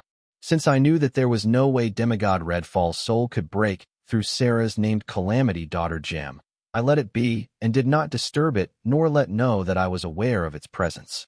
I did this because I wanted demigod Redfall's soul to get tired and exhausted so that when I get down to accomplish my intentions towards it, it shows as minimal struggle and resistance as possible. My intentions for the demigod Redfall's soul were very clear. I wanted to capture it and find a way to enslave it. By enslaving it, I mean enslaving its demigod realm prowess. Redfall's soul having the demigod realm strength is necessary, and that's the main reason I am willing to risk my life to capture it. If I wanted to capture a standard genius with the potential to become a demigod, then I could pick some random genius from the city who doesn't have the potential to become a demigod. Having potential is not enough to become a demigod. If it were, then this world would be crawling with demigods. Every day, many geniuses fall, and many more geniuses are born. But the question is, will they be able to surpass their circumstances to reach the top? To achieve a demigod realm, along with potential, one needs fortune and luck. Heck, if one had enough fortune and luck, he could reach the demigod realm. There is no shortage of geniuses with the potential to become a demigod. I could enslave as many as I want with my calamity soul gem. And I, myself, was an example of such geniuses. Having the potential to become a demigod alone is not enough. Therefore, I was after the power of a demigod itself. Given enough time, I have enough confidence that I can achieve the demigod realm. But the world is cruel and unfair. It will never give me enough time. The time I need, I have to snatch it myself. If I had wishful thoughts about me being special or the world giving me the extra privilege, then I would be walking to my demise. The faster I wake up to the world's cruelty and unfairness, the better. Otherwise, I will never know what hit me. I had 30 card emperor assassins aiming to assassinate me. The heads of 2 secret organizations are out for my blood. Forget them. I still have to watch for the silver milk powder fiasco. Once the world knows its accurate valuation, I will become the target of the world's various powerhouses. Not to mention, I still don't fully trust my partners, the Heatsend royal family. Honestly, I don't know what the future has installed for me. Therefore, I wanted to capture demigod Redfall's soul possessing its complete demigod realm prowess. I know that it is not enough to overturn my bleak future, but it would let me sleep more comfortably. Hence, I was willing to risk my life even though I knew that demigod Redfall could influence Sarah despite her calamity daughter gem. Demigod Redfall being able to find a flaw in calamity daughter gem meant him finding a flaw in my calamity soul gem. Despite knowing this, I stayed behind because I wanted a peaceful sleep and to get rid of the constant worry for my life. The flaw found by demigod Redfall was not too big of a flaw, but a minor bug in the mechanism built to differentiate between the malicious and friendly influences. Fortunately, this flaw cannot be used by his soul to breach the calamity daughter gem or calamity soul gem. Warning! Warning! An unknown entity is trying to invade a named calamity daughter gem. Demigod Redfall's soul was very persistent, and it continued to try breaking through the calamity daughter gem despite its numerous failures. It had to do so because it had nowhere else to go. The only thing right now in its mind was to snatch Sarah's body before the world realized it was an intruder from the River of Souls and send it back or, worse, destroy it from existence. This is one of the reasons demigod Redfall is hiding in Sarah's bloodline instead of wreaking havoc outside. But still, its power is not to be underestimated. After all, it is still a demigod soul and has enough power to kill me 100 times over from within Sarah's bloodline, or even devour me. This is the reason I asked Bloodette and Courtney to flee the dungeon. Feeling tired from its numerous unsuccessful ventures, the demigod Redfall's soul finally stopped attacking Sarah's calamity daughter gem and decided to explore its surroundings to hunt a satisfying meal and a temporary replacement body, since it is not able to devour Sarah's soul and take over her body. The dungeon seal was an ancient seal created to imprison powerful creatures, such as ancient supreme beings who ruled the world as the beloved children of the world's rules. Therefore, the dungeon seal did not have a problem sealing a wandering demigod soul, which has gone through time erosion for a certain period. Exploring the dungeon, the demigod Redfall's soul realized that it could not sense past the cave. It felt that a seal was limiting its senses to the cave. To its surprise, it finally realized that its descendant was trapped in a dungeon seal, cutting her off from the community. Thankfully, there was one other person in the cave who acted as a proxy until it found a way to take over Sarah's body or path out of the cave. Devouring Sarah's soul and taking over her body still remained the demigod Redfall's soul's top priority. As her body was the only one place it could ideally restart its new life without being on the constant lookout for the world's will, recognizing it, and sending it back to the River of Souls or killing it. Exchanging Sarah for a demigod was a reasonable offer, but there was a massive disadvantage to Bloodline Memory's takeover ability. And that is when the demigod Redfall will devour Sarah's soul to take over her body. He is actually satisfying a blood ritual, going through which he will lose all this past prowess, enabling him to take over Sarah perfectly. Sarah's body is of Card Soldier realm, while demigod Redfall's soul is of Card Demigod realm. Since the body is a vessel and the soul is the water, how can a soldier realm vessel contain a demigod realm amount of water?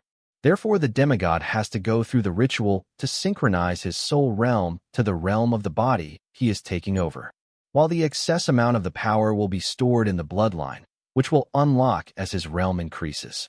I wanted a demigod Redfall who has the card demigod realm strength, not a demigod Redfall who is of card soldier realm. I already had Sarah for that.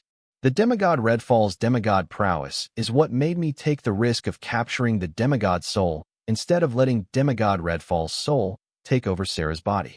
Yes, if demigod Redfall's soul possesses Sarah's body, his bloodline will store all this excess energy to be unlocked with the rise in the realm. This is indeed attractive, but currently, it is of no use to me. Potential is not important for the current me. With my Calamity Daughter gem, I can turn a genius into an ultra genius. What I need right now is the strength to shelter myself from the cruel and unfair world. Seeing how things are heading, I can only obtain that strength by capturing demigod Redfall's soul. Having paused attacking Sarah's Calamity Daughter gem, the demigod Redfall's soul turned its attention to the only other person in the cave, a card soldier realm young boy. Its intentions for the card soldier realm boy were clear. It wanted to snack on the card soldier's soul and use his body for temporary housing, as the card soldier's body cannot house a demigod realm soul. So the card soldier's body as a vessel was only a temporary measure until it could not hold on any longer. Fortunately for Redfall's soul, it found a sturdy vessel as a vacation house. With enough preparation, this vessel may be able to last long enough before it returns to attacking Sarah's ego gem to devote her soul and take over her body. Now that it had decided to taste the card soldier's soul, it had to make arrangements so that the world's will wouldn't recognize it once it walked out of its descendants' bloodline. Body snatching was tedious work. It had to hide from the world's will and then find a suitable vessel to take over. All in all, it had to be careful, otherwise, one slip, and it's either back to the River of Souls or be permanently wiped out of existence. Demigod Redfall's soul cut a part of its bloodline from its descendant's body and then used it to create a slim-like blob to hide in before it leaves the bloodline in its descendant's body. The demigod's soul did so to mask itself from the observation of the world's will and to overcome its inspection, if necessary. All this trouble to hide the fact that it did not belong in this world from world's will. The slim-like blob created by the demigod's soul, using the part of the bloodline it cut off from its descendant's bloodline, was actually a pseudo-bloodline or false bloodline. It was planning to implant this false bloodline into the card soldier's body so that when it takes over his body, it can freely use the ego gem of that body. Ego gem is a bridge that connects a card apprentice's soul to the spiritual plane, the house of the world's will and its rules. If one wishes to use the power of the rules, they have to channel it through here under the presence of the world's will. This is where the pseudo-blood created by the demigod Redfall plays its part. It will mask the breath of demigod Redfall, deceiving the world's will as the demigod's soul tries to access the rule power. The pseudo-bloodline played a crucial part in the demigod's plan to take over the card soldier's body, from deceiving the world's will in the mortal plane to deceiving the world's will in the spiritual plane. Without it, demigod Redfall can forget coming out of his descendant's bloodline. After creating the pseudo-bloodline, the demigod's soul hid in it and left its descendant's bloodline, and headed straight towards the card soldier's ego gem. Now that it no longer was obsessed with attacking its descendant's ego gem as much as earlier, the demigod had time to think and was astonished by what he gathered. Both his descendant and the young card apprentice had forged their ego gem and comprehended specific rules at card soldier realm, and not to mention they were pretty young too. By their achievements in cultivation alone, these two were ultra prodigies. What astonished the demigod was how they forged an ego gem at a young age, refining soul energy to the required purity realm and finding the ethereal spirit alone took a minimum of 2 to 3 years. No matter how talented a card apprentice is, they cannot skip this part. Yet these kids in front of him had forged their ego gem in their teenage years. Demigod Redfall knew that even with the help from his bloodline, his descendant could not skip the necessary grunt work to forge an ego gem. Not to forget that his descendant's ego gem was weird. No matter how hard he tried, he could not break through the ego gem to devour her soul and take over her body. Therefore, he was curious about how these two achieved it. But he did not dwell on this question too much, because soon he was going to devour the soul of the young card soldier. Then he could find all the answers to his questions from it.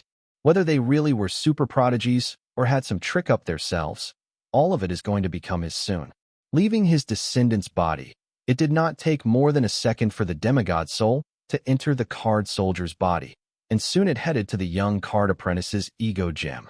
Having faced an abnormality with his descendant's ego gem, demigod Redfall was prepared for strong resistance from the young card apprentice's ego gem as he tried to break through it to devour the card soldier's soul and replace its place in the body. But to his surprise, all his preparation was not required as he effortlessly passed through the ego gem and headed straight to its center in search of the young card apprentice's soul. Demigod Redfall searched the ego gem of the young card apprentice for a while now, but he could not find his soul. Demigod Redfall was persistent and searched every nook and cranny of the ego gem.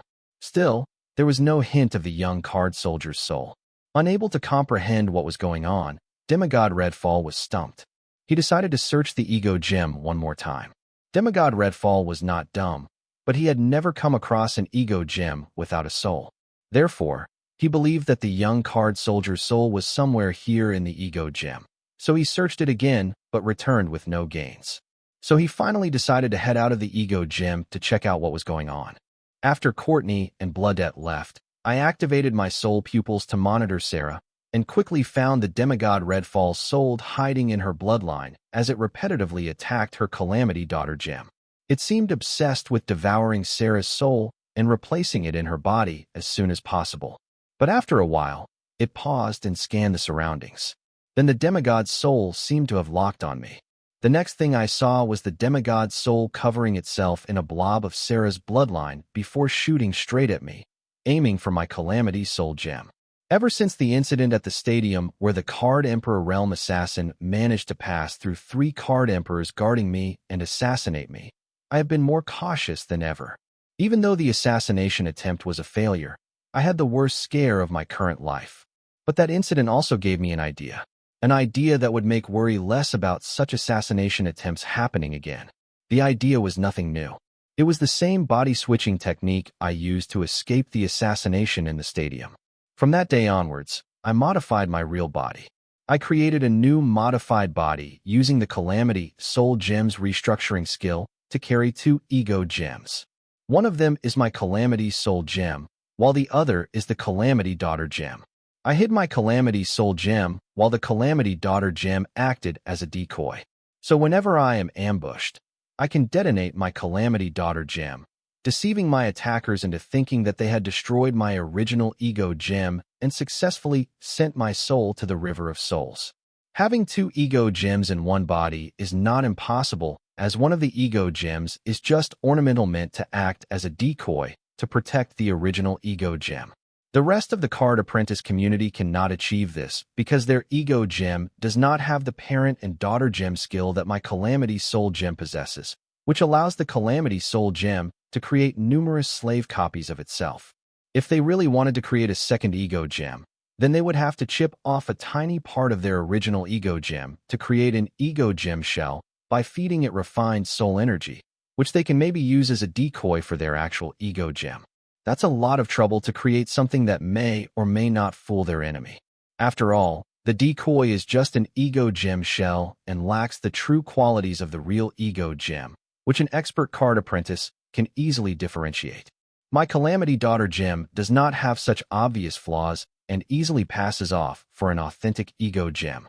The beauty of using this method is that since no card apprentice uses this method, to be more precise, nobody is able to use this method of deception. Nobody will suspect that they have killed the decoy, leaving my original ego gem untouched. Redfall's soul was of a demigod realm, after all. I was worried that he could see through my tricks, so I had to take extra precautions. Just to be on the safer side while Redfall was busy attacking Sarah's Calamity Daughter Gem, I let the Hive AI activator take control of the decoy Calamity Daughter Gem to control my body. In contrast, I had the avatar run by Hive AI stealthily remove the Calamity Soul Gem from the body and place it in one of my pockets. Therefore, when Demigod Redfall thought that he was heading for my ego gem, he was actually heading towards my decoy Calamity Daughter Gem, which I was controlling through my Hive AI. Yes, I plan to use my Calamity Daughter Gem to capture Demigod Redfall. I know my Calamity Daughter Gem's ability is limited to the A-rank Card Lord realm. Therefore, I did not plan to subdue him using my Calamity Daughter gem. I wanted to imprison the demigod Redfall's soul inside the Calamity Daughter gem. Subduing and capturing are two different things. Subduing the demigod's soul was out of my current capabilities, but capturing his soul was possible. If I played all my cards right, I knew I could successfully trap demigod Redfall's soul. I did, and the sucker walked right into the cage I prepared for him. Calamity Daughter Gem's ability to turn its host into a loyal enslaved person is limited to A-rank beings because of my low realm and grimoire grade. But the power of its protective shell is not limited to the realm system. It remains undefeated, to my knowledge. Since the demigod Redfall's soul cannot break through Sarah's Calamity Daughter gem, then I was sure that demigod Redfall's soul could not escape if it were to be trapped in the Calamity Daughter gem by choice. But just to be on the safer side, I had prepared another countermeasure if the situation were to go south. After all, I am dealing with a demigod. Even if it is a wandering soul, it still has the prestige of a demigod. And that countermeasure was none other than the heathen stone prison box that I used to deal with the dungeon Calamity Seed. I purposely let my Calamity Daughter gem allow the demigod Redfall's soul to invade it. Once inside, demigod Redfall would be trapped within the Calamity Daughter gem. But as a precaution for something unexpected, as soon as demigod Redfall's soul entered the Calamity Daughter gem, I take out the heathen stone box and lock the Calamity Daughter gem containing the demigod's soul in it. Heathen stone is hazardous for the card apprentice, but it is deadly to a soul body. And coincidentally, demigod Redfall happens to be a soul body.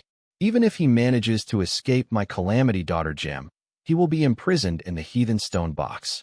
Initially, a heathen stone would not be a problem for a demigod, but Redfall has lost both his physical body and divinity. Losing these two, he has lost the power to deal against a heathen stone. The reasons I was confident about capturing demigod Redfall's soul were: 1. I had put all of my faith into the protective shell of my Calamity Soul gem, which is derived from the dungeon Calamity Seed. I trusted that my Calamity Soul gem could protect me from any soul invasion or attacks from demigod Redfall's soul. 2. I believe that if the Calamity gem's protective shell is able to keep the demigod's soul out, then it should be able to trap the demigod's soul inside if I were to somehow trick it into entering my Calamity Daughter gem. 3. Demigod Redfall had lost his divinity. What sets a demigod apart from a regular card apprentice is their divinity. Demigod's divinity is the symbol that proves that they are gods among mortals. Without it, a demigod is just another mortal. 4. Demigod Redfall's soul was tainted with time erosion, having spent time in the River of Souls. Though demigod Redfall's soul managed to survive the time erosion, it was not unscathed. 5. Demigod Redfall's soul could no longer borrow the rule power from the world's will. Since it has already passed to the River of Souls and had illegally migrated into the world of the living, he had to be cautious about the world's will sniffing his presence. If he were to be caught by the world's will, he would be returned right back to the River of Souls, or, worse, obliterated into nothingness. 6. I had heathen stone, which is considered a bane to the soul bodies, especially the soul bodies that have been tainted by time erosion. The properties of the heathen stone and time erosion are almost the same. But heathen stone has a more hands-on approach than time erosion, which takes centuries to show some symptoms. With all these reasons to go for it and risk it, I would have regretted it if I had not taken the opportunity to capture a demigod's soul. As for making this soul concede and become obedient to my commands, I had all the time to think of a way now that I had successfully captured it. Once I shut the lid of the heathen stone box, Sarah stopped emitting blood-red light, and the blood rock cave had also stopped glowing. This meant that Sarah had stopped absorbing blood rule energy from the blood rock cave, which conferred that Sarah was no longer under the influence of her bloodline, which demigod Redfall's soul was manipulating. After his episode, Sarah fell to the ground unconscious. I checked her status using Hive AI and found that everything was all right, except she was extremely exhausted using skills way above her current realm and active soul control. Holding the heathen stone box, I used my soul pupils to monitor what was happening inside the box, whether the demigod's soul managed to escape from the Calamity Daughter gem or if it was still trapped in it. It appears that demigod Redfall's soul has also realized that his connection with Sarah's bloodline has been cut off. So instead of wandering the Calamity Daughter Gem in search of a soul, he headed straight to the boundary of the Calamity Daughter Gem to exit it, but was unable to exit it being blocked by the shell of the Calamity Daughter Gem. After repeatedly trying to break free from the Calamity Daughter Gem and failing, Demigod Redfall finally understood that he had fallen into someone's trap designed mainly to trap him. Now that he knew that somebody was behind his current situation, Demigod Redfall tried to communicate with them, but stopped after an extended period, not receiving any reply. He understood that his current situation was not in his control, but in his apprehender's control, and they would talk to him when they felt like it. A typical power move. Perfect, I cheered, seeing that Demigod Redfall's soul was unable to escape the calamity trap I had prepared for him. Then I placed the heathen stone box containing the trapped demigod's soul into a storage trunk card, and then had to check on Sarah, whose soul seemed to be strained from having used high-level skills which were far above her prowess. Unfortunately for Sarah, her injury was soul-related. I could not do much in this case, but if it were physical injuries, I would have used Hive AI to activate the restructuring skills of her Calamity Daughter Gem to heal them, which she could have done by herself if she were conscious. Now that my work was done here, I wanted to exit the Blood Rock Cave, but soon realized that Bloodette was outside with Courtney, and I couldn't contact her with my grimoire since I was inside the dungeon. Just when I entertained the thought of being stranded in the dungeon seal, I remembered the consumable keys to exit the dungeon seal were created by Bloodette for my Calamity Gems that were comprehending blood rule in her cave. One of the keys belonging to Sarah was still not used. Finding it, I exited the dungeon seal. Courtney, let me inside the Blood Rock Cave before I get pissed off. Anna, who had come seeking her crush, threatened Courtney to let her into the dungeon seal. I am sorry, Your Highness, I cannot do that.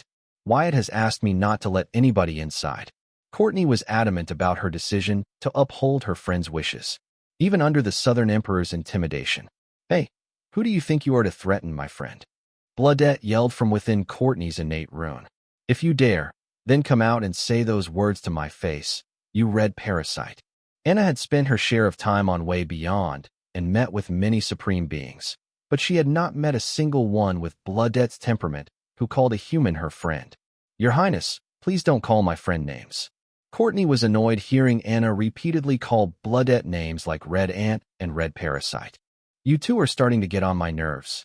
Anna was enraged by the Courtney and Bloodette duo. One blatantly taunted her, and the other politely refused to follow her orders. Especially Courtney. This girl did not only dare to say no to her, but also dared to ask her to refrain from calling her friend names. Have they forgotten who they are speaking to? Or are they just too ignorant to realize the consequence of making her mad? Just when Anna was considering to descend her corporal punishment on Courtney and Bloodette, the gate to Blood Rock Cave opened, and then a solitude walked out from within it carrying an unconscious girl. Making eye contact with Anna, the figure holding the unconscious girl greeted. Hi, Anna. What are you doing here? I am here to bring Courtney back to our custody. Courtney and Bloodette ruined Anna's mood. Therefore, she is in no mood to flirt with her crush and only stated half of the real reason for visiting the barren lands. Oh, do you have to, though? I don't intend to interfere in how your royal family does business, but Courtney doesn't like being under Southern Watch's custody. Courtney and Bloodette have proven to be good friends time and again, so I could not help but speak up for them. What? Hearing her crush defend the two troublemakers, Anna was royally pissed. You heard me. Come, Courtney, let's head to the warehouse and have breakfast. I am famished. I have grown bold when it comes to addressing Anna since we are partners. Whoosh! Anna instantaneously appeared in front of me, picking me up by my collar. She yelled, Look here, you. Just because I have feelings for you doesn't mean that I will let you walk all over me. Smooch. Without warning, Anna locked her lips with mine and forced her tongue into my mouth. Then her sweet saliva poured in.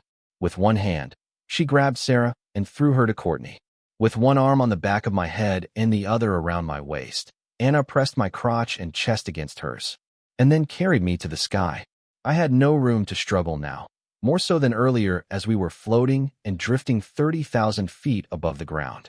I closed my eyes not because I was enjoying being forcefully kissed. Instead, when I looked down, I felt my head spinning being hung in the air at such a height. A good 15 minutes later, Anna finally stopped playing with my tongue. Letting out her steamy grate on my neck, she whispered in my ears, "There is something about you that makes me crazy." If it were somebody else that had spoken such words to me, I would have killed them right then and there, but hearing those words from you, I was turned on. Having said her piece, Anna once again forced her tongue into my mouth without caring for my opinion. Seeing that Anna will not be done anytime soon in fear of the height we were in, I had no choice but to wrap my arms around Anna's waist.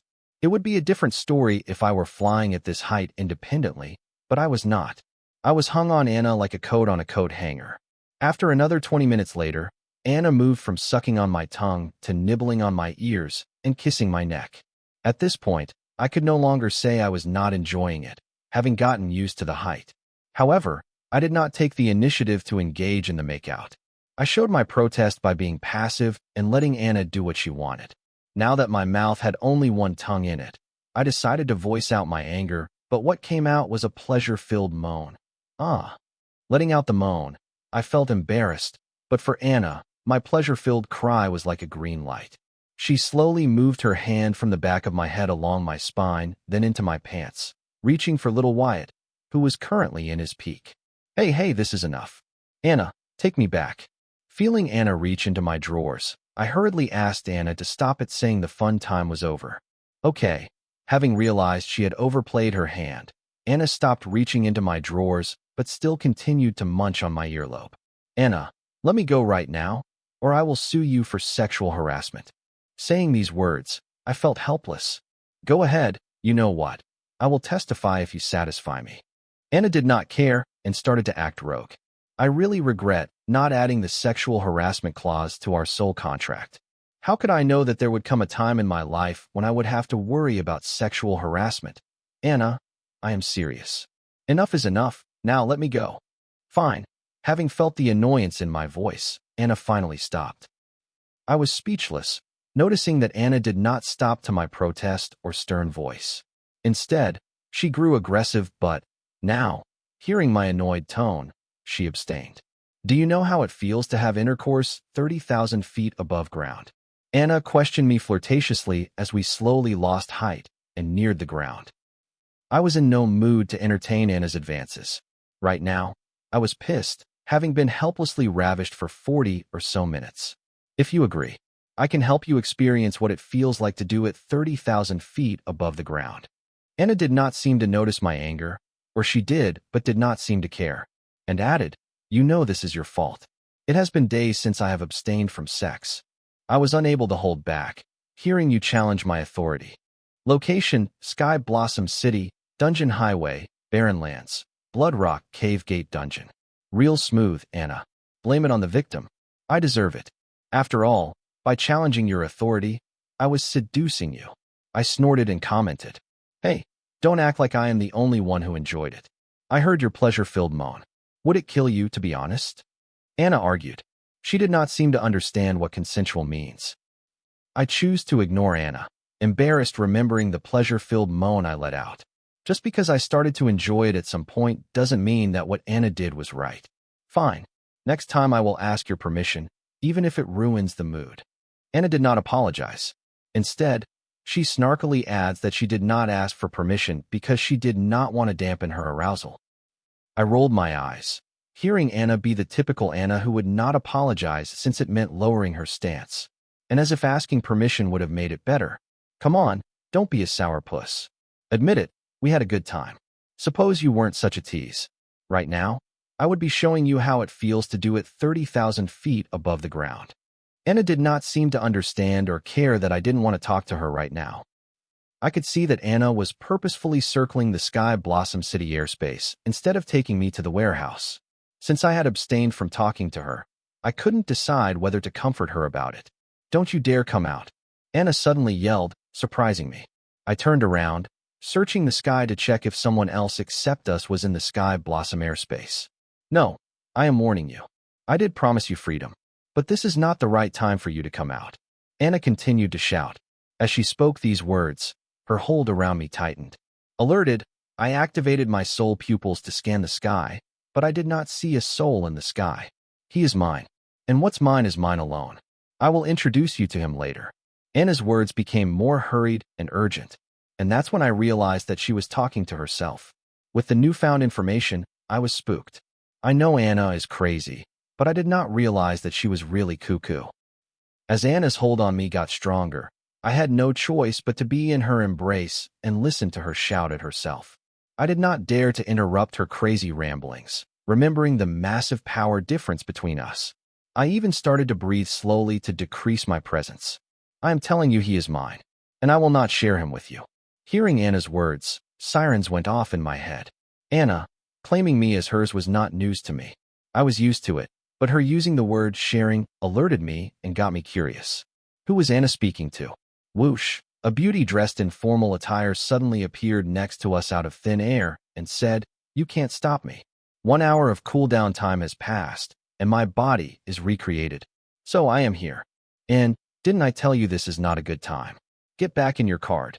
Anna furiously yelled at the conservatively dressed beauty for not listening to her and ordered her to return to her card. Wait, did I hear her right? Anna, you cannot order me around. You already promised to set free for 3 months. Now it's not up to you to decide if I stay in my card or outside. Unless you want to fight, I advise you not to start with me and back off. The beauty was no pushover and stood up to Anna. What's more noteworthy is that this conservative beauty reassembled Anna by 99%, as if they both were twins. Putting 2 and 2 together, I realized this lady was Anna's card. But this seemed far-fetched, but remembering the Circle's Supreme Lord's origin card, it was plausible. You? Anna was left wordless by Anne's sharp words. And that's what Anna called her. Hello, Wyatt. I am in Heat's End, Anna's origin card, but I prefer it if you consider me her twin. And it is a pleasure to meet you in person finally after monitoring you from Anna's grimoire for a while now. Turning to and gazing directly into my eyes, and greeted me. In the background, I could hear Anna grit her teeth. No pleasure is all mine. And before you introduced yourself, I did think you were her twin. Believe me, I still have a hard time believing that you are Anna's origin card, because you seem more refined and mature than Anna.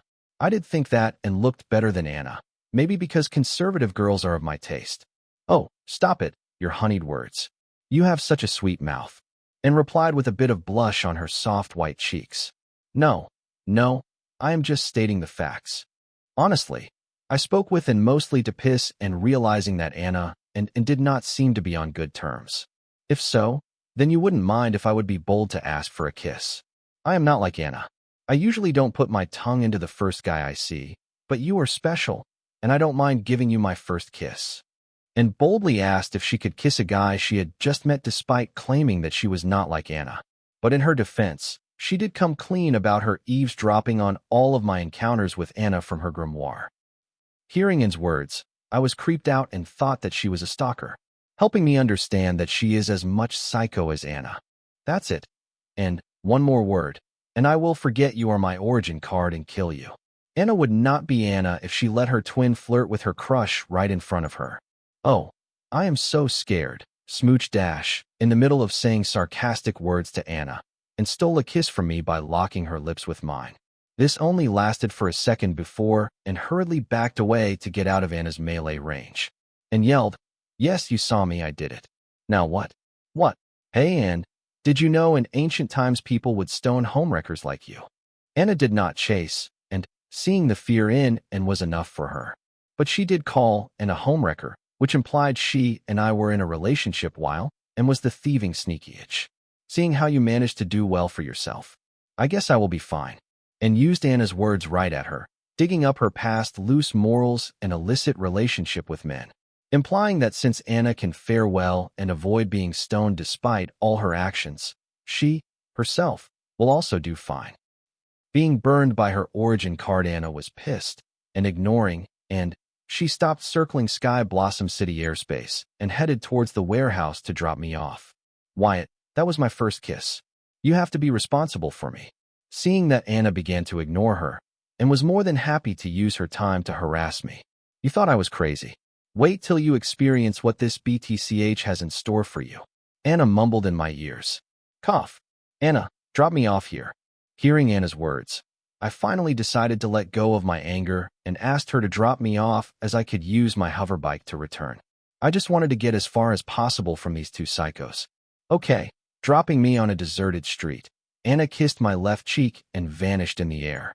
Anna readily agreed to my request to keep and far from her me. Wait. And 2 wanted to give me a goodbye kiss on my right cheek, but suddenly vanished with Anna. I guess is Anna's origin card. She cannot be too far away from her. Sighing at my fate for being surrounded by psycho women, I summoned my nanomorpher and followed the map showing Grimoire heading towards the warehouse. To meet the only sane woman in my life, Susan. You did that on purpose. I wanted to give Wyatt a goodbye kiss too. And complained as they arrived at the Southern Watch temporary camp at D-Rank Silver Beach Gate Dungeon. What gave me away, genius? Anna asked sarcastically. Anna, you are back, big sis, and you are here too. Luna was surprised to see Anna outside. After all, Anna kept her pretty much locked inside her origin card. And Luna seemed to have more respect for her and than Anna as she addressed Anna's big sis, utterly contrary to how she addressed Anna. Hi Luna, how are you doing? Come here, give your big sis a hug. And appeared to be more sociable, approachable, and fun to be with than Anna as she did not hesitate to greet Luna with a big warm hug. Isn't this a surprise? Little girl, and where is this old man's hug? Lorenzo, who had replaced and to fill the dungeon relocation apparatus with mental strength, noticed and teased her. You will have to ask my grandaunt about that, you perverted old man. And Lorenzo seemed to have a funny story between them, seeing how the Girl Scout and addresses her elder as a pervert. Hee, little girl, still a snitch, huh? From Lorenzo's words, and seemed to have told on him to his wife. Luna, use her in my place. I will go take some rest. Anna asked Luna to use and to fill in her shoes as he had to indulge in alcohol. Anna, where's Courtney? Lorenzo asked, noticing that Courtney was nowhere to be found. Even though she left, calming that she would return with Courtney. Don't worry. I have given her a masking card that should help her hide her physique from prying eyes. With Blood Supreme helping her, the demonic card apprentice, nor we can capture her. Anna forgot about taking Courtney into custody with Anne's fiasco. In order not to admit her mistake, Anna gave a big speech stating that she chose to let Courtney be, trusting the Blood Supreme's power. Oh, Anna, why lie for such little things? Admit that you forgot. Nobody here will think less of you. And being Anna's alter ego, knew when Anna was bullshitting and called her out in front of everybody. This is one of the main reasons Anna did not like to let Anne out of her origin card, because she knew all her deep secrets and had no qualms about blurting them out to her friends and family. In front of Anne, Anna was an open book and did not care about keeping her personal matters personal. Heck, it has not been even an hour since you are out, and I regret letting you out already. Despite my repeated warnings, you keep repeating the same mistake, and yet you blame me and ask why I don't let you out of the origin card. Anna reminded and why she did not let her out, and was like a library of all of Anna's history, thoughts, embarrassing secrets, regrets, etc. These are the things that did not belong to Anne, as they were Anna's. So she had no right to reveal all of Anna's secrets to her mother, uncle, grandparents, and other relatives. But there was no other way to stop Anne from spreading her secrets and making her personal thoughts public than locking her up in her origin card. Anna, I have a proposal for you. Anna, I have a proposal for you. I will mind my own business and leave you and your secrets out of it if you promise me one thing. And knew that Anna gets annoyed when she shares and spreads too much personal information about her. But Anne had a good reason to do so. For Anna's friends, relatives, and family are her friends, relatives, and family. As Anna's alter ego, Anne grew up surrounded by these people. But for Anna's friends, relatives, and family, Anne was a total stranger, a nobody, and may have grown up surrounded by these people in Anna's mind. But for them, they did not even know of Anne's existence until Anna created her first origin card, and was a total stranger to Anna's friends, relatives, and family. But for Anne, they were her closest people. This is an awkward situation for her, and as she was overzealous to meet them only to find that they had no idea who she was or if she existed. Even though Anna's friends, relatives, and family welcomed her with open arms, and felt a sense of distance and tension between them, as they did not have much in common between them. For Anna's family did not feel like her family, but her family-in-law. She thought they were only friendly because she was Anna's origin card. All this may be just a misunderstanding on Anne's part, but she decided to make a place in this family and become a part of them as she was stuck with this family. For that to happen, and needed something of common interest with the rest of the family, and that was none other than Anna. Apparently, the family members liked a good ripping, especially about Anna. And ever since then, and has used Anna's dark secrets, thoughts, etc., to bridge a connection with her friends, relatives, and family. Really, and what is that you want from me? Anna was surprised to hear Anne's proposal, as Anne was never open for negotiation before despite her luxurious persuasion. I will tell you when it's time. Are you up for it? And did not state her request. Instead, she let out a mysterious smile. I know I am going to regret it in the future, but if it keeps you quiet for the next 3 months, then I am game. Okay, I promise you one request in return. You better hold up your end of the bargain.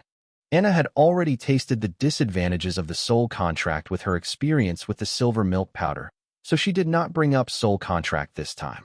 Deal. Hearing Anna agree, and cheered. Date, March 30th, 2321. Time, 10:58. Location, Sky Blossom City, Association Guild Mall, warehouse number 234. Courtney, Bloodette, you guys are already here. Entering the warehouse, I saw Courtney and pseudopod Bloodette sitting on the couch and greeted them. You are finally here. I almost starved to death, Bloodette complained. You guys waited for me. You did not have to do that. Hearing that they waited for me, I was touched. Now I feel bad for enjoying Anna's sexual advances. It's okay, we wanted to. Now, let's order in. What do you want for brunch? I was surprised to hear humble words from tomboy Courtney, but I guess her demeanor is different towards her friends. Mind if I join in?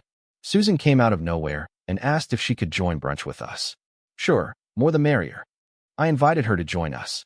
Remembering Sarah, I asked, where is Sarah? She is resting on your bed now. I did call a doctor to check on her. They said her soul is strained, and until it relaxes, she will be unconscious. Susan once again proved why I needed her with a job well done. Good. Here, take this concentrated silver milk powder. Dilute it with water and feed it to Sarah. It will help her in her soul recovery, and use the rest to increase your active soul control percentage. There is enough to last a month for both of you. I will soon prepare another batch, so don't use it sparingly. Silver milk powder is a good remedy for soul recovery, so I prescribed it for Sarah and asked Susan to use the other half herself. Okay, will do. Anything else? Asked Susan, putting away the concentrated silver milk powder in a storage card. Yes, what will you have for brunch? So that we can go ahead and order in. I asked Susan what she wanted for brunch. Oh, I will have a cream puff. Stating her order, Susan headed to the kitchen to prepare silver milk powder water for Sarah. I will go ahead and order a dozen cream puffs then. And for Bloodette, 100 liters of C-rank fresh monster's blood. Do you want to add anything else? Hearing Susan wanted to have a cream puff, Courtney decided that she too craved cream puff. No, make that 2 dozen cream puffs. With the restructuring skill of my calamity daughter Gem, I did not have to watch out for my body fat. So I decided to have a sugary brunch. Sure. Courtney went ahead and placed the order. While waiting for food, I checked on my baby C-rank superbrain card. Before leaving to rescue Sarah, I had given it specific instructions on dealing with the Circle Sun Blossom Branch's false propaganda using the evidence brought back by Van and Old Ben. The instructions were pretty basic.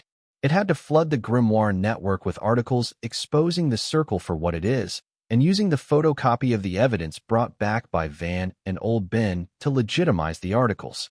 I asked the Superbrain to keep publishing these articles everywhere and keep on republishing them again and again so that even the Circle's internet trolls have a headache dealing with this.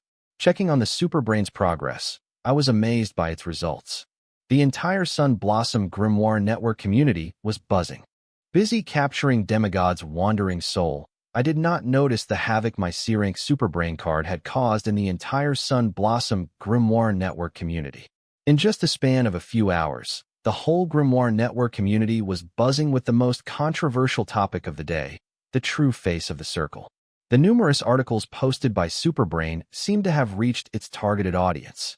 And from there on, these articles spread from the Grimoire network to media outlets reaching a wider audience, making the circle and its atrocities in Sky Blossom City the topic of the day.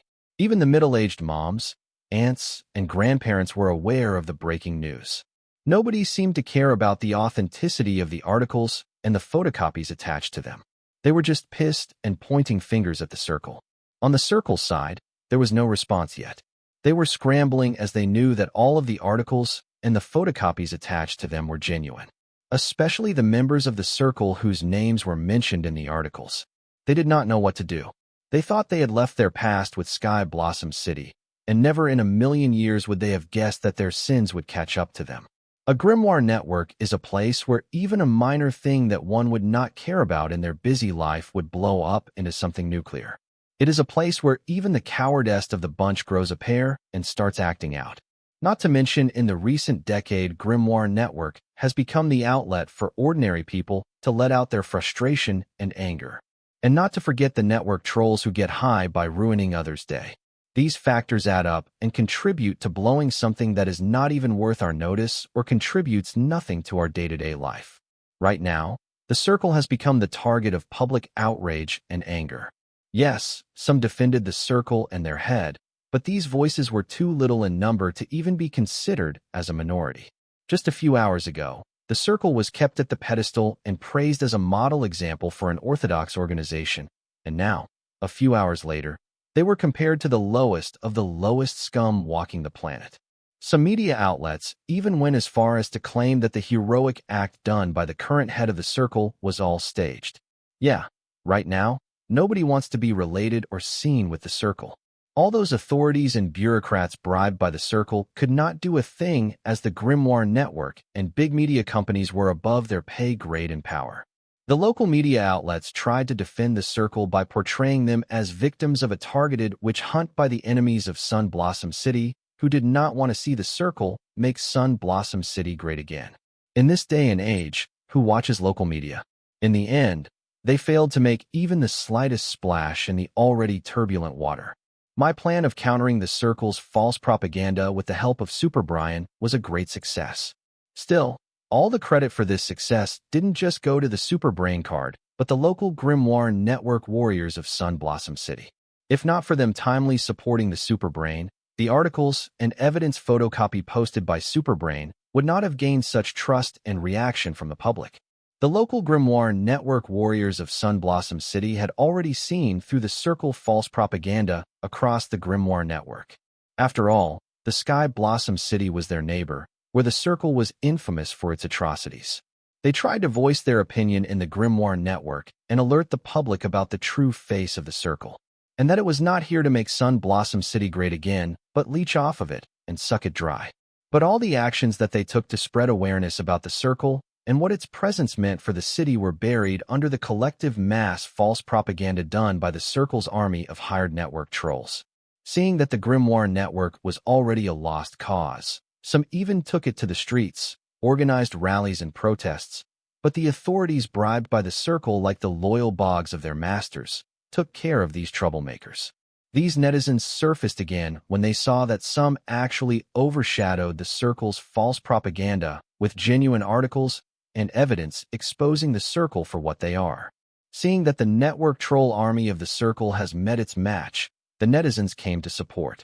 And their reputation amongst the public of the Sun Blossom City gave the stamp of authenticity needed by the articles posted by Superbrain to take off. Since there hasn't been any big reaction from the circle's side, I was trying to guess their next move, but a call interpreted my thoughts. Diana Keith calling, ANS/reject. Answer. What is it? I asked. Was it you? A frantic Diana's voice sounded from the other side. Details, woman. How was I supposed to know what Diana was asking about without enough details? The articles exposing the circle's crime. Are you the one behind it? Diana repeated herself, adding the key details. What about it? And why do you ask? I know Diana had reasons to hate the circle as much as I did and would not get into bed with them in a million years, but it doesn't hurt to be cautious. Why? Why? Do you really have to ask? Diana answered my question with a question. I knew this woman was trouble since the day I met her. Okay, if you have nothing worth my time, then I am hanging up the call. Dealing with this breed of women was tricky, but as long as you subdue them, they will purr like a wet pussy. Wait, don't hang up. I am willing to hand over the 51% shares of Fine Gold to you, but on one condition. You have to promise that you will never partner with the circle. You got my interest. Speak what changed your mind? I thought you would answer after a week. Diana is a wise woman with a brave spirit. Subduing her will not be easy. So, I gave her a week to give an official answer after she witnessed the destruction of the Circle of Sun Blossom branch by the hands of my allies and me. But I did not expect her to give a positive answer so quickly. The fact that you are the one behind the controversy in Sun Blossom City was enough for me to decide that it would be in my best interest to grow under your shadow rather than alongside you. Diana answered with humble words, which would satisfy any man's ego, especially coming from her. After all, hearing a powerful woman like Diana say she is willing to be under them, what man would not feel a boost to their masculinity? Diana, my time is important. Please don't waste it with your little games. Speak the whole truth, or I will hang up. I was very confident about my masculinity. Being kissed by 2 card empresses does that to a man. I did not buy Diana's bullshit. Suppressing the false propaganda of the circle and exposing them to the citizens of the Sun Blossom City was not a good enough reason for Dana to give fine gold to me. There has to be something else. Fine. Promise me that what I am going to say next will not affect our negotiation. Seeing her usual trick not work on me, Diana finally decided to confess. Yeah, that's not happening. See, I don't make promises that I can't keep. I would be a fool to promise Diana a pardon without knowing whatever SHD she did to reach a decision. Sigh, I had my people monitor you, your friends, this warehouse, people visiting this warehouse. Basically, everyone you have come in contact with. Though my people could not find anything useful, they were able to trace your connection with the Tiger Squadron. I never expect the stubborn captain to surrender to you, of all people. You do know that he rejected the offer of Southern Watch. Anyway, seeing how the Tiger Squadron, which has been peaceful for years, suddenly become active and knows around the circle's past, I was suspicious of what they were up to. But hearing the news from Sun Blossom City, a lot of your actions started to make sense. For example, I figured out why you gave me a week to give you an official answer, and why you sounded so confident that I would answer in your favor. I got to say I am impressed. And to impress my new boss, I decided to join work early and gain some extra credits. I hope you won't take offense that I put a tail on you and every person you came in contact with to reach this decision. Diana thoroughly explained what led to her decision, and she was worried that the method she took to make her decision would offend me, in turn affecting the negotiation. Don't worry. You did what any good businesswoman would do. I would rather be disappointed if you didn't. Your hands-on action has impressed me, and they assured me that I had chosen the right person. I was indeed impressed by Diana's information-gathering skills. Though the relationship between old Ben and me is not that hard to uncover, I was impressed that Diana did her homework thoroughly. She deserves some extra credits. That takes a load off of me. So boss, when do you want to make our relationship official? Diana said, referring to the transfer of 51% of the fine gold share to my name. And also, by addressing me as boss, she made her role in our partnership clear. Swing by the warehouse when all the documents are ready. I plan to spend the rest of my day here. Since the fortune is literally running into my pockets, why delay it? Sooner the better. Sure, boss. And one more thing. Diana agreed to my proposal, but later dragged her words as if she was hesitating to ask me something. Go ahead. Now that the relationship between Diana and me is pretty much established, I do not mind being a little tolerant towards her games. Who doesn't know the trick of acting submissive to gain trust, and then acting weak to conjure empathy for oneself? Right now, Diana was doing that. Thank you, boss. About silver milk powder, does it deliver what it is advertised as? Diana finally asked the crux of her call, silver milk powder. You already know the answer, so why ask? Instead of asking whether the rumors about silver milk powder are true or not, Diana asked if silver milk powder is as miraculous as advertised. This clearly told that Diana thought silver milk powder was the real deal, and the rumors about it were nothing but baseless rumors. Cough. Boss, I do, but it would be a lot more assuring if I heard it from you. Diana chose her words carefully as she knew she was pushing her luck. What if I said no? Will you cancel the verbal agreement we just had? I could tell Diana the truth or ask her to mind her business, but this was more fun. My question rendered Diana speechless. Tell me, Diana, what are you planning to do after hearing my answer? I thought you were a lot smarter than this, but I guess I was overestimating you. I was having fun teasing Diana. Did she think that showing submission and weakness would lower my guard towards her? Hasn't she already learned that these little tricks of hers don't work on me? Master Wyatt, I apologize. Diana finally stopped with her tricks and apologized. It's okay. I can understand where you are coming from. When you visit the warehouse later, I will let you taste a sample of silver milk powder, so you can tell whether it is as miraculous as the rumors about it. So, boss, how did it go? Did that little boy fall for your charm? Cindy, sitting across Diana's office desk, asked with expectation, but the mischief in her eyes gave her real purpose away. You're right here and heard the complete conversation, yet you dare to ask? It seems I have been too lenient with you. How could Diana not know the sarcastic reason behind her secretary's innocent question? Boss, I was trying to cheer you up. Cindy hurriedly answered in her defense. Cheer me up with what? By mocking me? Aren't you just asking for a beating? Diana yelled in annoyance, but did not punish Cindy because Cindy's shenanigans are what keep her entertained in her hectic chairwoman life. On a much more serious note, seeing how the boy responded to your questions and tricks, I don't think that the Southern Emperor is using him as a puppet. He may really be the ringleader. Cindy finally spoke the honest thoughts in her mind. So you want me to believe that a 17-year-old managed to win over the uptight Boy Scout Captain Ben? You knew he dared to refuse the general of the Southern Watch to fulfill his ideas. A person capable of that just submitted to a high schooler. Is that even believable? Diana did not think that old Ben submitted to Wyatt. Instead, she thought old Ben submitted to the Southern Emperor. And she also seemed to suspect that all of Wyatt's actions were directed by the direction of the Southern Emperor. She appears to be underestimating Wyatt's capabilities because of his young age. You asked that even after you have seen firsthand what that boy is capable of. Cindy's thoughts were the same as Diana's, but after hearing the conversation between her boss and the high schooler, her opinion changed. She thought that there was more to that boy than what meets the eye. She started to recount the achievements of a high schooler and realized that this boy could not be treated with the norms. He was a freaking monstrous genius she had ever seen. He is a terrific card creationist, a good researcher, and had above-norm prowess for his realm, but that doesn't explain his recent action. You and I both know the origin and foundation of the circle. Do you think a boy like him would survive till now if not for the hands of his puppeteer, the Southern Emperor? Diana did not understand how a weak high schooler was able to survive despite being on the circle's hit list. Diana was right, but she did not realize that the original Dalton Wyatt did die. However, unfortunately for the circle, while the boy's corpse was still warm, it was occupied by a transmigrating soul, and gave birth to a person with no destiny. A person who has to forge his density with his blood and sweat.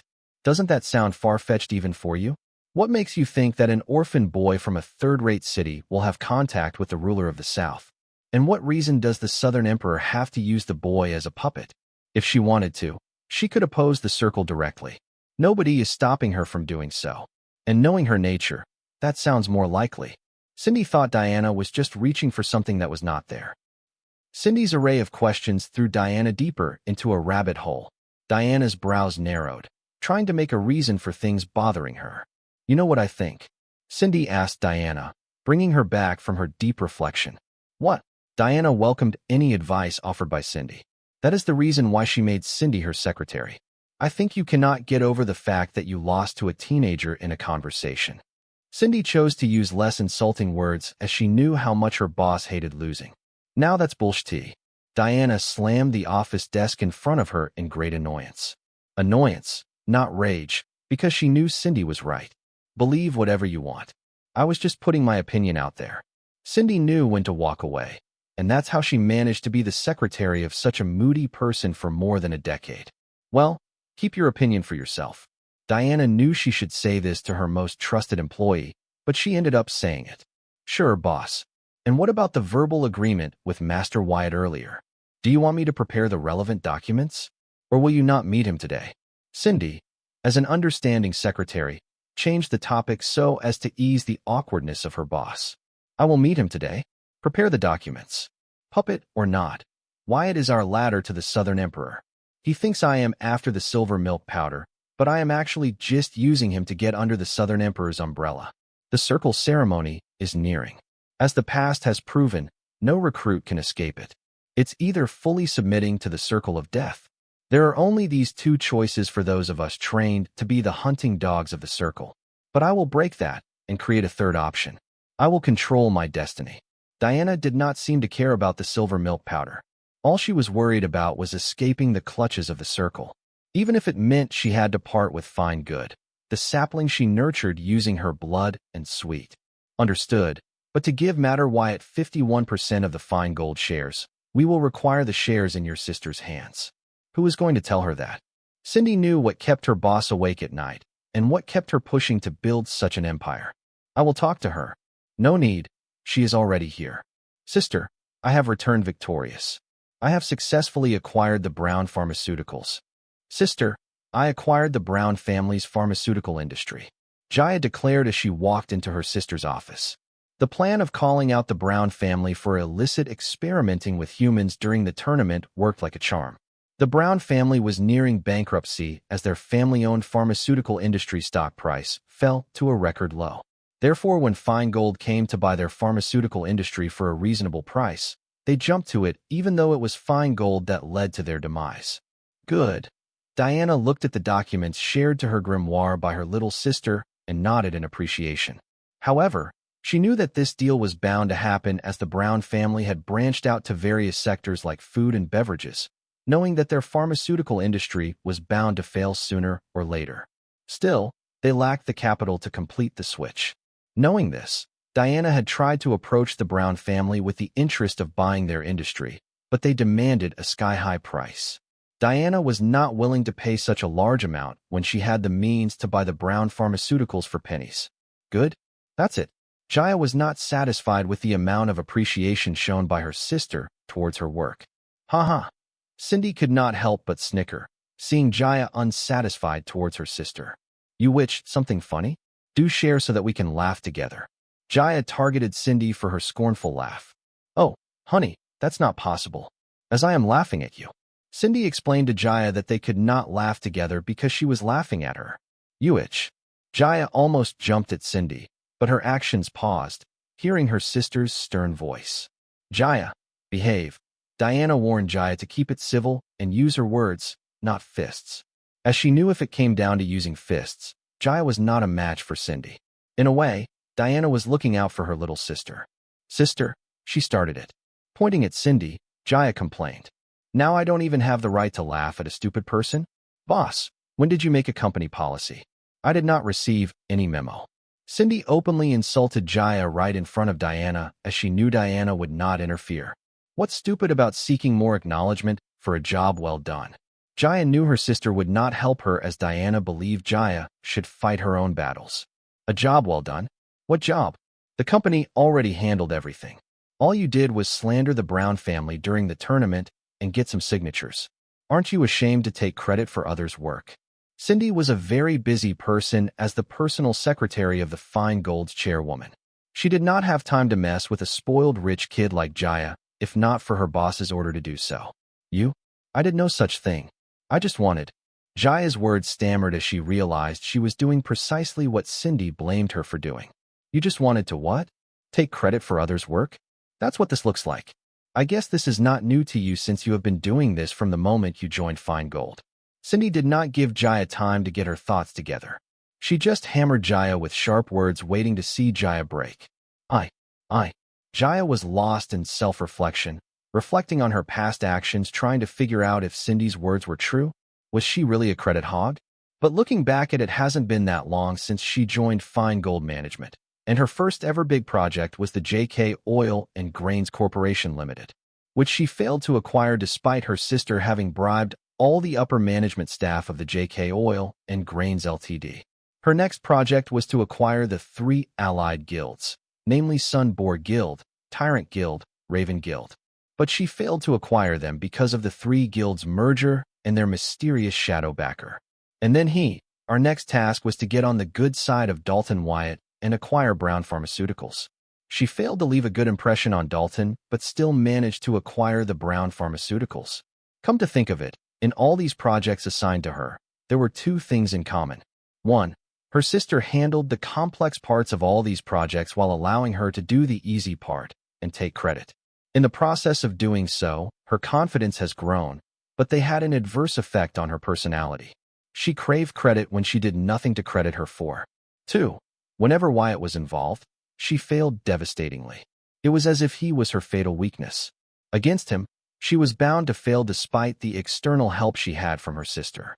What happened, little girl? Are you going to cry and tell on me to your big sister? Well, go ahead. She is right here. Cindy did not hold back, as she did have a little resentment towards Jaya for not appreciating her for cleaning her mess all these years. Diana loved Jaya more than herself. For Jaya, she was willing to fight the circle and even give up the fine gold. But recently, she understood that the way she raised Jaya was not good enough, and if things continued this way, Jaya would grow up to an incompetent adult. But she could bring herself to be harsh on Jaya. She loved to play with Jaya to satisfy some of her sadistic urges, but that's it beyond that she could not see Jaya troubled or sad. Therefore, she had Cindy handle this matter. After all, what is secretary for? Shut up, itch. Believe it or not, when I inherit fine gold, you are going to be the first change I will make. What did you say to me?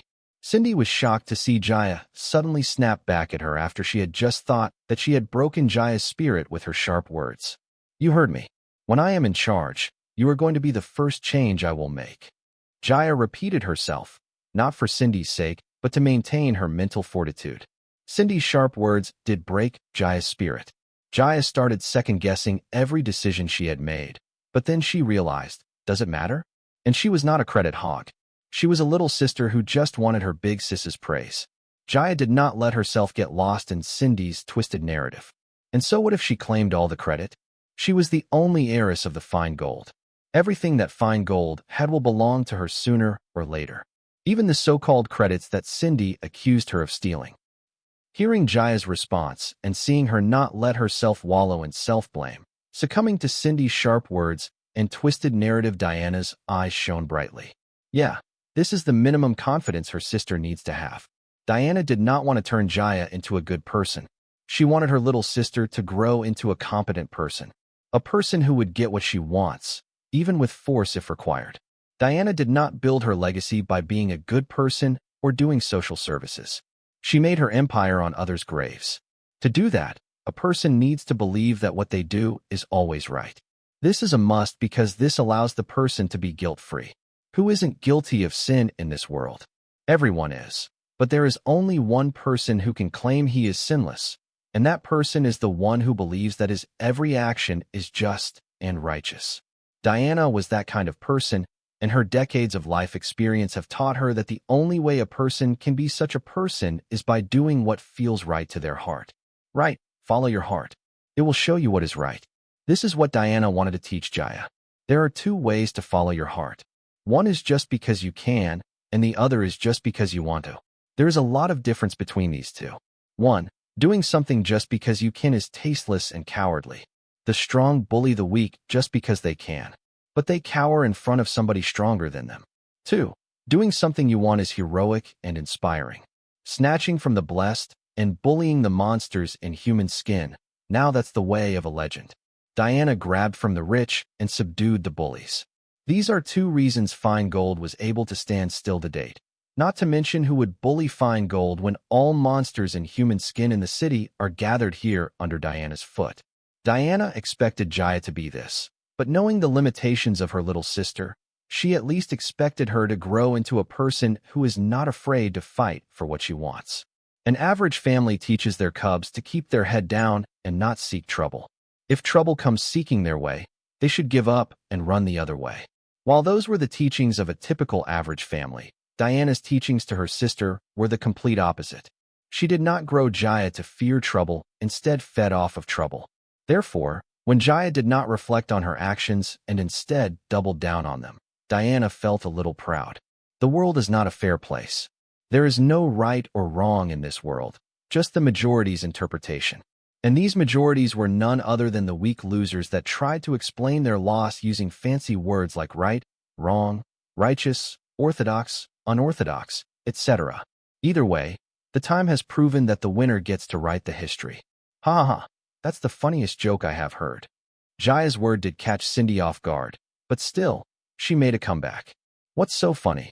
Did I say something wrong? Jaya did not get what Cindy was laughing at. Didn't you hear?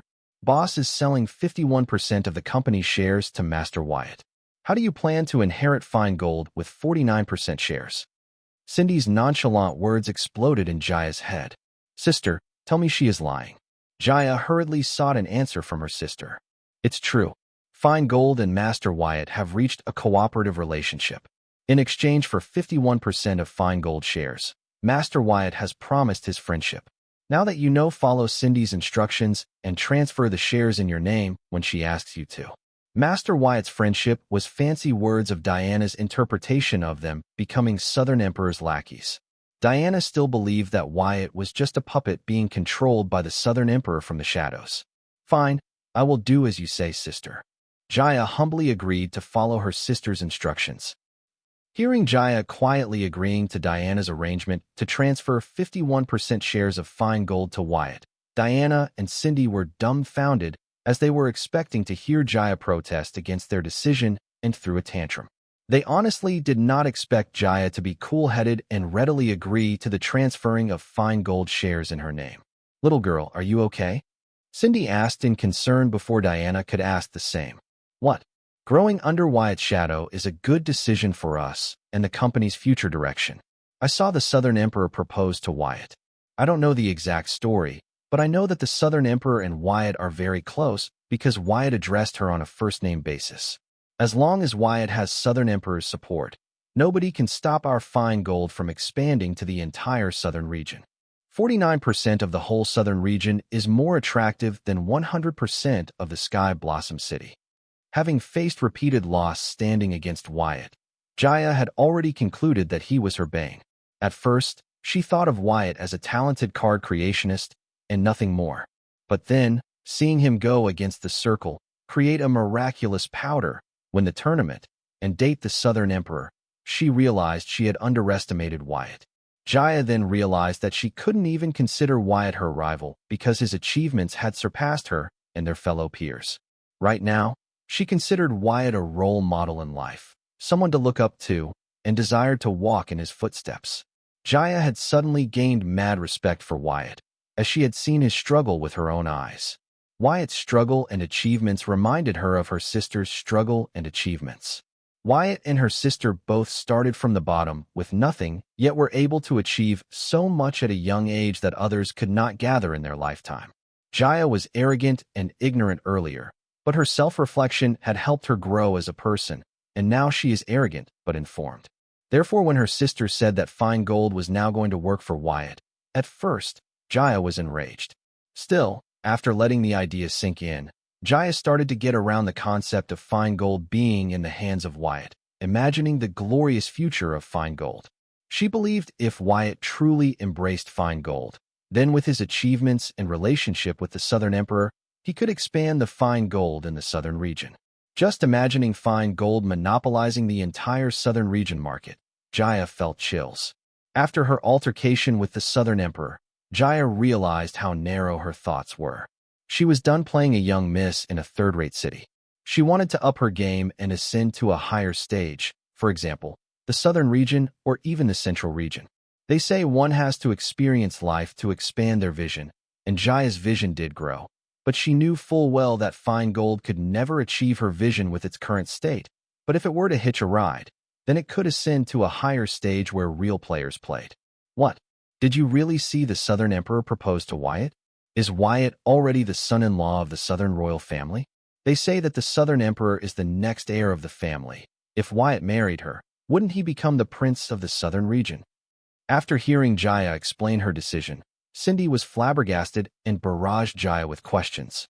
Diana, too, looked at her sister eagerly for an answer. Wow, hold your horses. I don't know all that, but I know that Wyatt rejected all of the Southern Emperor's advances. Therefore, I said that I was not clear about their relationship, but it did seem the Southern Emperor was very interested in Wyatt. I don't know. With little time I spent with them, all of it seemed awkward. Not to mention J.K. Elliot too appeared to have a good relationship with Her Highness. To put it honestly, I wasn't there for most of it. Beth filled me in about most of it. If you want, I can contact her and get more details. Jaya explained most of what she saw transpire inside the card stadium's VIP box and some gossip she heard from Beth. By Beth, you mean the twin from the Whitebin family? Cindy confirmed. Yes, Wyatt seemed to be acquainted with them too. Jaya confirmed. No need, it doesn't matter now. We have already decided to cooperate with Wyatt.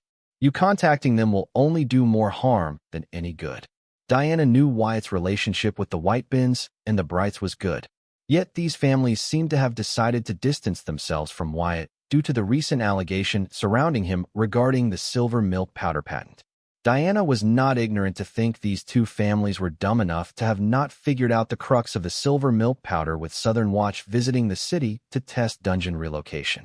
Diana did not underestimate the families, but she knew why these families did not approach Wyatt for cooperation even after figuring it out all.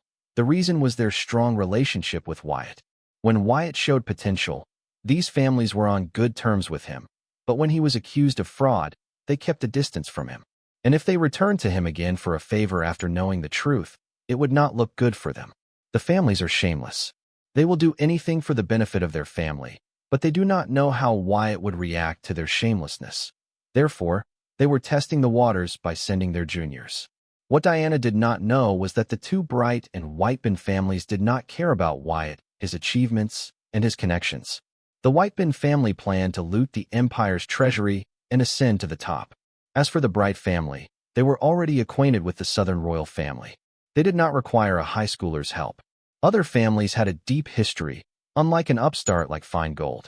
They had their goals and did not require a shortcut like the Feingold. Sister, do I list the recently acquired Brown Pharmaceuticals and other industries under Feingold's property, or should I leave them under my name? Jaya's question was simple since they were going to hand over the majority shares of Feingold to Wyatt. Do they still need to list the recently acquired companies under Feingold? This meant that 51% of these companies would also belong to Wyatt, but if Jaya were to keep them separately under her name, Wyatt would not receive a single penny from these companies. No, we can't risk everything for momentary gains. Not to mention these companies are not worth much anyway. Just list them as child companies under the parent Feingold. Jaya's proposal sounded seducing, but Diana knew she was not dealing with Wyatt but the puppeteer behind him, the Southern Emperor. Such petty calculation could not escape Her Highness's attention. She may not care, but her trust towards them would drop. Diana did not know that her little misunderstanding today saved her from a lot of trouble in the future. Cindy, where are you with documents? Are they done yet? Rejecting Jaya's proposal, Diana inquired Cindy about her progress with the documents. All done, boss. All that's left is signatures from you guys. Cindy had prepared the legal documents required for the share transfer and shared them with Diana. Cindy, your origin card doesn't fail to surprise me each time. Multitasking is a convenient additional skill to have. Jaya was amazed seeing Cindy prepare the documents while engaging in a heated conversation with them. She wanted a multitasking skill card too. Then she could train while goofing around in the Grimoire network. Everything looks good. Remove the section about Wyatt agreeing to be a silent partner. Adding this part to the contract doesn't make us look sincere enough. With the help of a reading card, it did not take Diana long to go through the contract and verify it. But Wyatt himself stated that he would act as a silent partner despite being the majority stakeholder. Cindy added this section as Wyatt himself proposed it. It doesn't matter. Please remove it. Let that part be a verbal agreement. That shows that we are all in and trust him. Despite Cindy's protest, Diana insisted on removing that particular section from the contract. I thought by giving him 51% of the shares, we showed that we are all in and trust him. If you think that's not enough, I will do as you say. Cindy argued, but still followed Diana's arrangement. And while you are at it, prepare another contract, Diana added. Regarding? Cindy asked for the contract details. It's about how to split the remaining 49% of Feingold shares. Divide 29% to Jaya, 10% to me, and the last 10% for you. Diana's words explode like a bomb in Jaya and Cindy's heads. Sister, why give her 10%? Jaya immediately protested. Just as her sister's secretary Cindy was a lot to handle. If she were to become one of the shareholders, then there would be no end to her torment. Cindy also looked at Diana, waiting for her to answer Jaya and explain her decision. Cindy, though in the name you are my secretary and managing director of Feingold Sky Blossom City branch, I know your contribution to Feingold's growth is no less than mine. Giving Wyatt 51% of shares is equal to selling the Feingold. Now that we are at this point, my friend, I want to give you what you have earned and rightfully deserve. Diana's words sounded like bullshit in Jaya's ears. What the? Who the hell gives 10% in the name of friendship? Sister, have you gone mad? If you want to uphold your friendship, give her 1%. Jaya yelled frantically, and turning to Cindy, she added, You itch. What kind of lowly witchcraft did you use on my sister? So you want me to become your pawn in the company board panel? Should I be adding the puppet sections into the contract? Cindy saw right through Diana's bullshit. By dividing the fine gold share into 51%, 29%, 10%, 10%, Diana was trying to keep the power of decision-making in fine gold with herself. As there are 4 shareholders, all decision-making would require a board panel voting. The majority shareholders' vote would count as 2 votes, and the other shareholders' vote would cost as a single vote.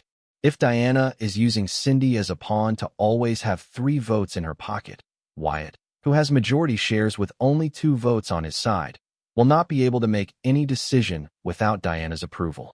The puppet section in the contract that Cindy spoke of states that, though Cindy owned the 10% of shares, she would not be able to sell them or gain any form of a dividend from them. If she wanted to sell them, she could only sell them to Diana. These rules were to bind Cindy despite her being a shareholder. Cindy could not sell the shares in her name to anybody but Diana, which meant that Diana could repurchase those shares from Cindy for a penny. So Cindy's role in the board panel was nothing but to be Diana's puppet. Cindy has been working for Diana for decades now and knows how Diana operates, so she did not fall for Diana's sweet words and saw right through them. Cindy, your words hurt me, but as always, you are the only one who understands me the most. You know what to do now. Draft the contract as specified. Diana knew Cindy would not fall for her false words, but her sadistic nature could not help but make an appearance. Yes, boss. Cindy was no sheep. She was one of the evils in human skin that bowed to Diana's strength and charisma. Now that the company was switching ownership, she had a decision to make: stay loyal to the old master or get in bed with the new. Phew, sister, you scared me for a second there. But I did not expect less from you. Even though you are giving Wyatt the majority shares, you will still be consulted for any significant change in the company. Jaya was impressed by her sister's quick thinking. By not adding the silent partner section, her sister would gain Wyatt's trust, but by giving Cindy 10% conditional shares, she would still hold the decision-making power. This is just a contingency in case Wyatt doesn't plan on being the silent partner as he promised. If he holds up his end of the bargain, I will not use this trick. Let us hope that it doesn't come to this. This is just the last resort. If the Southern Emperor intervenes, we can do nothing. Let us hope that she will abide by the law of the royal family, not influencing the market. Otherwise, we will be at their mercy. The reason Diana strongly believed Wyatt was the Southern Emperor's puppet was because of this rule. Diana felt since the Southern Emperor couldn't participate directly, she was participating indirectly by using Wyatt as a puppet. If she was wrong, and Southern Emperor was not the puppeteer, she needs a contingency so that Wyatt doesn't do as he pleases with her company. The Circle regrets and sincerely apologizes for its past actions. The Circle is no longer the same organization. Its old corrupt blood has been replaced by new young blood under my leadership. I am asking you to trust in me and give us a chance to show you, the people, that we have changed for the better. Reading the apology speech, the Circle's leader walked away from the podium and headed back into the Circle's head office. Many journalists and other influencers tried to gain more comments from him, but having finished reading his apology speech, the Sun Blossom branch leader of the Circle walked away without paying heed to their pleas. Ha ha! I burst into laughter listening to the live broadcast of the Circle giving an apology.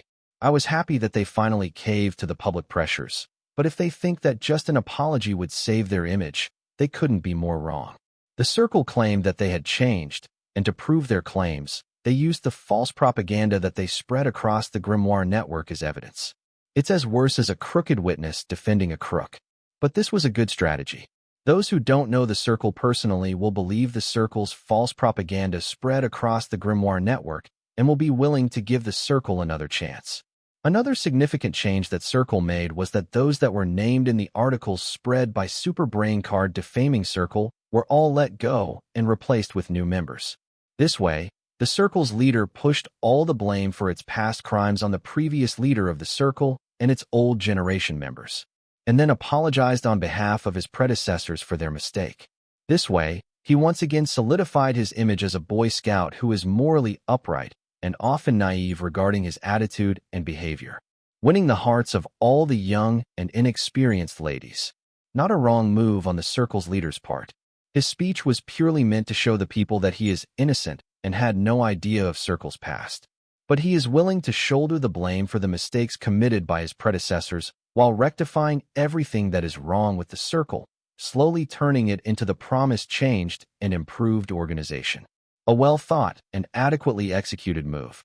But not enough to fool the people with a bit of brain, because the crimes committed by the Circle in Sky Blossom City were no joke. Each one of the crimes was more gruesome than the other.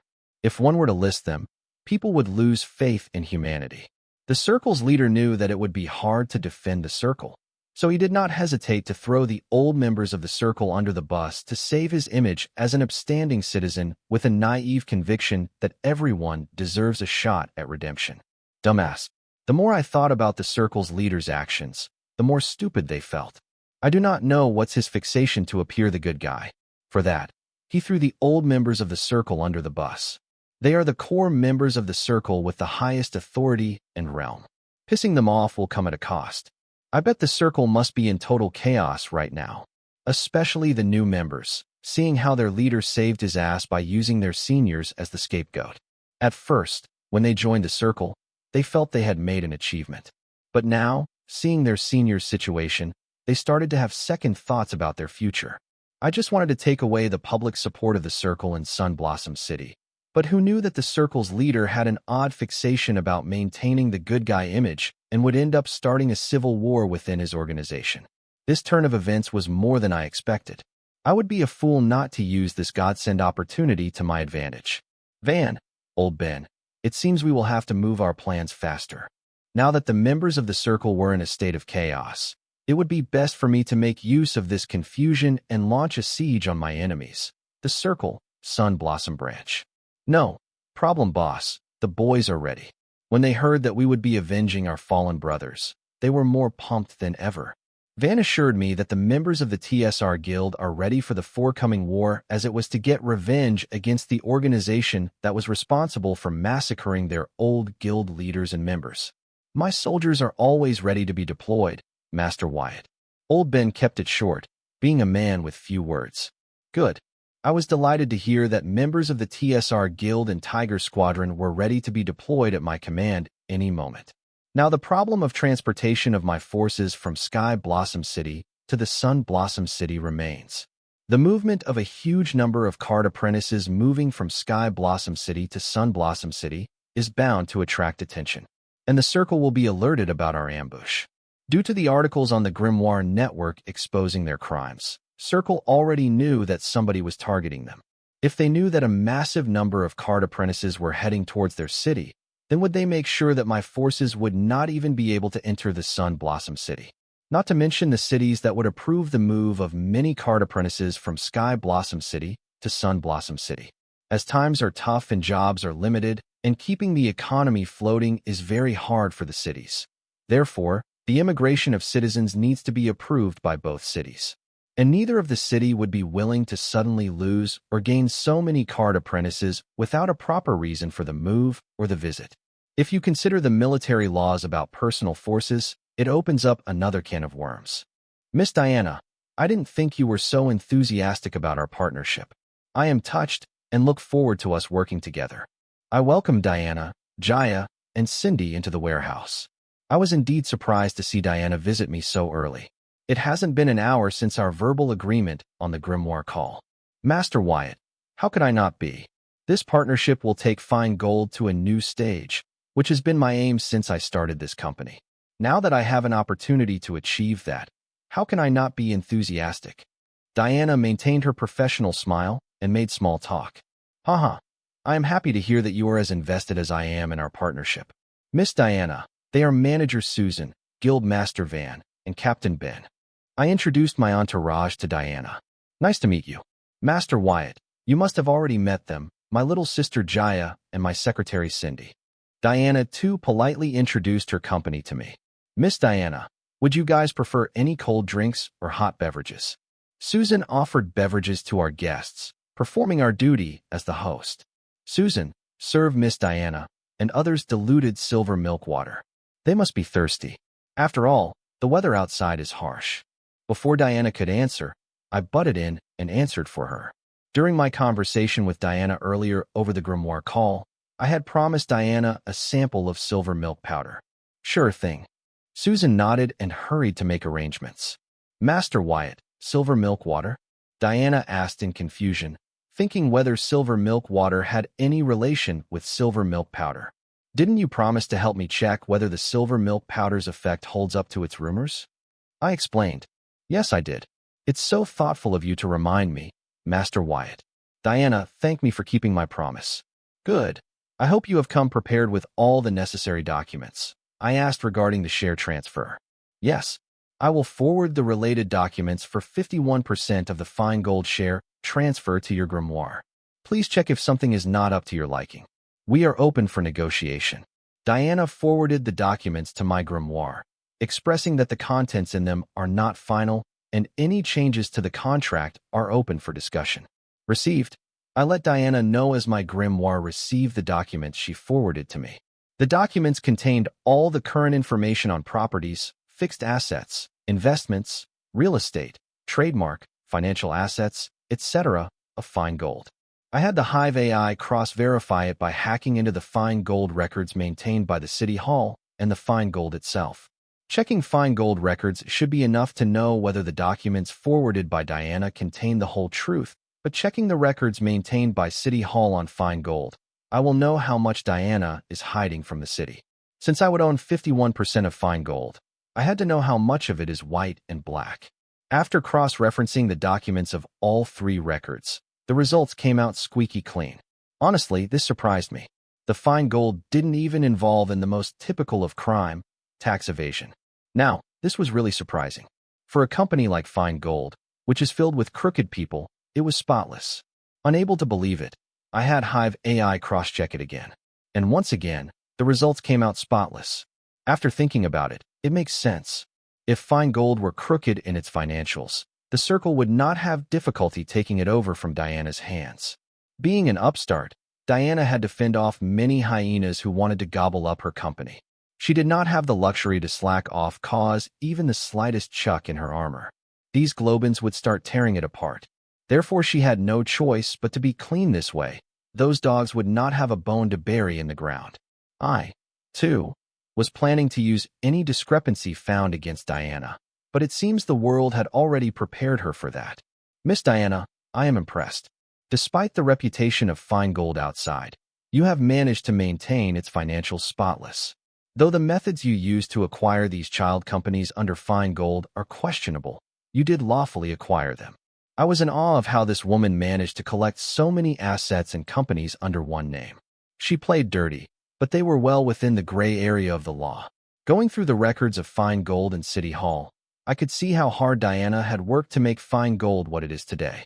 The more I went through these records, the more I was impressed by Diana and satisfied with my decision to make her my representative in Sky Blossom City. As I came across the company rules and regulations for the board members and stakeholders, I could not help but frown because most of these rules were meant to limit my power as the owner of the majority shareowner. It was as if the board plan was meant to suppress my authority in the company. I finally saw the trap Diana had dug for me. Any transfer or sales of shares should be made with the approval of the company board. This rule was acceptable, but once I read the company rules for the board panel and its voting system, I realized Diana was directly cutting off most of my power as the majority shareholder. As I checked the number of shareholders in Fine Gold and who they were, I realized that even if I owned the majority shares in the company, the decision-making still lay in Diana's hand, as the other two stakeholders were her friends and relatives, her trustees. So she will always have the majority of the votes. If I were to sign this contract now, I would be trapped with 51% of totally worthless share, because if I were to ask for dividends for my share of the company, they will hold a board meeting and deny it. The same goes if I want to transfer or sell them. Right now, I really wanted these documents to be in hard copy so that I could throw them at Diana's face. It's not like I didn't accept a sly fox like Diana to fight back as I tried to subdue her. But what angered me most was how instead of fighting back, she borrowed cheap tricks to trap me. Did Diana think I was too dumb to understand what's written in the contract and figured that I would walk into her trap like a helpless little lamb? Susan, you brought the silver milk water, I chirped, seeing Susan bringing 3 glasses of silver milk water on a tray. I was pissed at Diana for trying to pull one over me. She had to be punished. Without punishment, how can I tame a dog that wanted to bite me? So, is this the rumored silver milk powder? It appears no different than powdered milk, commented Diana as she took the silver milk water from Susan. Go ahead, give it a try and give me your honest opinion. Seeing the hesitant look on the trio, I urged them to drink the silver milk water and then give me a comment. Do I have to? Jaya asked, looking at the glass of silver milk water as if it were her enemy. Don't get her wrong. She hates milk in general. Cindy hurriedly stepped in to explain on behalf of Jaya before it affected our negotiations. I see. Silver milk powder is not milk, but if you feel uncomfortable, then you don't have to drink it. Diana and Cindy's opinion on it should be enough. I gave Jaya a way out as it did not matter if she drank it or not. My target of interest here was Diana. As long as she got it, my work is half done. Jaya, it is not milk. Please don't argue and just drink it. Diana asked her little sister not to create a scene and drink the silver milk. Fine, Jaya mumbled, caving into her sister's stern gaze. My gaze stayed on Diana, Jaya, and Cindy as they each drank their glass of silver milk water. I witnessed their hesitant faces turn into astonishment as soon as the silver milk water touched their lips. Then I saw them empty their glasses in one gulp and close their eyes to feel the miraculous properties of the silver milk water at work. Unlike Susan, who was in the card student realm, Diana, Jaya, and Cindy did not get many benefits from drinking silver milk water, but they did feel their soul get excited and active soul control become smoother. Even though the silver milk water was not much of a help to the trio, they thought they could absorb soul jade more efficiently under its influence. They felt with enough silver milk powder and soul jades, they could achieve wonders with regard to their realm. Even after the effect of silver milk water had passed, opening their eyes, Diana, Jaya, and Cindy were savoring the aftertaste of it. They could believe their senses and could not help but wonder that something like this was too good to be true, even though they had just tasted it. How was it? Were the effects of the silver milk powder able to hold up to the rumors you have heard about it? I asked Diana, with a satisfied smile, in response to her astonished face. No, the rumors do no justice to the effects of this silver milk powder. The product is really miraculous. If it can give this much boost to my card lord realm soul, I can't imagine its effect on mortals. This powder is going to revolutionize the entire card world. With enough silver milk powder, the average card apprentice can compete with the genius and talented ones. Having tasted and verified the effects of silver milk powder, Diana's worldview changed. As a successful businesswoman, Diana knew not to trust rumors. That's how she found it in herself to believe that silver milk powder was not a fraud when the world labeled it as such. But this also stopped her from assuming that the silver milk powder was a miraculous drug. She thought silver milk powder could help mortals with active soul control at best, and other than that, the rest was just baseless rumors. Even with just that, silver milk powder was a unique product in the market. With promising effects and zero computation, silver milk powder was bound to take off. But the question remained whether there is enough silver milk powder for everybody and if everyone, including the poor, could afford it. Quality, demand, quantity, and pricing, all these except are needed to be considered before releasing a product in the market. Silver milk powder passed in a vase of quality and demand, but quantity and pricing were still in question. Therefore, Diana was not that enthusiastic about silver milk powder. Instead, she was using it as a reason to get under the umbrella of the Southern Emperor before the Circle's age-coming ceremony takes place. All Diana wanted was to get rid of Circle's grip around her neck with a stronger backer. Therefore, she did not think twice before laying a trap in the share transfer contract. But now, having tasted the silver milk powder and having experienced its miraculous effects, Diana knew unknown to her she had stepped into a diamond mine. With such effects, the quantity and pricing of silver milk powder did not matter. People would be willing to wage war to get their hands on this stuff. Diana understood why the Southern royal family had declared silver milk powder under investigation for fraudulent claims. Silver milk powder was too miraculous. With enough of it, a family or organization can build an army of talented card apprentices in time. With a miraculous product like silver milk powder, even the Southern royal family, despite their prowess, will have to be cautious. Now that Diana knew silver milk powder was a freaking money-printing machine, she regretted adding a trap in the share transfer contract. She no longer cared about her fine gold or expanding over the entire southern region. All she wanted to do was bet it all on the silver milk powder. That was a revolutionary product that would change the face of the whole card world. And those who control will rule the world. Yes, Diana directly related silver milk powder to authority to rule over the world. And if her fine gold could manage even a small supply chain of silver milk powder, then they would freaking climb to the top of the world in a single jump. Diana was willing to bet her soul that silver milk powder would control the world, and want to be one of the people that control it. Mulling over possibilities of the silver milk powder, Diana regretted her not being sincere enough with the cooperation. Now all she can hope is that her trick goes unnoticed. But she was smart enough to know even if her tricks go unnoticed today, they will come back to bite her ass in the future. Therefore she decided to come clean and try to show her sincerity. If that is not enough to redeem herself, she was willing to pay an arm or leg for her mistakes.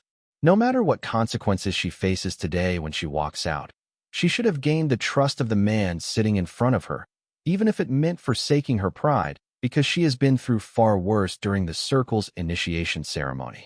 Diana believed that if she could gain control over the distribution and supply of silver milk powder in the Sky Blossom area of the southern region in exchange for fine gold, it was worth it, as silver milk powder would dominate the world market single-handedly with the near-zero competition. And if she were able to control even a part of the supply and distribution of this product, meant she could stand in the world market hand in hand with other world leaders. What Diana was after was not money nor reputation but authority, and silver milk powder could get her that.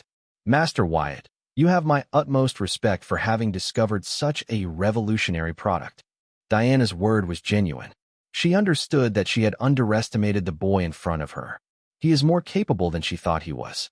Master Wyatt, your contribution to the human race is beyond words. You have respect, and thank you for your contribution.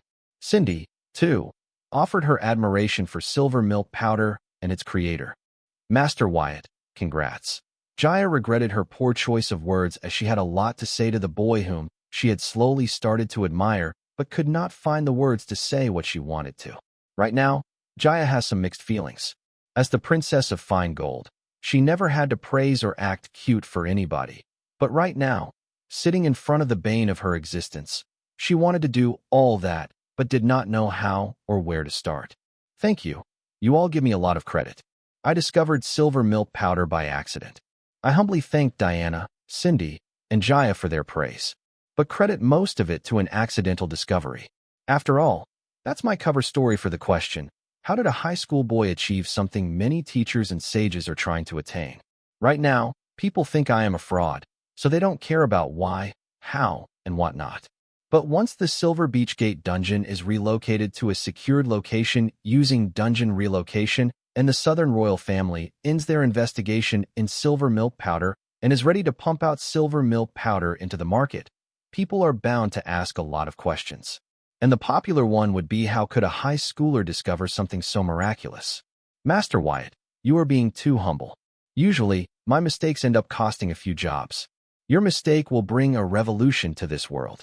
Within a decade, a profound change will occur in this world, and it's all because of you, Master Wyatt. All I am trying to say is, please give yourself some credit. Now that Diana wanted to climb to the top of the world by holding the high schooler's thigh, she took it upon herself to nurture this thigh so that it would not crumble midway. After all, it was her only ticket to the top. I will keep that in mind. From Diana's world, I could see that the silver milk powder had achieved its purpose. But naughty children have to be punished for my prospects. Diana started to understand why the Southern Emperor valued a high school boy so much. He was worthy of it. Having realized this, Diana felt her thoughts about the high school boy being the Southern Emperor's puppet were too narrow. With a revolutionary product to dominate the world market, why would the Southern Emperor even care about an upstart in a third-rate city? As Diana's underestimation of the high school boy cleared, she started to see the shortcomings of her company and wondered what fine gold possessed or did to gain such an opportunity. Out of all the families and companies in the Sky Blossom area, why chose them? Diana felt that fine gold was not worthy enough to take on such a role in the world market. Yet, for some reason, out of all the excellent choices in the Sky Blossom area, the fine gold was chosen. Master Wyatt, I have to come clean about the contract that I forward to your grimoire. It is not sincere enough for the opportunity you have provided. I guess you must have already noticed the discrepancies in the contract. I am sorry I treated your first with insincerity. Please forgive me. Diana finally found the courage to come clean with resolve to gain forgiveness and re-earn the trust she would lose. Hearing Diana confess, Jaya and Cindy's facial expression stiffened. Their necks turned to face Diana, and their eyeballs moved to meet hers. But they couldn't as Diana's eyes were fixed on the high schooler, who did seem to be surprised by the damning information confessed by Diana. Instead, he seems to have a playful smile on his face. Seeing this smile, Diana and Cindy trembled in fright upon a scary realization. As for Jaya, her poor brain could still not comprehend why her sister revealed the trap that she, herself, carefully placed in the contract. Sometimes being ignorant is a good thing.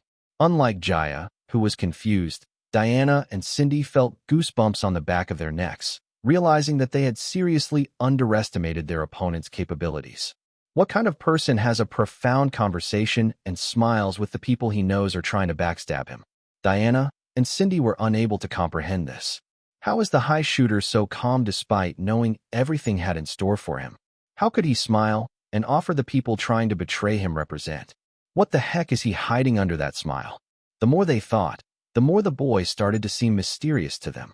Master Wyatt, it seems you have already found my trap in the contract and knew what I was up to.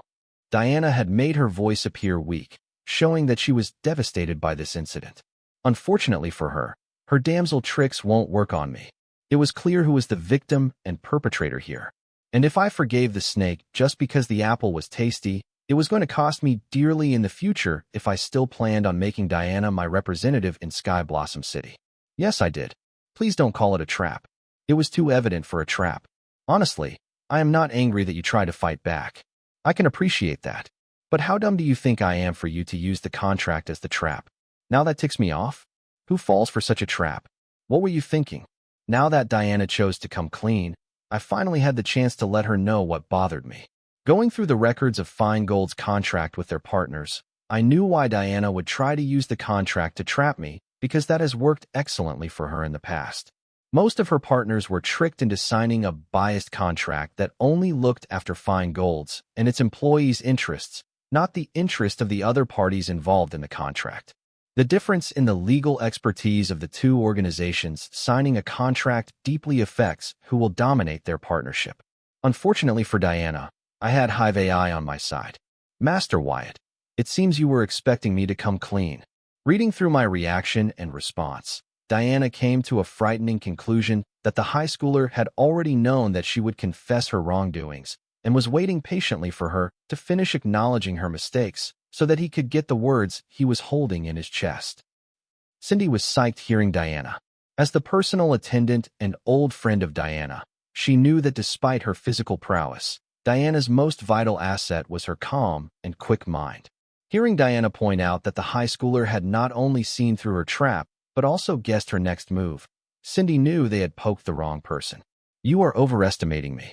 How can I know what you are thinking? But I am confident in my product, silver milk powder, and I do not underestimate my enemy. Knowing that you will understand the role silver milk powder will play in the world market in the future, I knew the only two choices you could make. 1. To act smart and replace the trap contract with a more friendly contract saying that the one you shared with my grimoire was the old contract and had some mistakes. 2. To confess, hoping to regain the trust you lost because of your action through your sincere action. If you had chosen the first option, we would not be having this conversation right now. Fortunately for you chose the second option. Since you want to regain my trust, I will give you an opportunity to redeem yourself, but remember you have sinned, so you have to bear its consequences. Tell me how you plan to redeem yourself.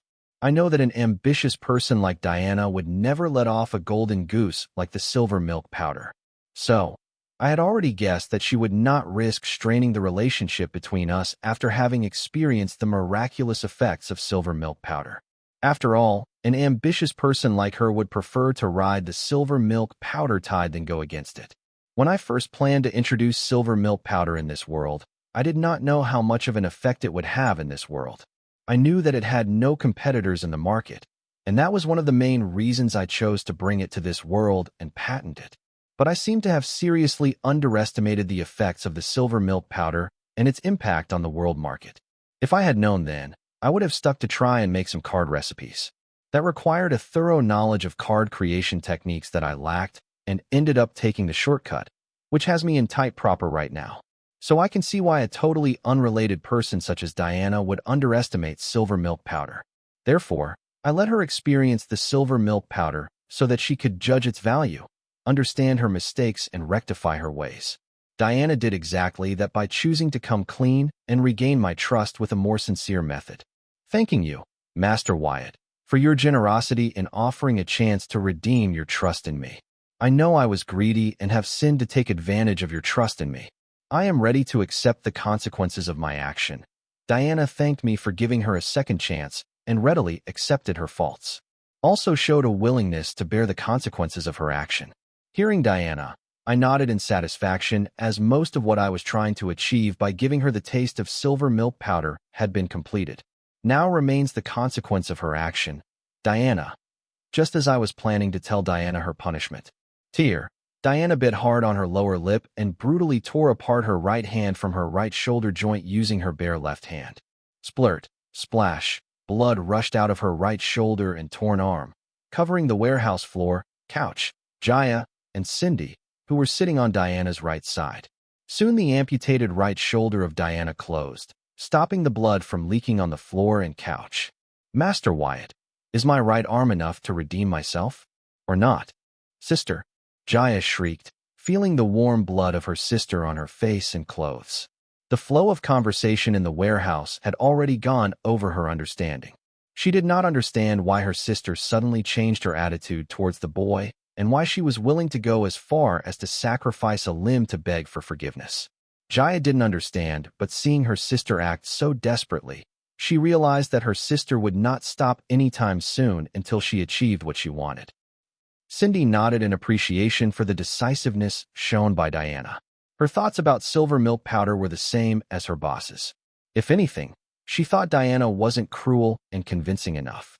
Maybe her boss could have used some words to highlight the seriousness of her actions and make them seem more sincere. Master Wyatt, is my right arm enough to redeem myself in your eyes? Placing her torn right arm on the table in front of me, Diana asked whether her right was enough compensation for her trying to take advantage of my trust. In this world, healing a person's amputated limb was no big deal.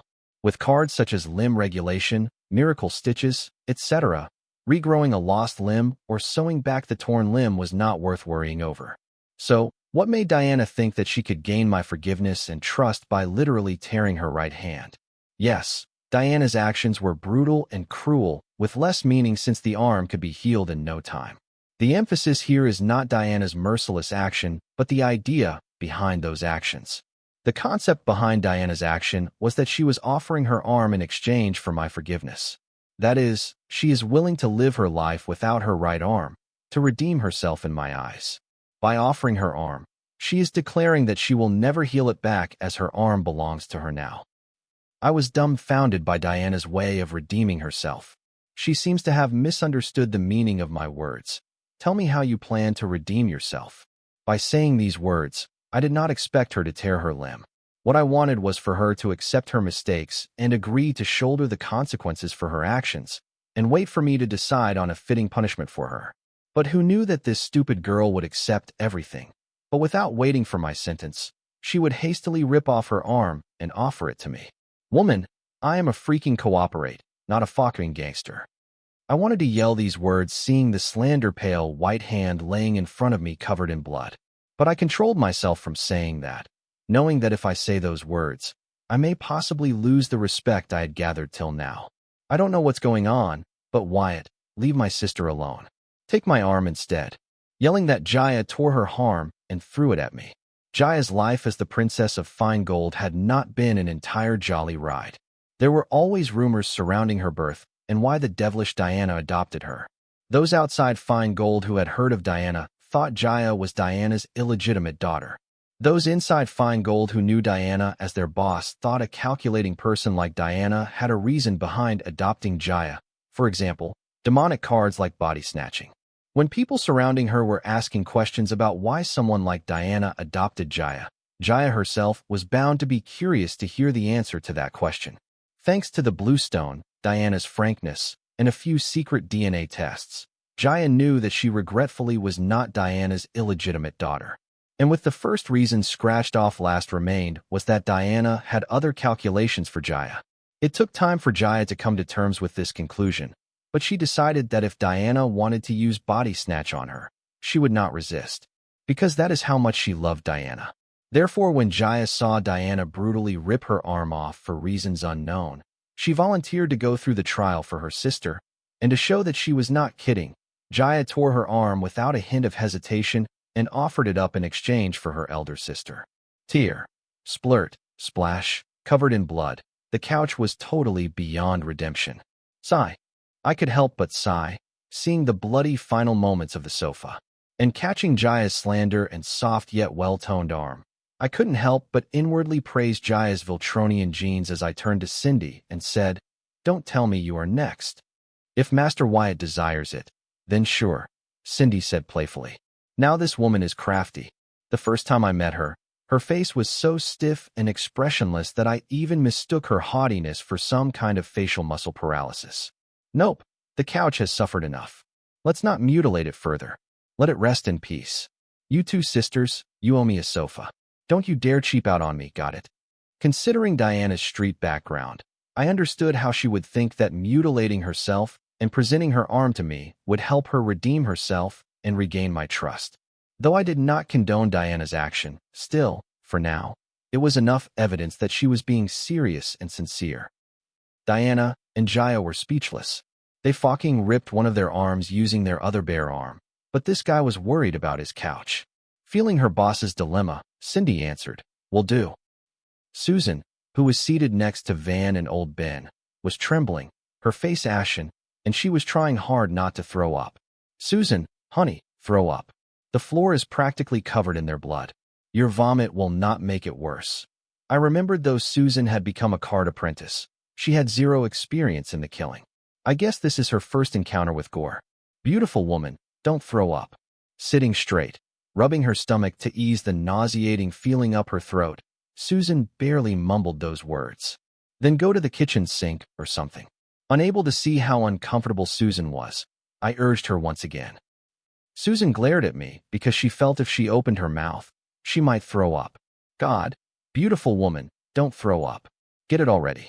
Cindy yelled as she gave Susan a nod as if saying, "Stay brave, sister."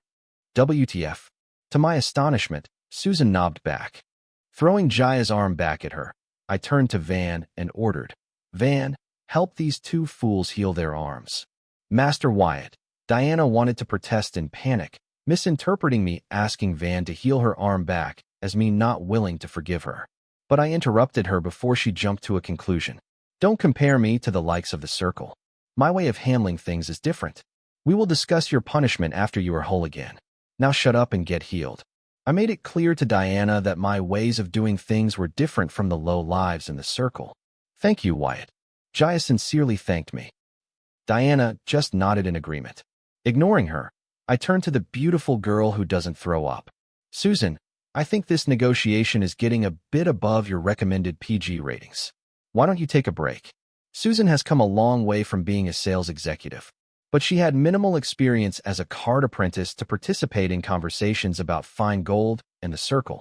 Therefore, I recommend that Susan be better off by not participating in the next part of the negotiations. Susan shook her head, saying she was fine and could handle it. "Good. Then I make appropriate arrangements." I went ahead and assumed Susan's shaking head as a nod of agreement, proceeding with arrangements to send her out here.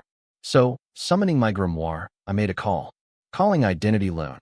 "Hey, what is it? You told me I could take a day off today." Disgruntled, Corey answered from the other side of the call. "Your mother needs your help." Ignoring Corey's dissatisfaction, I announced the purpose of my call. That joke is not funny. My mother is at way beyond, fighting for her people. Corey's voice turned cold, finding my words offensive towards her mother, who served at the way beyond. Not her, you idiot, your other mother. I rectified Corey before she misinterpreted my words further. Fuck. Are you calling my father a cheat? Wyatt, if you are looking for a fight, you got one, buddy. Tell me where you are right now. I am going to whoop your ass. I felt sorry for Corey, feeling that God had played a cruel joke on her. He gifted her everything but a brain to use those gifts. Calm down, you dimwit. I am talking about Susan, your mother from another life. I explained my last statement to Corey to avoid further misunderstandings. What happened to Mama Sue? Is she okay? Corey's mind hurriedly jumped to the worst conclusion. She is not to be blamed cause I don't call if it is not urgent. Will you stop assuming the worst? Shut up and let me finish. Susan has non-existent experience as a card apprentice, so I thought since you are free, would you be willing to take her for a dungeon raid? Nothing high profile. Raid low-level dungeons so that her stomach gets strong enough to handle gore situations. Before Corey made any other conclusions, I hurriedly explained the purpose of my call to her. This time around, I didn't spare any detail. Sure, are you guys at the warehouse? Corey enthusiastically agreed to my proposal. Yes, and you guys can use TSR Guild dungeons. I offered Corey low-level dungeons of the TSR Guild to use. After all the city-owned low-level dungeons should be reserved for next month. No need. Ask Big Sis Susan to dress appropriately. I will take care of the other arrangements. Corey hung up the call and turned to face Oliver Bright, her uncle. Getting bored in the sap, Corey visited her uncle at work. What is it, my little ancestor? Do you need this uncle's aid with something? Feeling his niece's gaze, Oliver offered his help without being asked. Uncle, reserve a few low-level dungeons for me. I plan on raiding them today with a special friend of mine. I will go fetch her, and please make sure to be done with all the preparations by then. Corey ordered her uncle without the care for him being her elder. Sure, my dear niece. And what about the technique Uncle asked about earlier? Oliver had his reason for being docile to Corey than usual, her method to forge an ego gem. Right now, in the Bright family, except for a few in the elder generation, Corey and her parents were the only descendants that forged an ego gem. Oliver planned to butter up Corey and get her to tell him how she forged her ego gem so quickly. Ever since Corey's battle in the tournament, it had become evident that she had forged an ego gem, and her status in the family had risen by another level. Now family members did not fear her just because she was the favorite of the patriarch and matriarch. With the prowess she had displayed in the school tournament, she could easily be ranked in the current top 10 superpowers of the Bright family. Here's the breathing method card I picked somewhere. It should help speed up the process. Corey wanted to help her uncle more, but she couldn't as she, herself, did not know how to forge an ego gem.